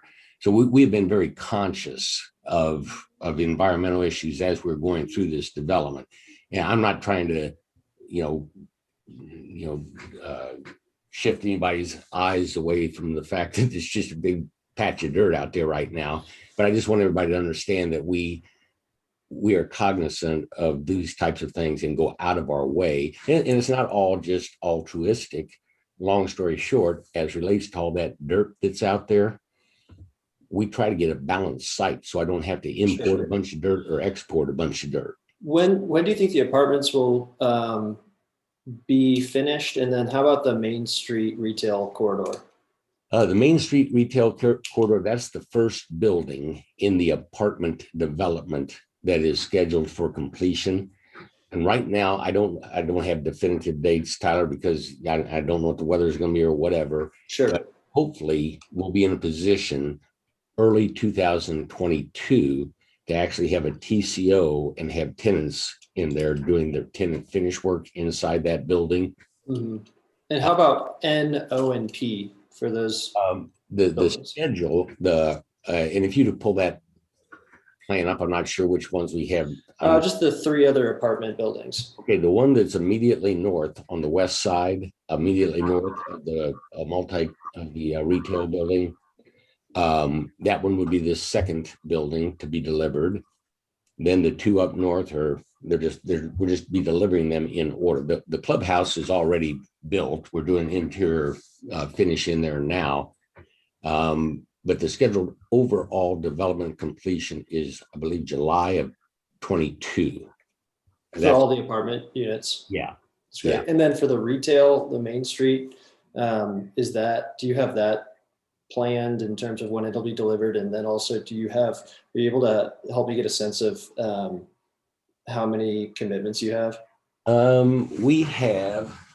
There's about 30,000 square foot of retail down there. And we have LOIs covering, I think, about 16,000, maybe 18,000 square feet. We haven't started the leasing. We haven't prepared leases yet, but we do have LOIs for about, I want to say 18,000 square feet of that retail space. And like that M building that you're looking at there, 30,000 square foot of retail on the bottom. But above that, there are 36 2-story townhomes. We can't get a certificate of occupancy for the retail space totally separate from the whole building. So, I mean, we can get people in there doing some tenant build out, but I don't think we'll have, could not predict, Tyler. I would think sometime, I don't know, late spring, maybe 2022, where we could actually have people opening up for business in there. Okay, thanks.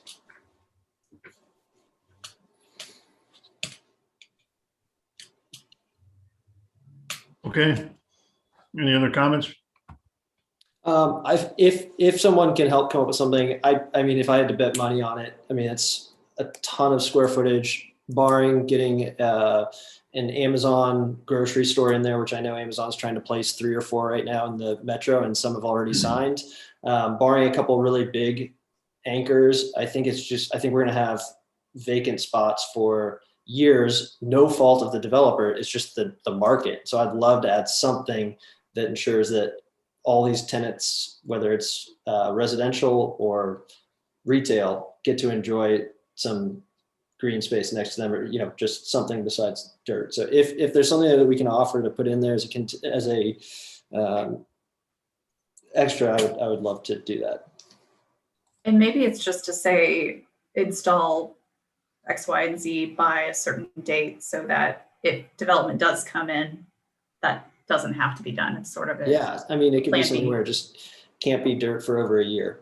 And so if you have something coming in 6 months, by no means do I want someone to go to the effort of doing that. But I think there's a very, very real situation. And I think that's what I should be pushing in this situation, my perspective, that I really think there's a real situation in which there's not as much change as we'd like to see in the next 5 years. Okay. Somebody help Tyler out with that language, whether it's Stacy or maybe even Sarah. Is it here long enough? I mean, are we looking at that as a lot of fill? You wouldn't want the developer to move all that fill, because I'm with Kobe here. I mean, that's going to be a lot of cost to No, I don't want that. That's not the intent. The intent is if there is large areas of dirt, though, that are flat, that it shouldn't be able to stay dirt for more than a year at a time. Commissioner Enders, I may have bad news to share. I've had a chance to do a little bit of research into this situation as you guys have had more discussion. Mr. Horn has a valid site disturbance and grading permit valid until November of 2023 for the entire dirt area. Gotcha. Okay. So unfortunately, because of the requirements of the code, as long as he keeps that permit current and keeps the erosion control measures in place to prevent any off-site violations, there is very little as a city staff we have options to force him to do in this situation. Okay. And again, it's nothing against the applicant, the development at all. It's just, yeah, just my perspective on what could be. Okay, I'll let it rest. Thanks. Okay. All right, if there's no further discussion, I think we'll entertain a motion here.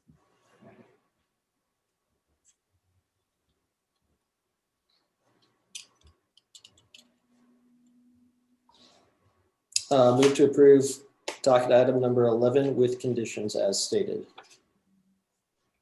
Second. Okay. So I've got a motion and a second. Lisa, can you take roll call, please, on that particular motion?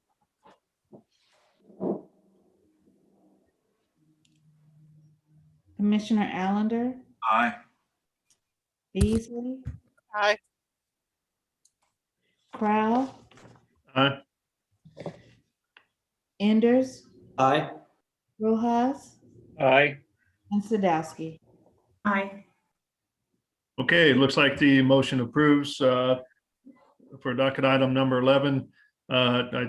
Frankly, I thank everybody for the conversation. I think it was a great conversation for this particular site. Mr. Horn coming in with that and answering the questions and talking through this. I think we've got a good plan moving forward, and wish you luck on this thing. Well, thank you all very much. All right, good luck.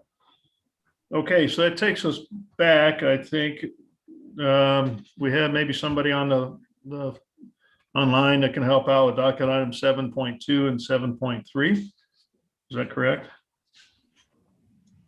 Yeah, I've been informed by Shu that Rick Guard may be able to speak to it, and he may have just raised his hand.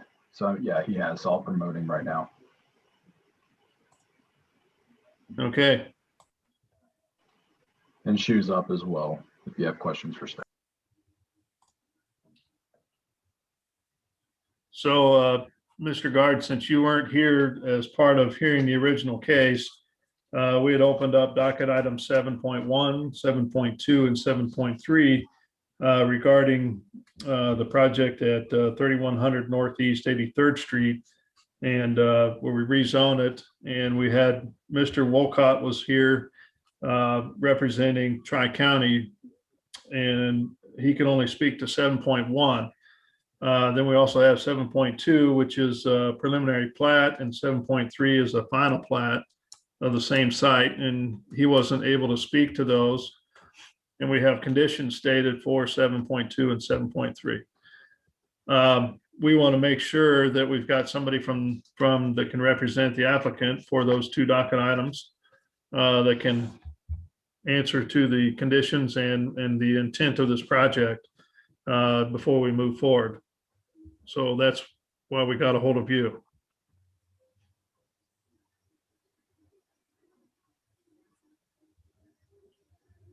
Are you there?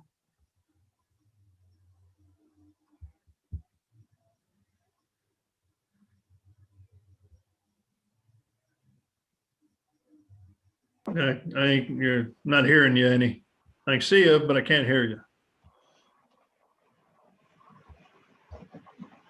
Now you're on mute. Now you're off mute.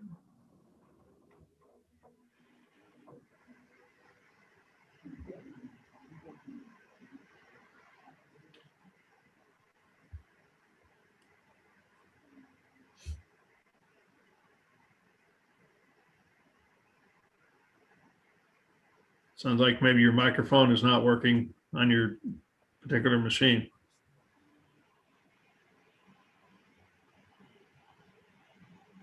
Is there a number that he can call in that somebody has?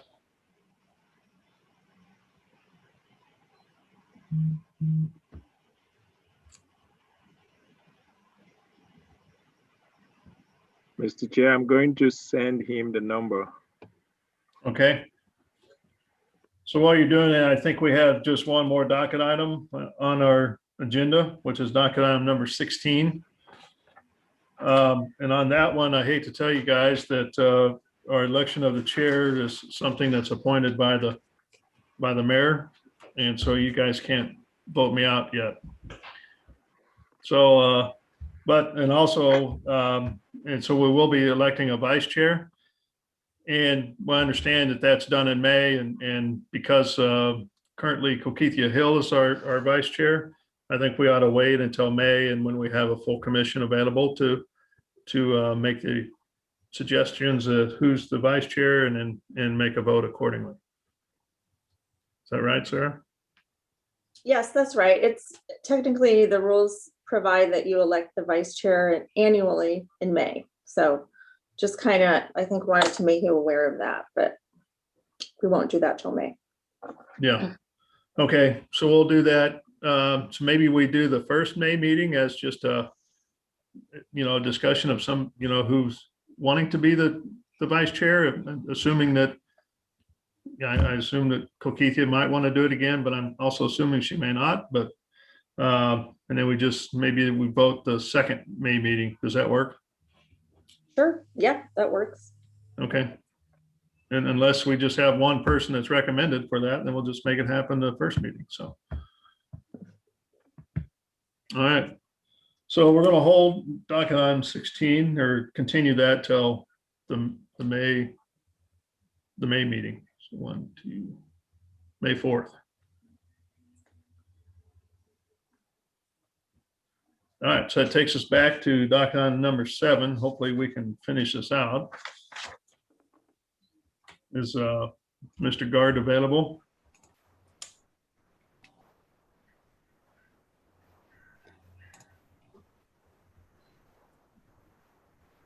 Mr. Chair, I just promoted Marty, 1996. Marty, Isabel, is that you? Yeah, can you hear me? Yes. Yes, we can hear you. Oh, good. All right. So I'm not sure, kind of gave a little summary on docket item 7.1, 2, and 3. So basically those 3 docket items are before us, and there's a representative, Stephen Wolcott, was able to represent Tri-County Mental Health, and he could only speak to 7.1. And because these are companion cases, we need to kind of approve them all together. And we need somebody from the, applicant that's able to speak on 7.2 and 7.3. Are you the right person? Well, the only thing I was talking to Rick about that I was concerned about is it asking that water main actually be extended or just the easement to the property line prior to anything happening with tract A? Hey, Marty, can you give us your name, address, and introduce yourself properly for the record? My address? Just your name and who you're with. Give us your full name and address Okay. for the record. Yeah, Marty Isabel. I'm with Talaferro and Brown. I'm the assistant survey department manager. I work with Rick. I'm the one putting together the preliminary plat and the final plat. Shu, this is Joe. To answer his question, Mr. Chair, I recall that this very question was asked at a staff development review committee meeting with the applicant. Yeah. And we reached a resolution to it. And I know Allison Bergman at that time consented that she agreed to that resolution. Shu, do you remember the details of it? Does it require the extension of the sewer, or is it just the easement? My understanding was just the easement. See, that was my understanding. But the easement, but the easement will be wider than the current plat shows, because with considering for the future construction and related use. Are you saying wider than what I showed already? Because I know we Right. went farther. Yeah, I believe so. And I believe it is also stated in the staff report. Let me pull out the condition. Because I think Water Services was going to change modify their condition to reflect that too. So it should Marty, it should be, what was agreed to in that meeting should be reflected in the condition that it looks like she was trying to look it up right now.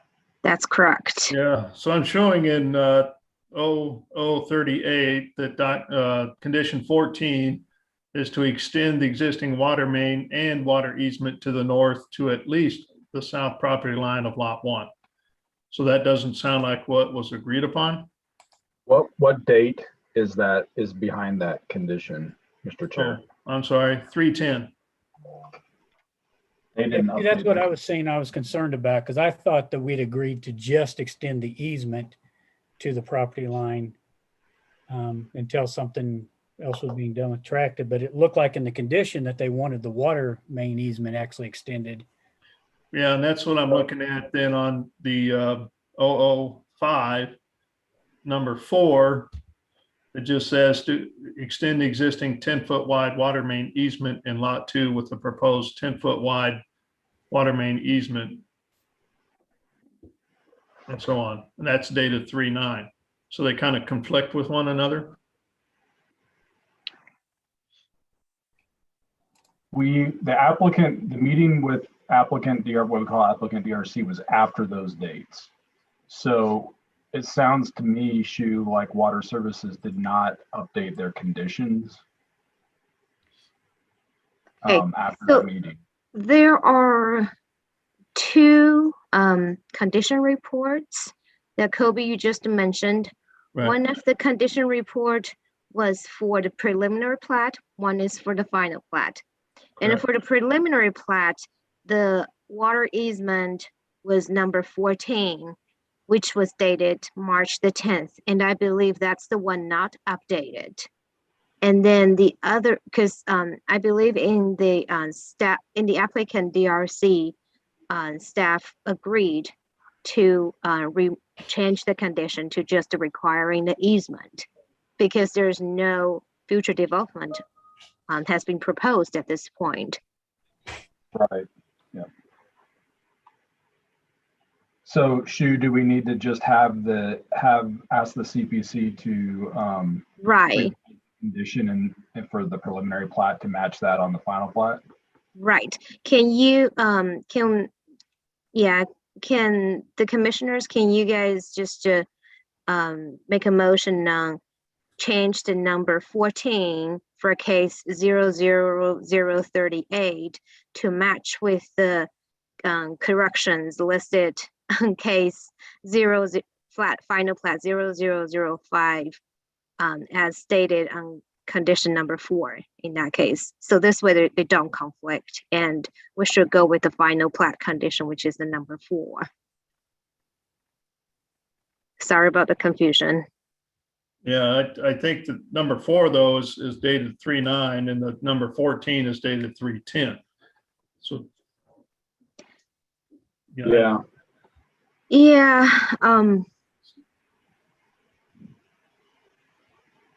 So it sounds like what was in number 14 came out after, and so they wanted the water line extended. Well, I know from being in that meeting that Water Services was in it as well. And it was actually our suggestion, our division, me and Shu suggested that the easement be extended only. In this case, since there's no development proposed on the lot to the north right now. And everyone agreed to that, including Water Services. So I think it's fine. I'm comfortable with the commission doing what Shu suggested. Okay. So we don't have anyone from water today? We do not. No.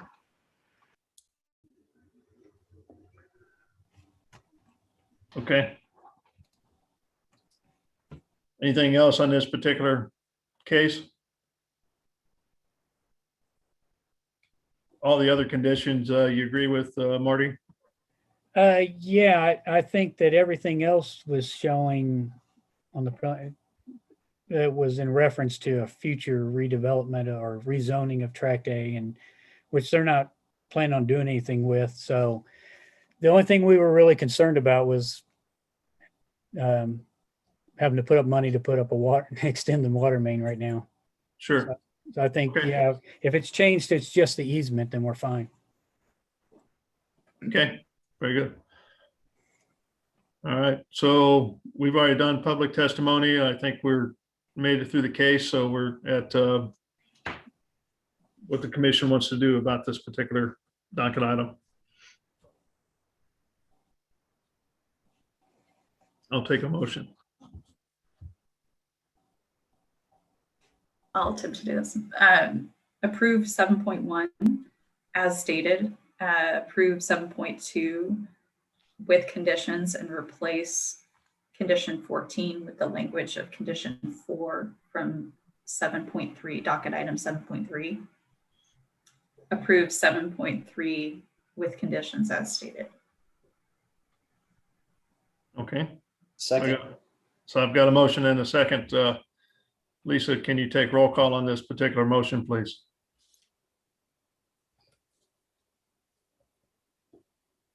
Yes, tell me, Ashley, that one again, you're gonna replace condition 14 with the language from condition 4 from 7.3. Yeah. Yeah. I was writing all that down.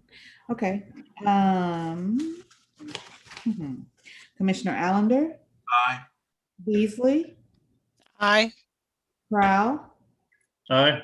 Enders, Aye. Rojas, Aye. and Sadowski. Aye.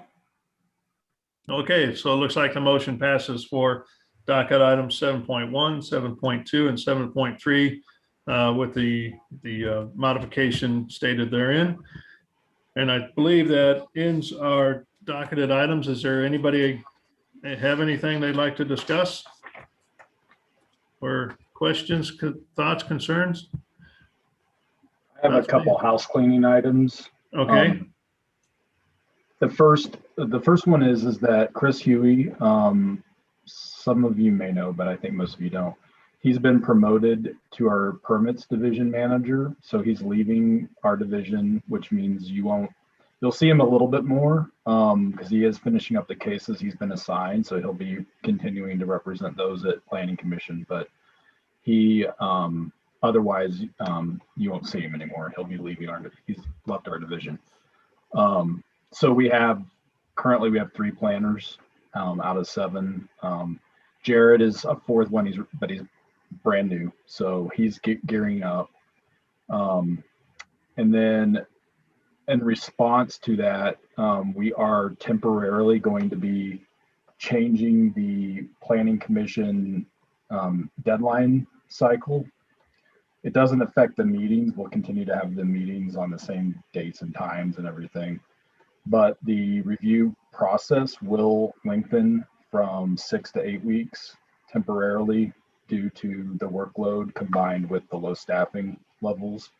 So it's possible, the messaging for that is going to be going out to the development community today or tomorrow.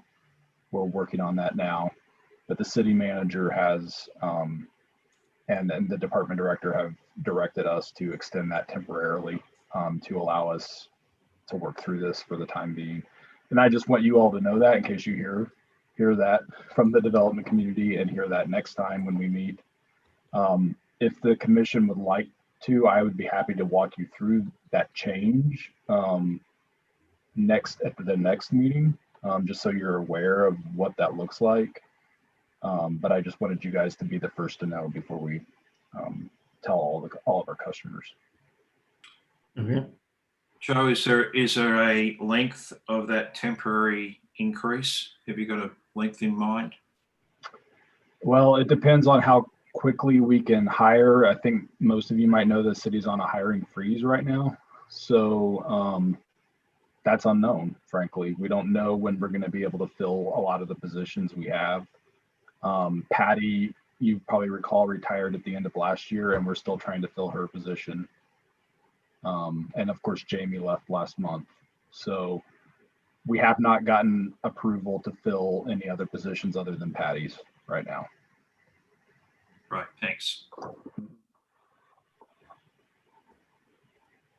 So that's in addition to the young man that's already on. Yes, it would be. Okay. So that would take us back up to 4? That would take us up to 5, 5, okay. up 7, yeah. So can I say thank you for getting us back on Zoom? Yes, you can. I didn't do anything. I found out kind of after, like, as an aside, I was just told, oh, by the way, we can continue using Zoom. And I'm like, well, that's great, because I just sent out the Teams invite. So.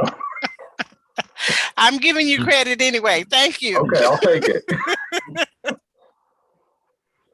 All right, and the kind of the way that things went today makes me want to think we can't wait till we get back in person with all the computer glitches we had. But I know we'll continue down this path for a while yet. So. Yeah, we're actively asking about the expectations for boards and commissions, given that vaccines are rolling out like they are, and there's just no change yet.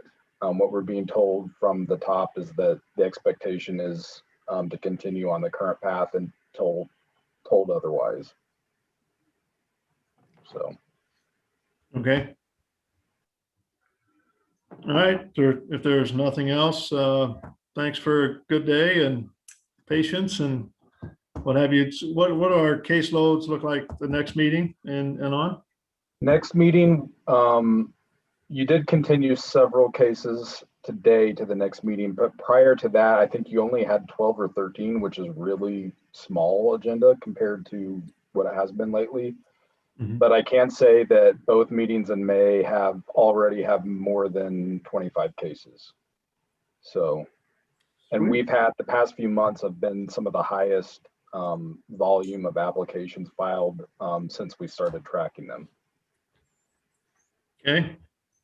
Maybe we do need to re-elect a new chair at that point in time. I can take a nap. Yeah. All right. Sounds good. Thank you, everybody. Thanks all.